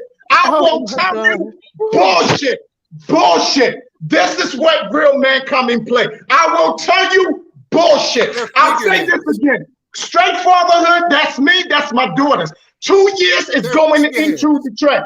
5 cases I went through, and I put fathers with their kids. You hear me? I'm not in a political system. When y'all talk about the system, that niggas are the system. LeBron James, I watched that nigga. He's a millionaire. He's dunking. I saw his son is being into the system. They got millions. They are more privileged than a lot of white people. So stop it. Brandon Scott, Mosby, you talking about control. Everything in Baltimore been black. They might be black, but we are shitty when it comes to ruling up. We are the system. Now it's time to get down. This is the biggest problem we have.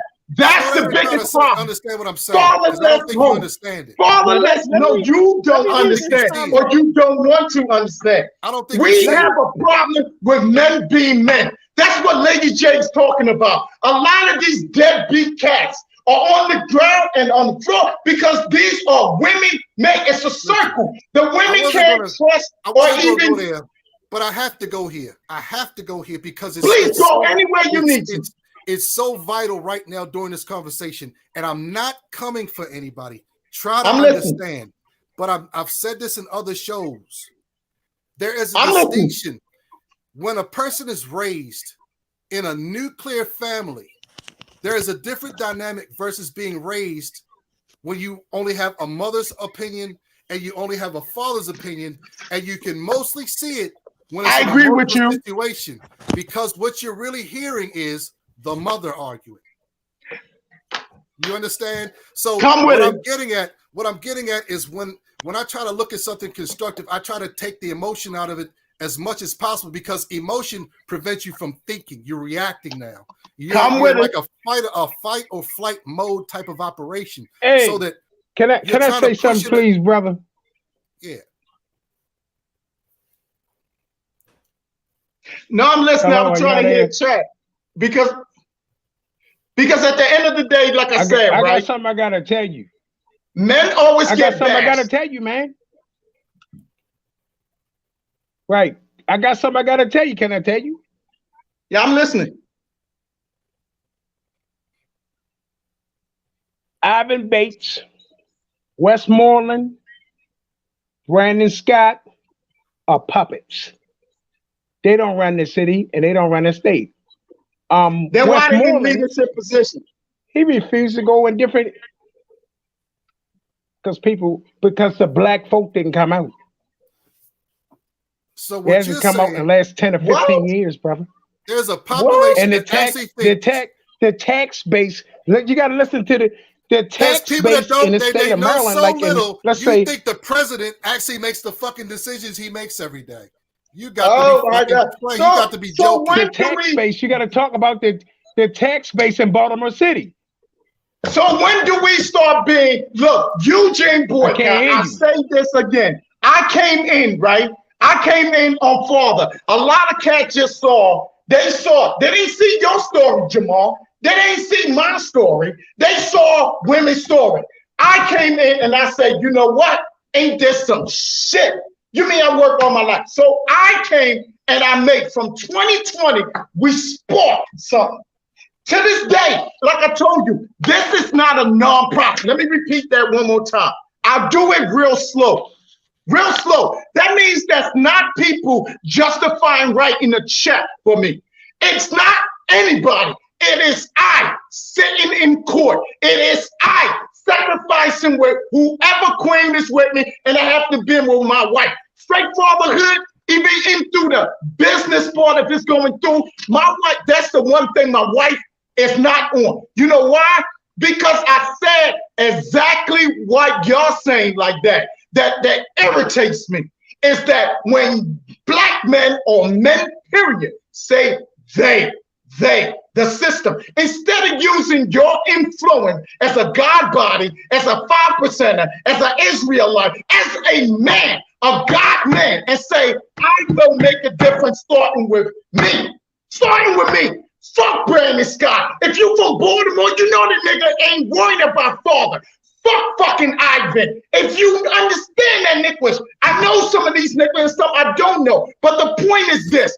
One motherfucker, that's all we gotta start with to disturb a whole fucking system. And if you telling me about the mayor, nigga, I made the change with straightforward by myself. I made the change with no running water. No running water, homeless, a border. So why would a person in a position of power, of the pen, can't fucking identify who killed my son when I can hit West Baltimore and have them niggas on the phone? That's what you call, now that is slavery. That's not leadership. When I can hit West Baltimore and find it all. If you give me the power of a pen, a real man, we can make a change. So I'm gonna be real with your fellas. All that day bullshit and all that they are puppet, well, get the fuck out the way and let's start breeding real men to come to the table. That's all I'm saying. Ain't no such thing as they. It's we either we. So the people. West. Listen. He's the governor now. Westmoreland, One of he three wouldn't in even, the United States. he If he don't have no power, he would let his nigga Westmoreland ass would get the fuck back. listen. Could you listen for a minute? I'm listening. Westmoreland would not even have a debate. He wouldn't have a debate at Morgan State University. He wouldn't have a debate at Coppin State University. I'm looking at this guy. You ain't going in Cumberland, Maryland, with the white folks up there in the trailer parks. You're not going down on the Eastern Shore of Salisbury and Fruitland, Maryland. He is comical and commercial. You ain't for the people. You are a puppet. Anytime you do not touch down in the trenches in any state in the state of Maryland, I'm looking at this guy. He's a clown. Now, Ivan Bates is another clown. All he's going to do is incarcerate people, put them in prison, send them to all different parts. They're going to contract in West Virginia, Kentucky, and make money off it. So how do we keep making a difference there? That's what I'm asking y'all fellas. Because some people say, you know they clean up a city. You get people. Okay, you trying to identify who the they is. The they is corporations. The they is corporations. The they is basically a system that because they know who we really are. Well, talking about me, because they know who we really are and what our potential is. See, you go. Let me finish what I'm saying, because this is vital. Until you go into read the Bible and understand the Old Testament, you're fucking lost. You don't even know what we're talking about. Who wrote the Bible? Until you read some history, who wrote you're the lost. Bible? You'll just stay mad. Who wrote the? I'm not mad. I'm trying to tell you some real godly stuff. Who wrote the Bible? Who's the author? I'm not going to answer that because that's stupid. I'm gonna answer that to you. I'm gonna answer that. Hey, you know who wrote the Bible? Listen to this. Men wrote the Bible. We wrote it. Listen. Inspired It's men. 7,000. It's 7. Prove me wrong. Prove me wrong. Who wrote the Bible? Listen to this. In the Bible, in the red, in the Quran. Okay, who wrote them? We're gonna get there. Who wrote the Bible? No. Make it simple for me. Like I'm a retarded kid. Who wrote the Bible? 7,000 known fellas in Baltimore City. I'm gonna make it simple for you, like you're a Prove retard. I'm not gonna answer that question. I'm gonna make it simple for you, like a person who just. I'm not gonna answer that question. Okay, when men God, wrote the Bible, I'll give you the answer. Okay, when God instruct people to do certain things, who was God in the Bible? Who wrote the Bible? Hold up. Can we finish with the feeling so I can actually explain it? It ain't feeling. Okay. Since you want to talk about God, who wrote the Bible? Since you never read it, I'm explaining it to you. So, no, brother, you ain't even gonna go there. He's not talking about. He's not talking about God's body. He's not talking about God's body. The Bible. Let's go there. If this is the toggle between men. Who wrote the Bible? Men. Prove me wrong. We wrote the Bible. Men. God Bible. Men wrote the Bible. Can you shut the fuck up so I can say what I'm trying to finish saying? Prove me wrong then, nigga. You gotta say what a God body is. What is a God body? Men wrote the Bible. What is a God body? Now answer that question. Men wrote the Bible. What is a God body? Explain what a God body is. Explain what a God body is. I'm gonna say this. Eugene Boycott. If you read what the is Bible, a God? What is the definition of a God body? Okay, Eugene Boycott. Wayne has his hand up. I don't even know where the conversation. He never asked the question. What is a God body? Eugene Boycott. I don't know where the conversation went, so I just went and got some popcorn. No, I want to. I know what a God body is. Prove me wrong. Prove me wrong. Prove me wrong. I prove me what a God body is. Prove me wrong. Eugene Boycott. I say this. Go ahead. Trying to prove you wrong. Men run that. Men wrote the Bible. I'm not trying to prove you wrong. Okay, then. They stay in your lane. That's what I'm trying to tell you. If you're going to talk about the day and all that, you don't have the authority to do that. How the future you don't have the authority to do that, okay? Dog, listen. If y'all want to take it there, we there. If you, who wrote the Bible? Who wrote the Quran? There you go, Wayne. Go ahead, Wayne. Hold on. Who's muted? We can hear you. You are asking a question, Eugene, but you wouldn't let him answer. He was trying to answer. Just hold on and let him answer. Then okay, I'm gonna give you. While we on this, I'm gonna give you like Jamal gave us a pearl. Okay, go ahead. What to wear to the as far as like Jamal gave you a diamond as far as what to wear to court. I'm gonna give you a personal diamond. Give it to me.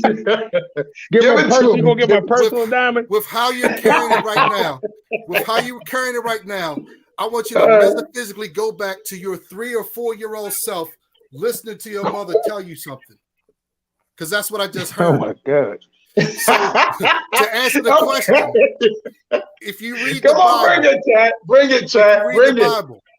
Come on, Chad. Yo, bring it. Fuck up. See, I just gave you the fucking shit, and then you want to go into a child's tactic of irritation. This is what children do. This is what he's doing it on purpose. You think I'm slow? I'd raise niggas half your age. You feel me? Hey, Chad, make your fucking point, man. Make your point. So stop fucking cursing. Just make your point. If you read the Bible, it instructs you that God would actually have people that he would use as prophets that he's influencing to write down what he wants to write down, to the point where if you don't write down exactly what's supposed to be written down, you would be struck dead. This was not like stuff for like the lighthearted.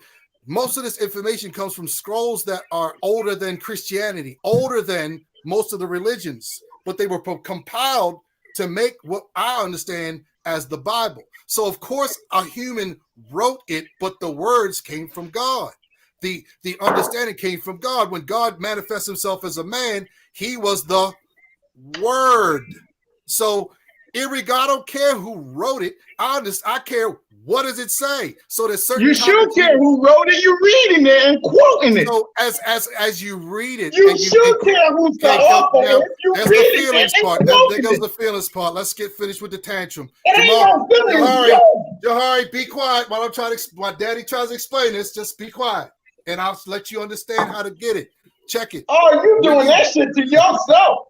When you get into the car, instead of looking from the outside and trying to figure out what button does this and what button does that, when you get into the car and you read it and understand what it's saying, all of this shit is not even a conversation. So it's not an anger thing or a hostility thing for me. It's a thing of trying to get myself across. I'm giving you the fuck yous and energy back so that I can try to get you to understand that I can reach that level too. But that's not necessarily where I'm firing from. Understand what I'm trying to say as a person who considers himself an empath. I know how to put on shoes. I know how to make your ass tap dance if I want to. No, you can. I'm not talking about you. I'm not talking about you. I'm not talking about you. There you go. Oh, okay. Did you see that? Did you catch that? So anyway, come on with it, Chad. Come on. It's with God. Things will be revealed to you. The more you read, the more will be revealed. That's the best way I can say it. So certain things aren't even an argument. How do I look at interracial marriage? What does God say? How do I look at the lottery tickets? What does God say? How do I look? It's not my feelings. It's what's already understood for me. And forgive me, like I said, I cuss and I smoke. So forgive me for those things. And I got other things to work on. Shit. But you know, it's all love. It's all love. It's like from what you're saying, I kind of understand. Well, let me ask you instead of deriving it. Do you believe in God? Do you believe in God? Okay, so yes, let me answer this. No, he needed to tell you who wrote the Bible. You know, no. He needed to tell you who wrote the Bible. Since he put it out there, tell us who wrote the Bible. Where's the ingredients in the pedigree? Let's get to the business, Slick. Come on. You want me to come through? I'm not. I stand on my own.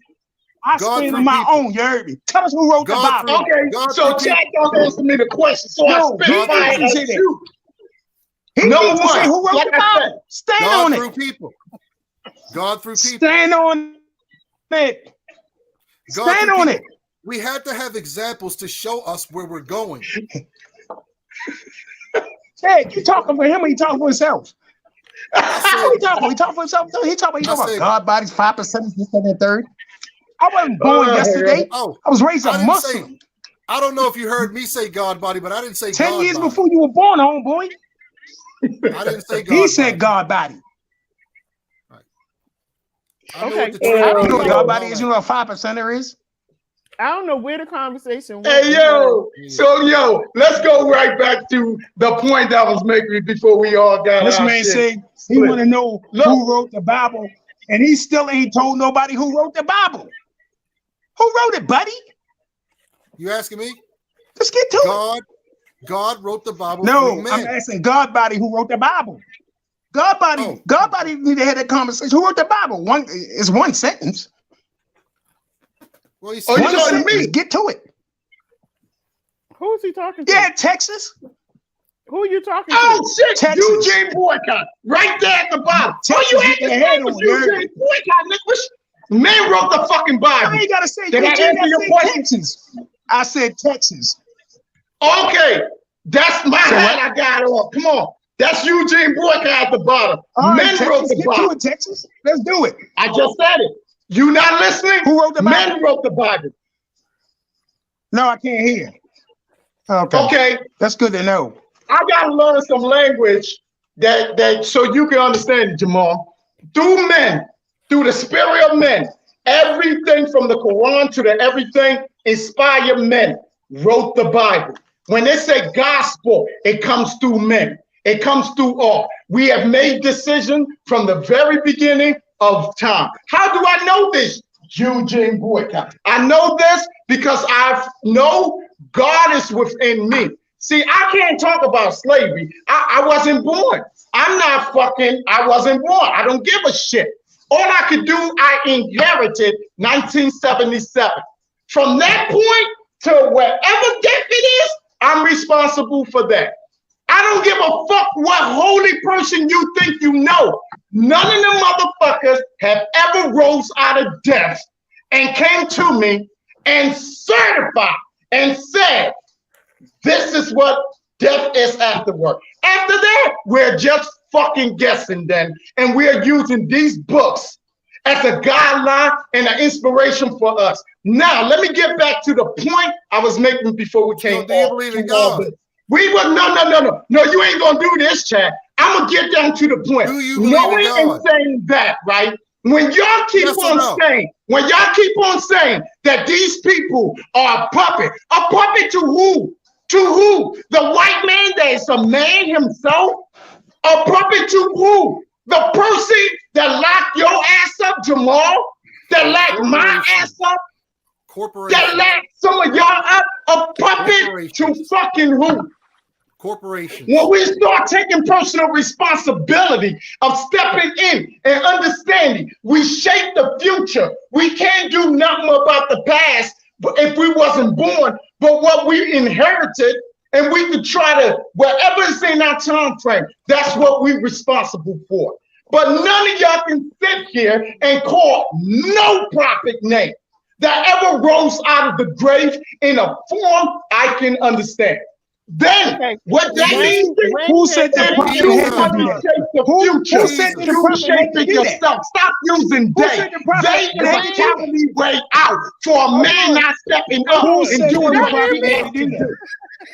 Can y'all hear me? They is a cowardly way out for men not stepping up to do what they have to do. I repeat it again. They are a cowardly way out for a man not stepping up to do what he had to do to shape the future. One that wrote the Bible, Jesus, so he's reached out to you in human form. Let's let Wayne. You didn't hear it. Whatever. Let's do it. Whatever. They are cowardly way out. You shape what you need to shape. Brandon Scott is the goddamn man. He's the mayor. He's the mayor. Don't make excuses for him. Do not make excuses for him. He took that goddamn deal. It's no puppet. It's no day. That's called double speak. Nobody made excuses for anybody. You're hearing your own conversation. You're hearing your own conversation. I don't know who the fuck you listening to, but you can keep this in mind. This is recorded. Keep this in mind. This is recorded. I can go right back. Right. Y'all the one making, he's a puppet. He's a puppet. And then you went to the governor. That's not an excuse for him. Governor.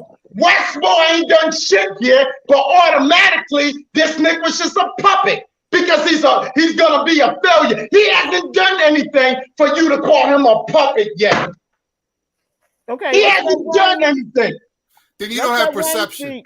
I can look at him. Ain't no change of perception. Grow up to be a man. Change the future. Shape the future. Shape the future. Shape the future. Stop saying they. Westmore ain't done nothing yet. So you can't say he's a fucking puppet. We all know that in politics. Talking over people, you know. I'm talking over people because I got a godly and powerful voice. If y'all ain't making no goddamn sense, it ain't no goddamn sense.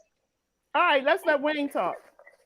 All I was saying is, gentlemen, it's been real. Thanks for the time. Thanks for the platform, LadyJ. And I gotta go. It's 1 o'clock where I am, and I gotta early. Oh, that's right. Are you still over in the island? Yeah. Oh, you are. Okay. Have fun. Enjoy the weather. Good to meet you. Nice meeting you. Good to meet you guys as well. All right, Wayne. I'll talk to you Wednesday. All right, cool. Yeah. Okay. All right. Okay, bye-bye. Bye-bye.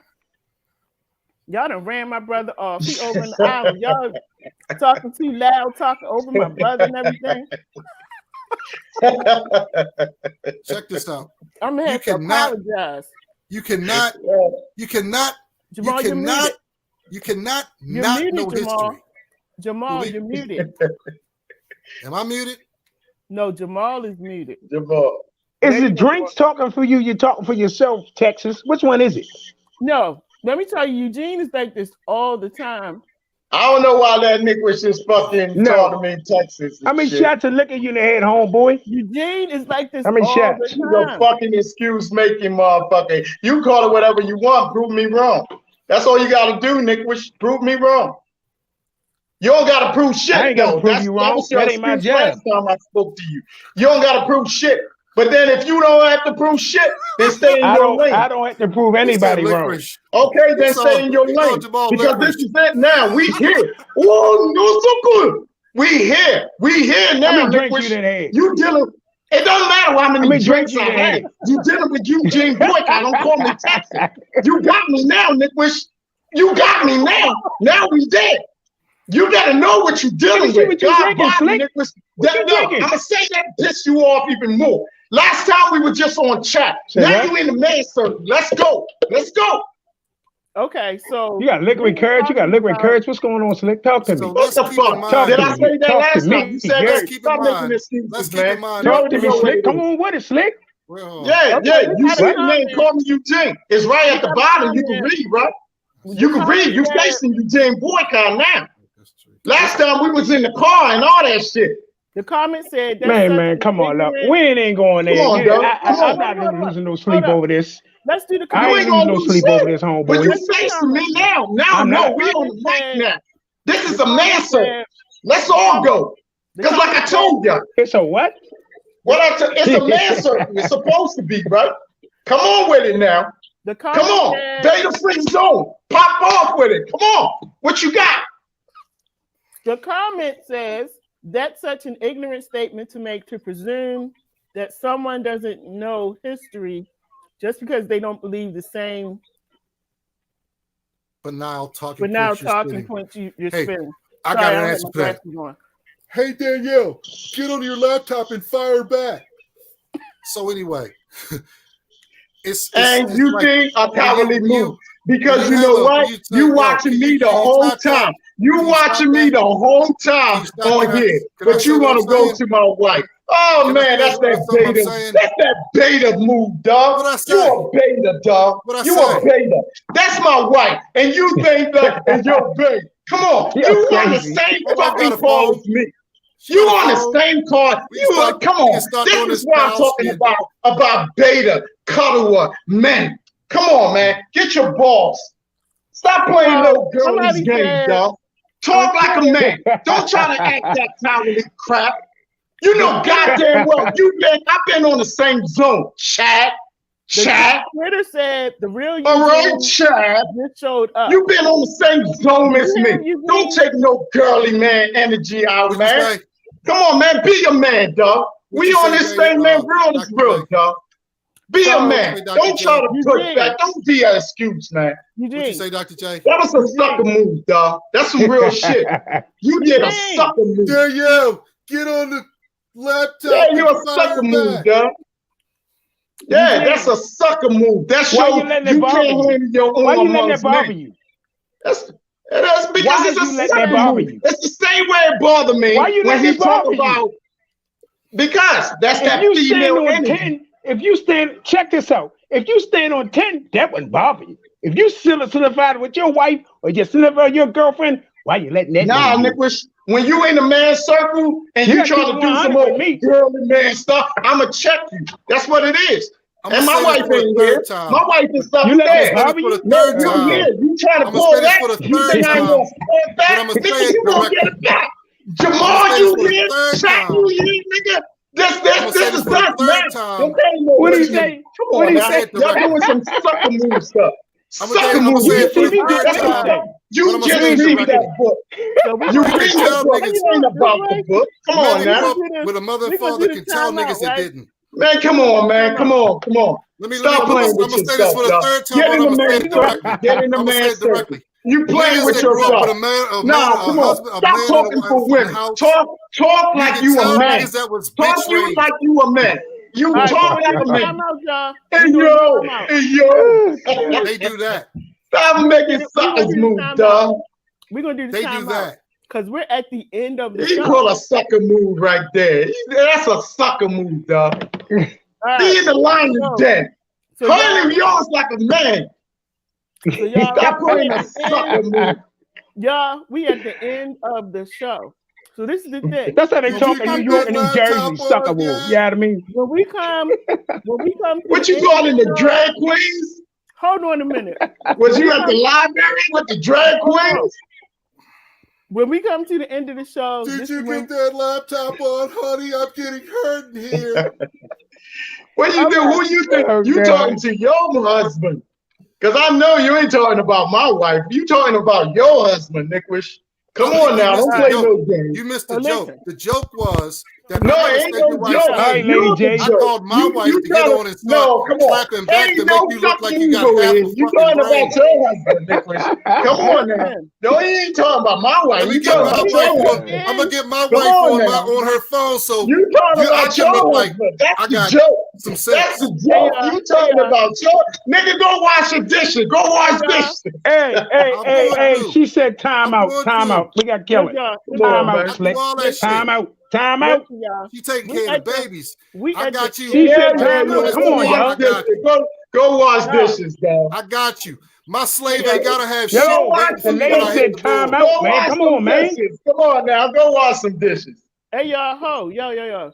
So we're at the end of the show. So this Hey, is the check thing. it out. Ho, we ain't into the He's show yet. still talking. Jamal, He's see my still wife. talking. Go wash Have you seen dishes. my? Go Hey, you wash see my dishes. wife? No, No, we Lady ain't J going through wants that. to She talk. said Let her time out. talk or go wash dishes. Dr. J to see my Let wife. Lady J talk or go wash dishes. You got Ferraris. Go and you got wash minivans. dishes or let you got Lady school J buses. talk. Okay. Go got wash school some buses. dishes. Because right You now got your tractor tampon trailers. is hurt. Your I got a tampon is Ferrari. hurt. Let Lady I got a J Ferrari. talk I ain't or got go no- wash Lord. some I ain't got dishes. no RV. Let Okay, Lady y'all. J talk or go wash dishes. Your tampon is hurt. All right, so listen, everybody. There you go, Lady And J. we're at the end of the show. This is why I love this show because this show is funny. It takes on a life of its own. So if this is your first time watching the show, Gene, his thing went out. Oh, there it goes. So if this is your first time watching the show, I'm sorry if you go to sleep late. if this is your first time watching the show, because y'all still tuned in, but we can ready to go off because I gotta get up Did early you in the get morning. that damn computer on yet? Look, he can't help it. You see, that's that female energy, Lady J. He can't let it go. He can't let it go. She must have the last word. Lady J, she must have the That last word. sure is a racist He statement see you're Dave. making there. I He got you, see honey. Dave. Yo, Must how have you the gonna say? last How word. is he gonna say that? Why is you gonna Listen, say y'all. that when you sit up there and admitted a whole bunch of stuff by yourself? We need to get off this and keep it moving. It ain't about you, Slick. All right, so It listen, about y'all. you. We're not concentrating on you. This ain't about you, homeboy. show, it's been nice. It's been real. So I now don't know who he's talking to, this- but this please what call we my do. name if you're talking about Hold Eugene on. Boykin. Hold on. This is the I don't have to end. call your name. Hold on. Yeah, call my name. Hold Don't on. talk no fucking back to it. If you Hold on. want to come at me, come at me. Hold on, y'all. Why Let it you be particular. making a comment? Why you making a comment? If I ain't calling your name, why you making a comment? Go ahead, Lady J. All right, hold on. Because you talking in the third party and shit. Be a man, Nick. If you want to call Eugene Boycott name, call Eugene Boycott name. All right, y'all. So we're at the end of the show. This is how these shows go. A lot of testosterone up here on the camera. But this is the thing. On these shows, this is the one thing we got to show at the end of these shows. That we can agree to disagree. We can like you, don't like you, but at the end of these shows, we always got to show that we know how to have conversations and come back around. What do you mean you can't find the cord? All right. Look, you see? We got to See come what I back mean by around. tampon female energy? Let her talk, dog. Let her talk. We Put your gotta panties come back. away. We got to come back around, okay? See what we were talking about. And the three main things we were talking about, we talked about why black men choose white women. We talked about separation and divorce. How does that affect you? And black men raising their children. And so the one thing that we want to show that I always, as much as I like having fun, laughing it up, I went and got my popcorn and I did all of that. But the one thing, this is a man's forum. Did I get him, honey? but the one thing, Woo. Oh, somebody was sending me a message. But the one thing that I Ladies want and to say, gentlemen, beta male, female energy right there. Sorry, okay, Lady J. but the one thing I want to say is that as Black men, I need y'all to show some different energy as we close out this show. Eugene, I want you to Yes, tell ma'am. us about your program that you have, Straight fatherhood, Great like I said. Fatherhood, and how people can reach you. Yeah.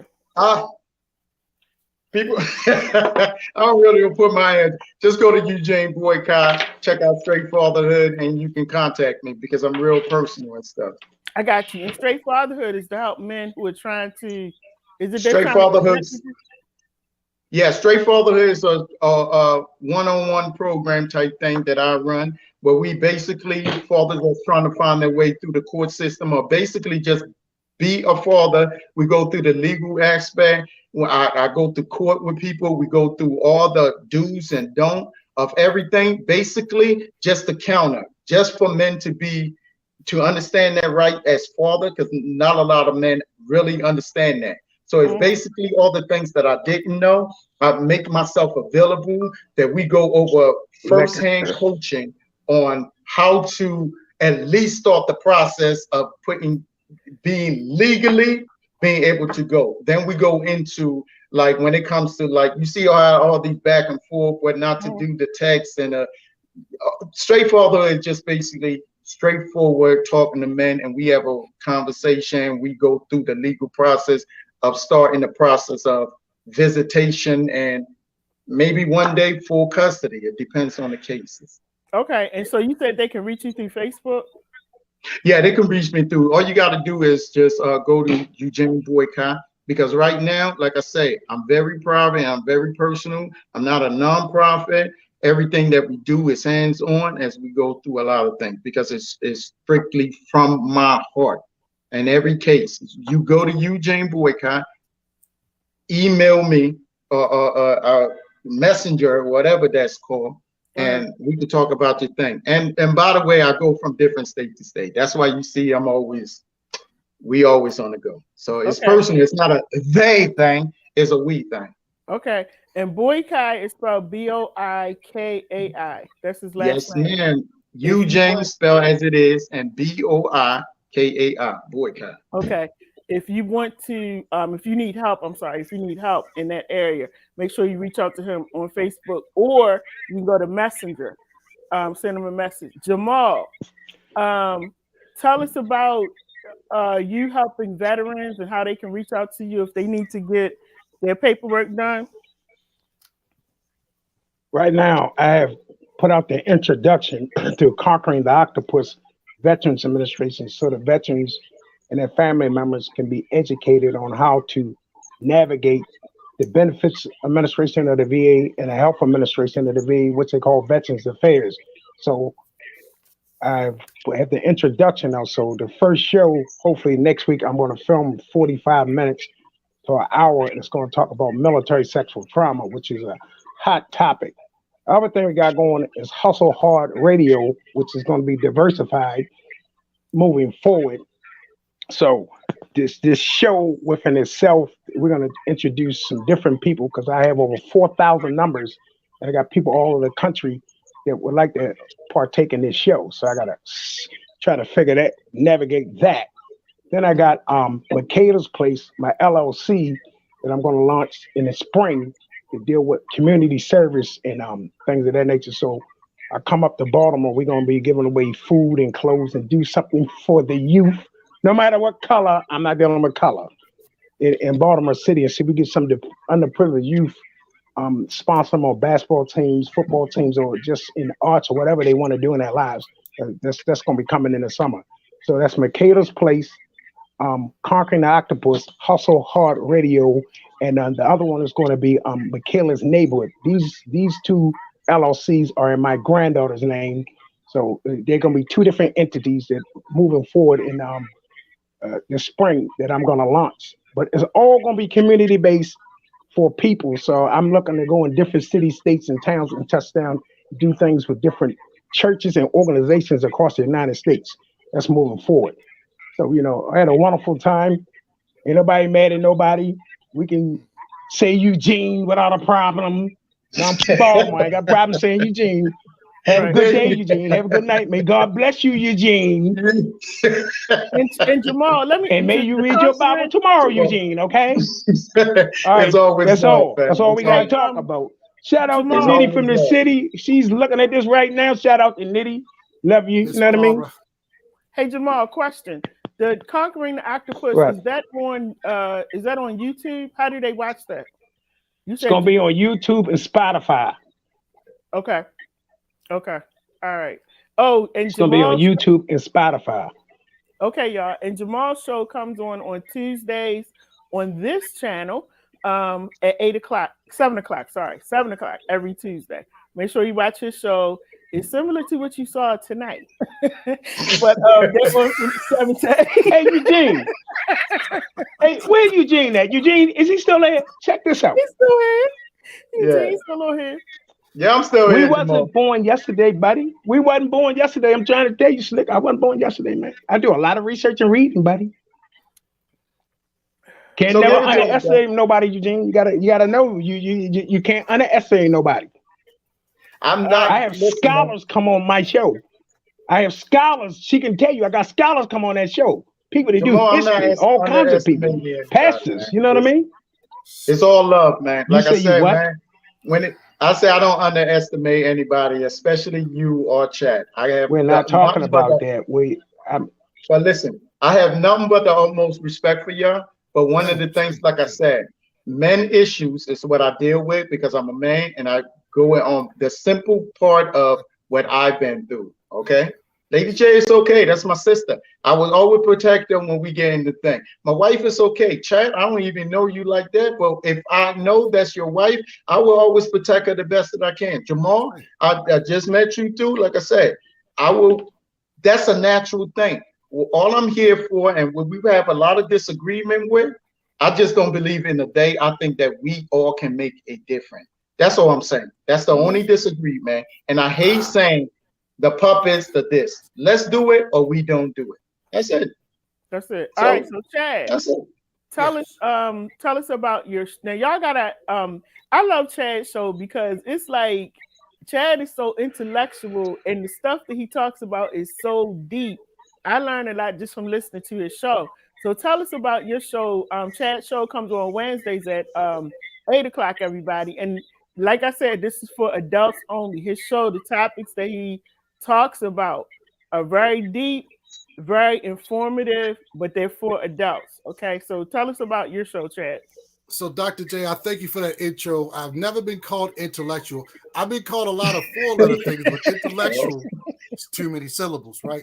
So, Tuesday I'm on the show with Jamal at 7, Hustle Hard. Wednesday, I do meet, or I have guests on. It might even be a forum like this. Eugene been on the show before, right? We might talk about anything, but what I usually try to do is cover mental health aspects because our community in a lot of ways suffers from things, and it's all about looking in the mirror so you can accept who you are, where you are, instead of worrying about certain things. To me, just aren't going to stick because my identity is not built in anything but this relationship. As long as this relationship is good, I don't really care about everything else because I already know how it's going to roll. So I appreciate this forum tonight. I had a lot of fun. Mr. Eugene, I'm not trying to be offensive to you. I make jokes. Everybody makes jokes. And I would also like to state for anyone that the more information you have on whatever topic, you know, the more sides you can look at it from. In other words, if it's my personal feelings, I'll tell you that. You feel me? But at the same time, I can go ahead and break a structure down and look at the nuts and bolts of it to best figure out how to put it back together. For instance, if I've already identified that I'm watching a puppet show, I start going to look for the fucking puppet masters. And I'm not worried about what they're saying. I'm looking at where's the head. Because in order to kill this thing, I got to cut the head off. So, you know, this was a constructive night and I had fun. And I wasn't come for nobody. Yeah, it's fine. Look, this show, like I said, Eugene has been with me from the beginning. This show always goes left. Y'all see me get up and get popcorn. Like, it just always goes left. We have fun with it. We come back together and talk. Because the thing about it is that we're going through so much in the world right now. You need to have a space when you can come and yell, scream, cuss, do whatever you want to do.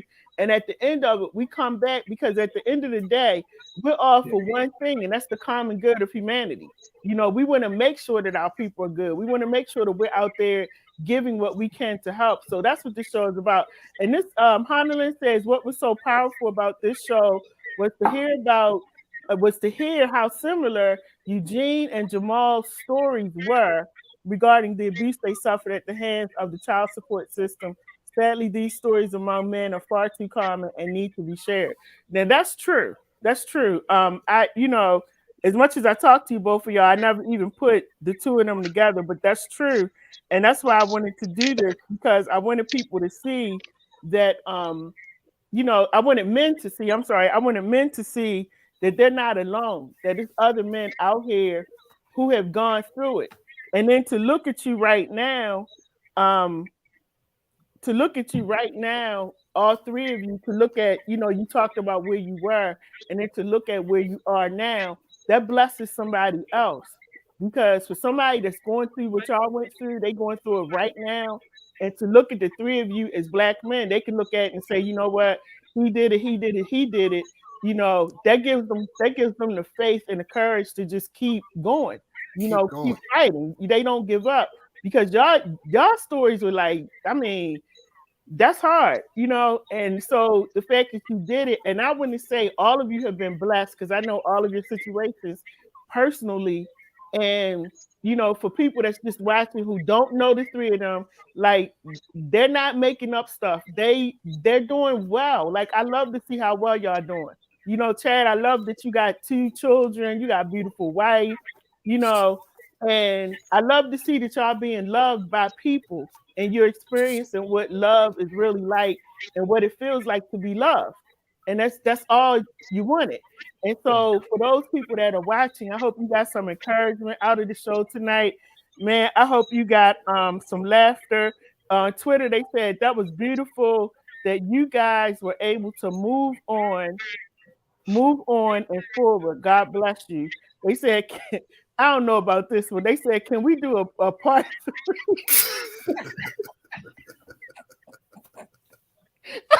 No. You muted, Jamal. Unmute, Jamal. Oh my God. Now that might be asking a little bit too much. Also, they want to know, they say, Jamal, can you bring Dr. Kwame on Hustle Hard tomorrow? That's from Training with Purpose. Can you bring Dr. Kwame on Hustle Hard tomorrow? So that's what I'm saying. Like, people enjoy stuff like this. We probably will come back, and have another forum, because y'all brought up some stuff tonight that I would like to go back and talk about.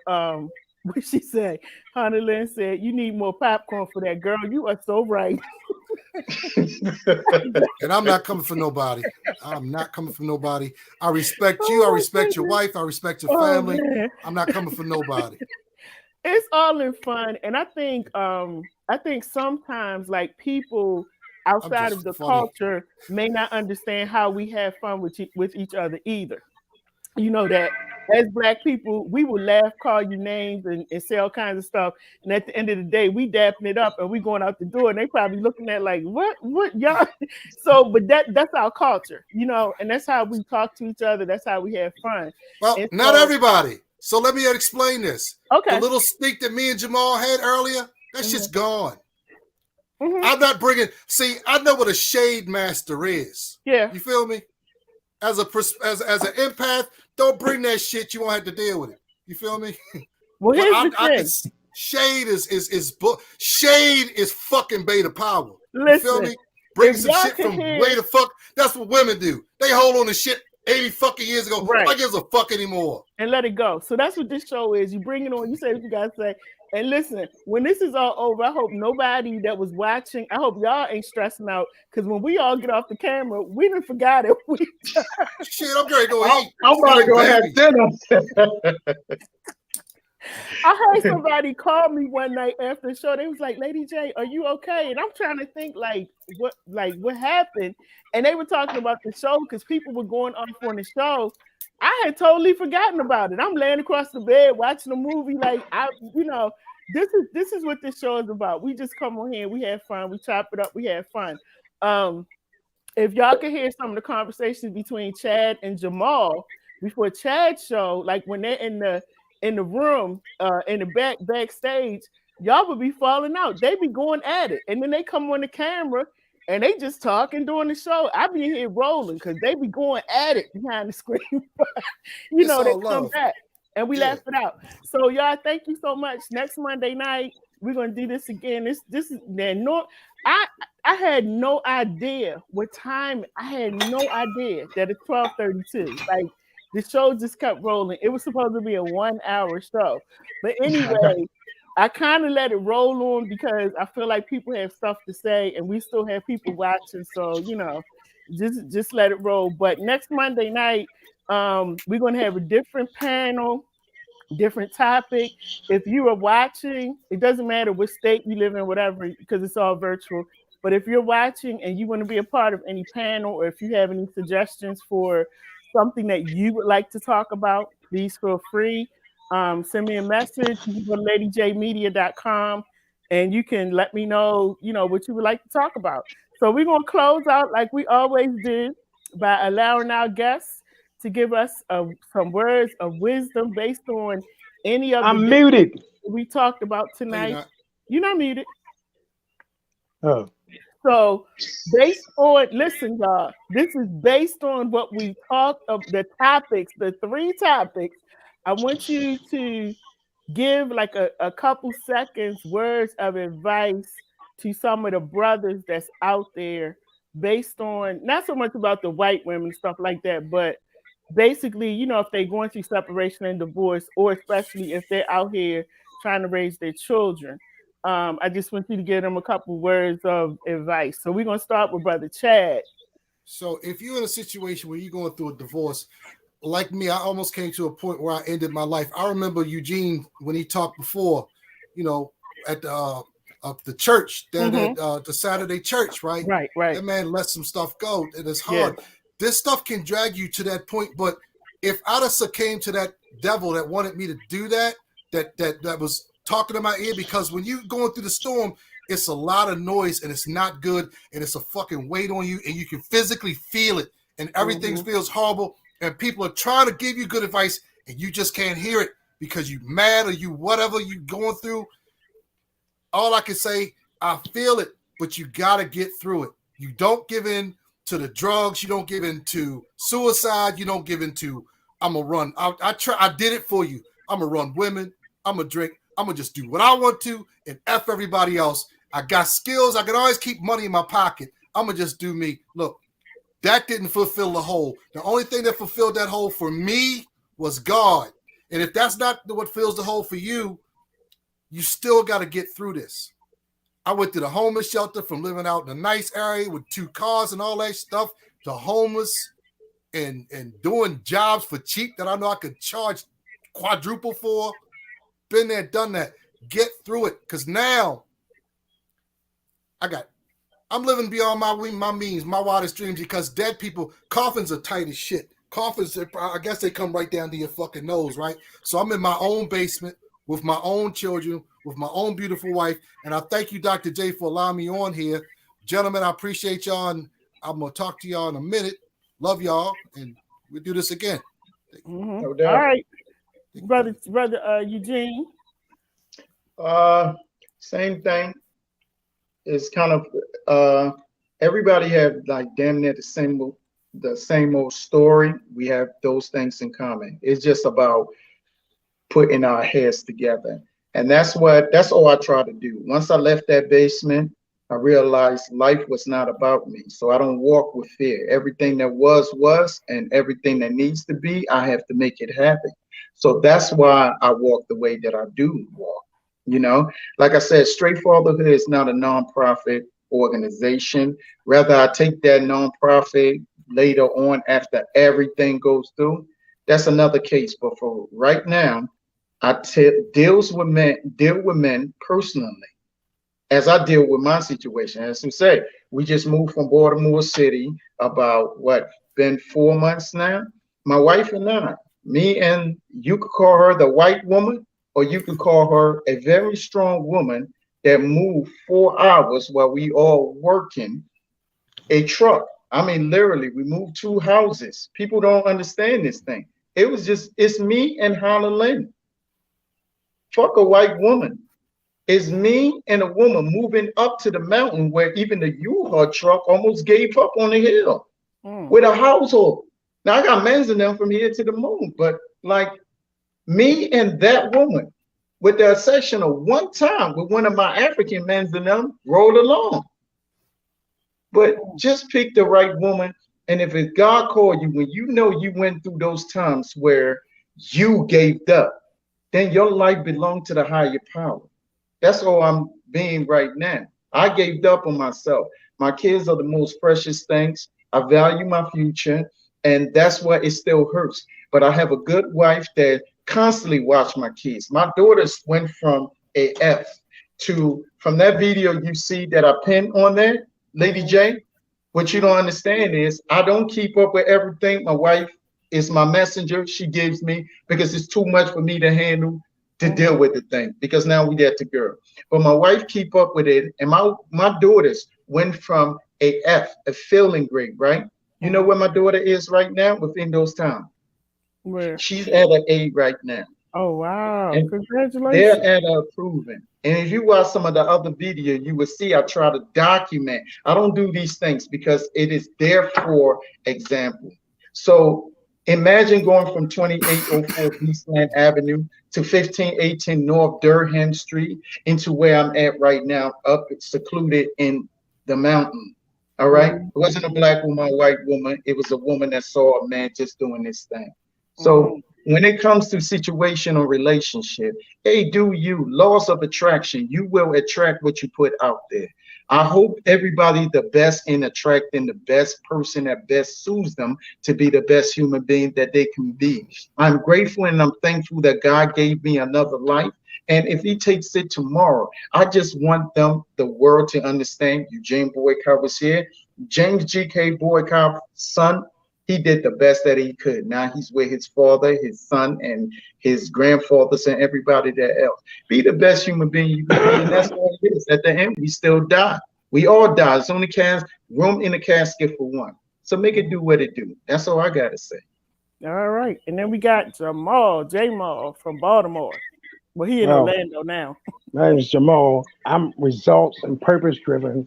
I'm blessed to be here. I fear nothing but God. My whole life is ordained by God at this present time. I want to talk about that child support. Let me get this out. I forgot something.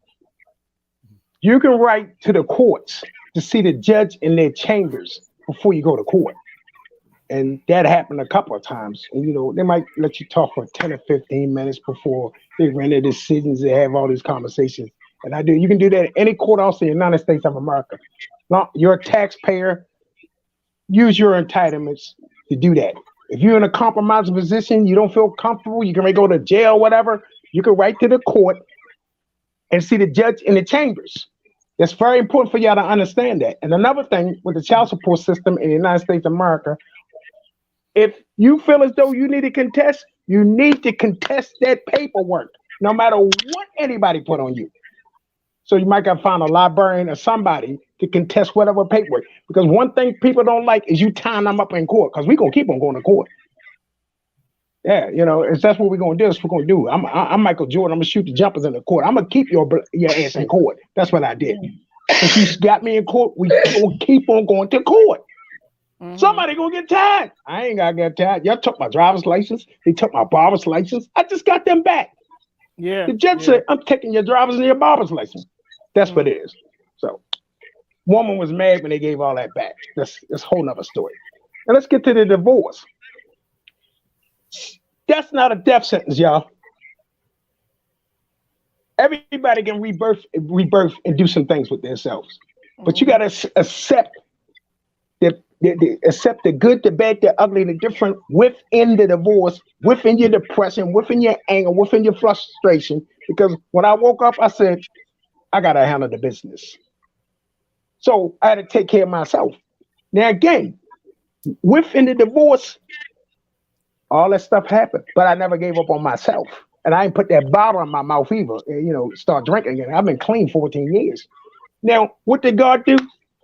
I'm gonna put this lady in your life. Now, I wasn't looking for a relationship. I'm telling you right now, I wasn't looking for a relationship. And I ain't taking that old baggage from that old relationship and another screwed up situation and bring it to the forefront. So you gotta give yourself a chance. It's not a death sentence. Stop talking about that shit. I appreciate the person I'm with, Barbara Butler, because you gotta understand something. Sometimes the blessings be right there and we don't see them. Mm-hmm. We really don't. Mm-hmm. And then I gotta go back to this. The first time I met Lady J, we was in Woodlawn at one of IHOP or something, and she started telling me her story. I was like, what the hell? Yeah. Mm-hmm. I had them papers in. So that was a blessing to have that conversation because I got a little bit more direction. But we got, like Jay Prince said, we got to give ourselves a chance and a choice every day. We have a chance and a choice every day. He said that. Mm-hmm. Mm-hmm. So I'm 59, so let's make it happen. Yeah, so guys, thank you so much for coming on What Up Baltimore. Like, this was fun. I know it's a little stressful for some people. People be texting me like, "That's for Eugene. It's stressful for Eugene." No. Some of the people that watch. Chad, it's stressful for Eugene. He's under stress. Okay, I will. How you feel? Well, y'all, I keep a smile on my face. Come on, I'm in the mountains. I'm fucking with you. You in the mountains in the clouds closer to God. You should be all right. You in the mountains close to God with the clouds and the good air. I'm in the mountain like a motherfucker. Oh goodness! I'm fucking with you, dog. You the one going back and forth like this, not my black. Hey. I'm using my brain cells. I'm exercising my brain. Hey, listen, dog. You the one. If you that close to the guy, you ain't. I'm fucking with you. And if you're gonna call this, and I'm fucking with you, maybe you need to grab this back then too, because you gotta understand when it's time to quit. I'm not hurt at all. All right, y'all, so we're gonna go. We're gonna say, be blessed. Have a good night. We will see you next Monday at 8:00. Tomorrow night we got a show at 6. We got a show at 7, and we got a show at 8:00. Let's get tactical at 8:00. So if you like guns and weapons and stuff like that, watch the 8:00 show because that's what they talk about. And then Jamal will be on at 7. Not sure what he's talking about. 6:00 we got conversations with Joy Big. She'll be coming on. Forget Dr. Kwame on it tomorrow. Okay, yeah. Somebody. Hey, Jamal. You still want to buy a ticket for me to Africa? Because that shit is expensive. Not really. You want to buy a ticket for me to Africa? That shit is expensive. Because I know my black ass will be right back. Welcome to meeting Eugene Boyka, motherfucker. You still want to buy my trip to Africa? That shit's expensive. I would need it. It saved me and my wife some trip. All right, y'all. I'm out. Good night, everybody. See y'all next time. What a Baltimore. My name is Dr. Lady J. This was fun. Thank you, Chad. Thank you, Jamal. Thank you. All right, gentlemen. And thank you, Wayne. Wayne had to go. Wayne is over in St. Thomas, I think. He's in St. Thomas right now. He got to go to sleep. Yeah, I think he's leaving to come home tomorrow. All right, y'all. Have a good night. Bye, Honeyland. See y'all. Take care, y'all. All right. Just wanted to let you know that the host of this show appreciates the time that you've spent with them. Now, don't forget to like, share, comment, and subscribe to our channel so you can keep up with everything that we're doing. And most of all, thank you for tuning in to What Up Baltimore online radio, where the people have the power.